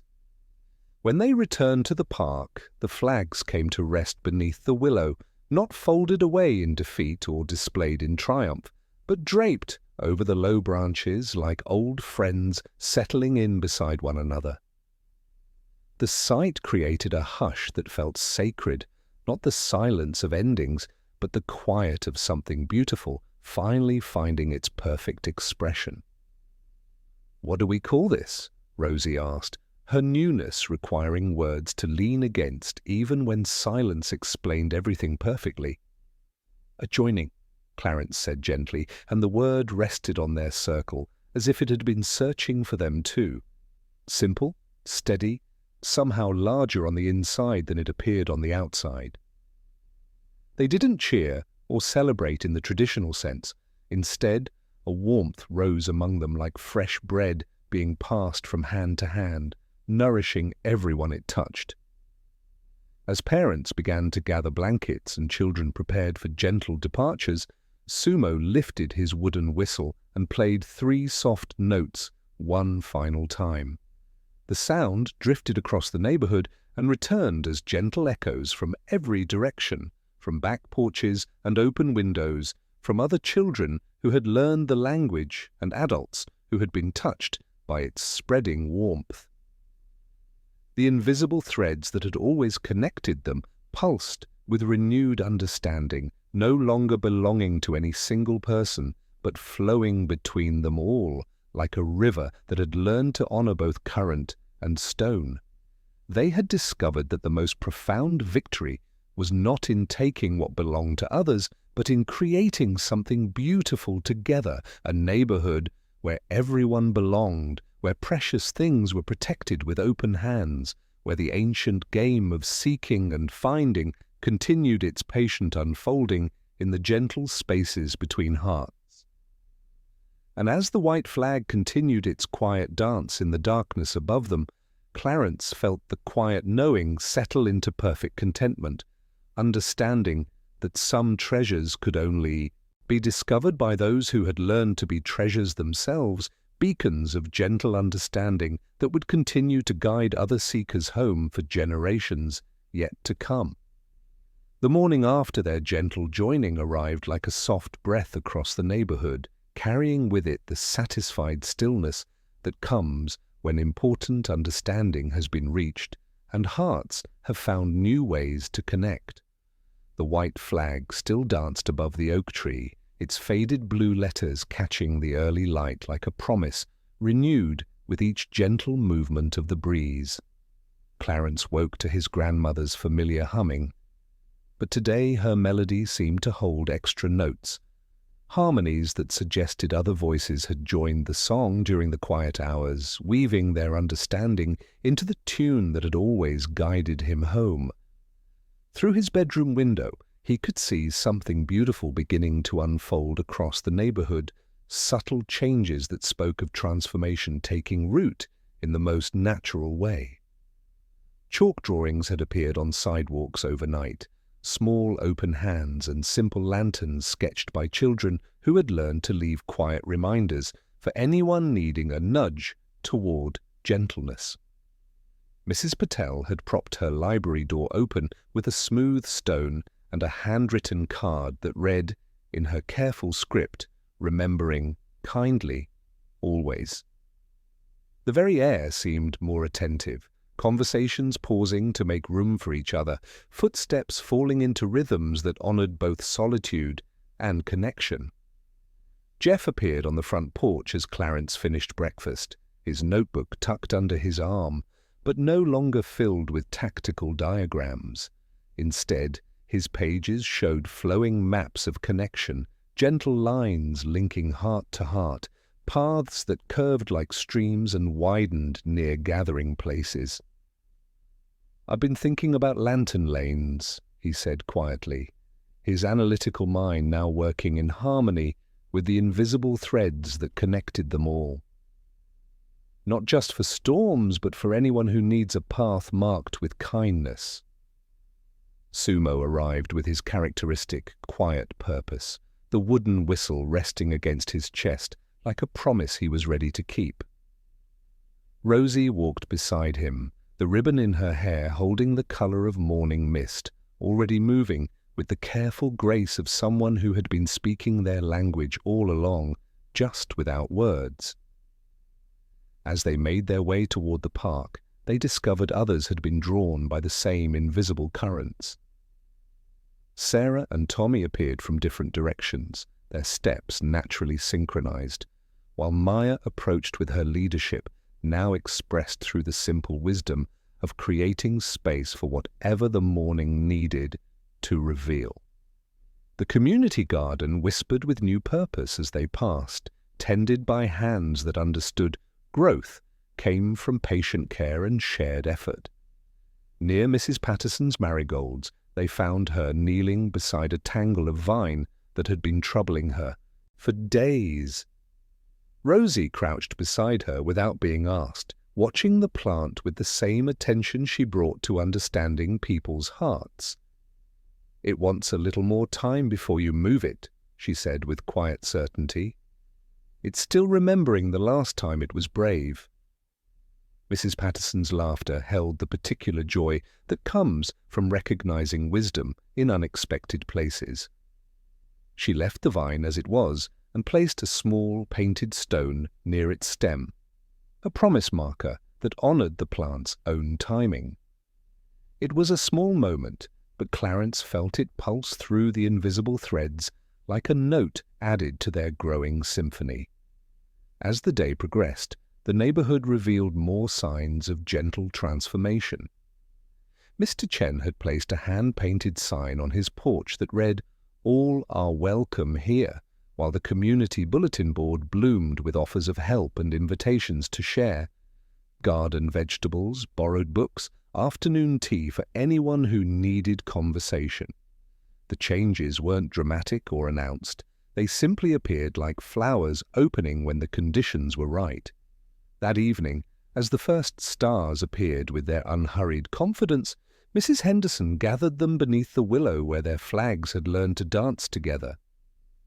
She carried something that made the evening air itself seem to hold its breath, a small brass key worn smooth by countless hands but still gleaming with possibility. "It is the old community center," she said gently, "has been waiting for the right purpose." What if it became a place where children could learn the language you've discovered? Not a school exactly, but a sanctuary where anyone could practice the art of seeking and finding with love. The key passed from hand to hand around their circle, each person adding their own silent blessing to its purpose. Clarence understood that their adventure had reached not an ending but a transformation. The game that had begun with flags and boundaries had evolved into something that could welcome any heart ready to learn that the most profound treasures were connections to be nurtured rather than objects to be possessed. As autumn began to paint the edges of summer with gentle colors, the children continued to gather beneath the willow, but now their circle naturally expanded to include new voices. The cloth bag of transformed treasures grew heavier with painted stones and small whistles, origami cranes and photographs that captured not just moments, but the invisible threads between hearts, learning to recognize each other. Jeff's chalk lanterns appeared regularly on sidewalks, refreshed when rain washed them away, creating pathways of gentle guidance for anyone who needed to remember they weren't walking alone. Sumo's three-note signal echoed through the neighborhood at twilight, answered by other voices learning the language of shared care. The invisible threads that had always connected them pulsed with renewed warmth, weaving patterns that would endure long after summer's end. The flags, carefully folded and placed in the library's special drawer, no longer fluttered in the physical breeze, but their spirit lived on in the gentle way children treated each other, in the quiet wisdom they brought to every interaction, in the understanding that every person they met was playing their own game of seeking and finding.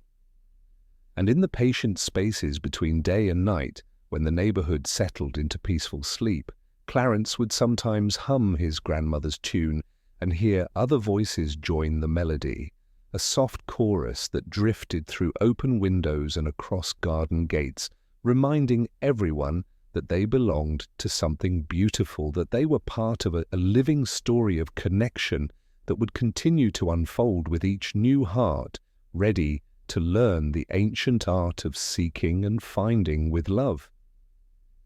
The gentle game of hearts had taught them that some victories were measured not in flags captured, but in connections forged, not in territories claimed, but in spaces created where everyone could discover they had never really been lost, just temporarily separated from the place where they were always meant to belong.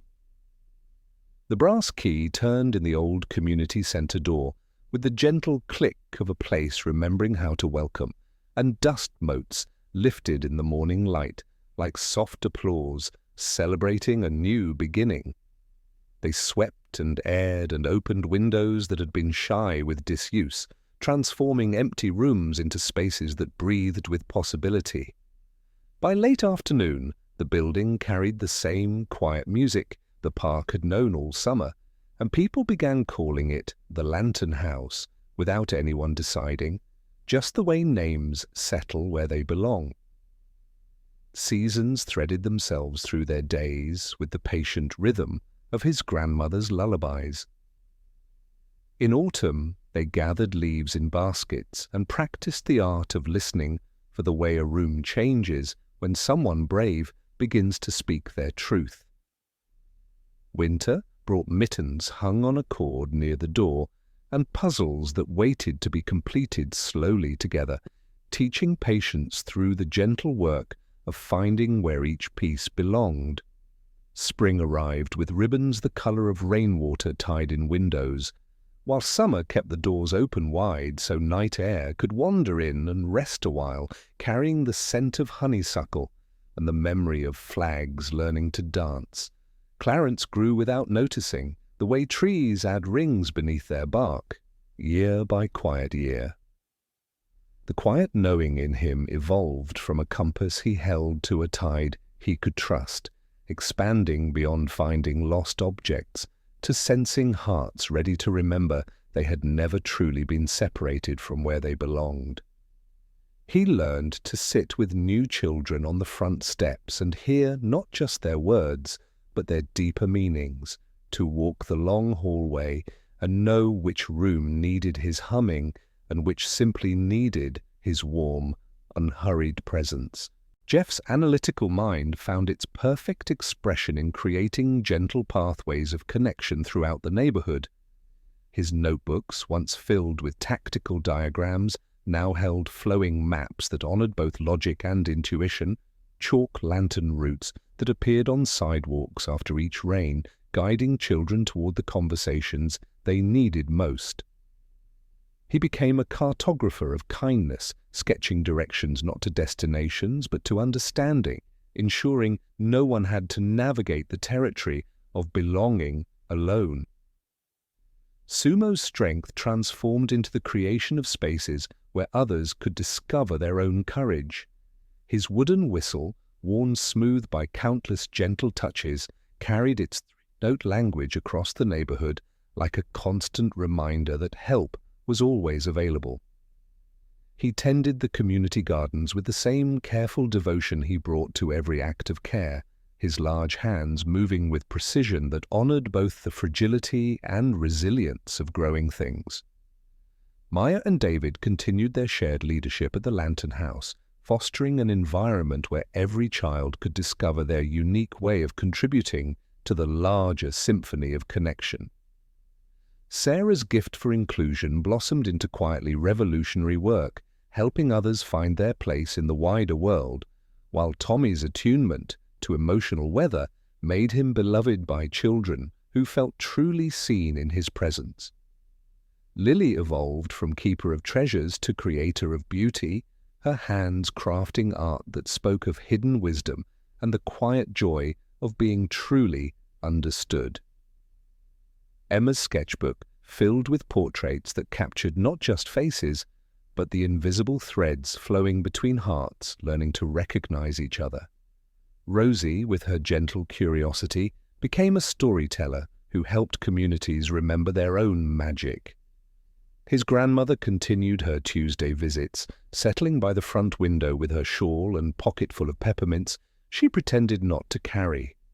She listened so thoroughly that people remembered their own wisdom in her company, never telling anyone what to do but creating space for understanding to bloom naturally. One winter afternoon, as late sun moved through the room like honey being poured, she touched Clarence's face with weathered hands and said, "You're learning to be the place other people find. That's the long work, sweet boy." When she closed her eyes for the final time that spring, it felt less like departure and more like her humming becoming part of the building's foundation, woven so deeply into the lantern house that visitors would sometimes pause and smile, sensing a warmth they couldn't quite name but trusted completely. Years folded the neighborhood into itself and opened it again, like a well-loved book read by many hands. The white flag still danced above the oak tree, its faded blue letters catching light like promises renewed with each gentle movement. Children, who now called him Mr. Clarence, learned the same language of connection, their voices joining the invisible chorus that had been growing since that first summer when flags learned to dance together. As Clarence prepared to leave for college, the neighborhood gathered not with sadness but with the quiet confidence that came from understanding he wasn't really leaving at all. The invisible threads that connected them would stretch across any distance, carrying love and attention in both directions. "You carry the language with you," Sarah said with gentle certainty, "and the language recognizes itself wherever hearts are ready to learn it." Jeff presented him with a final notebook filled with flowing maps of connection that could adapt to any new community.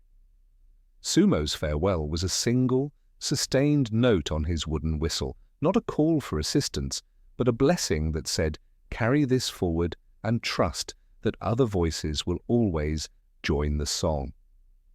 Years later, when people asked about his gift, Clarence would smile and explain that the real magic wasn't in finding lost things, but in helping others discover they had never truly been lost at all, just temporarily separated from where they were always meant to belong. The quiet knowing had become something larger than any individual could contain, living now in the spaces between hearts that had learned to trust each other completely. On quiet evenings, he would sometimes hear the three-note whistle drifting across whatever neighborhood he found himself in, or catch the melody his grandmother had hummed, threading through other voices. He understood then that the gentle game of hearts never truly ended. It simply transformed into new ways of loving the world, ensuring that somewhere, always, children were learning to approach precious things with open hands and listening souls. The flags, carefully preserved but no longer needing to flutter in any physical breeze, lived on in every interaction where someone chose patience over judgment, curiosity over fear, protection over possession. The painted open palm and silver lantern had become part of humanity's visual vocabulary, reminding all who saw them that some treasures could only be discovered by those who had learned to be treasures themselves. And with that gentle knowing, he stretched into the evening's embrace, understanding that some games never truly end. They just transform into new ways of loving the world, carried forward by hearts that remember how to seek and find with the same tender certainty that water finds the sea. Thanks for spending this time with us. Sleep well. Everything's going to be okay, man.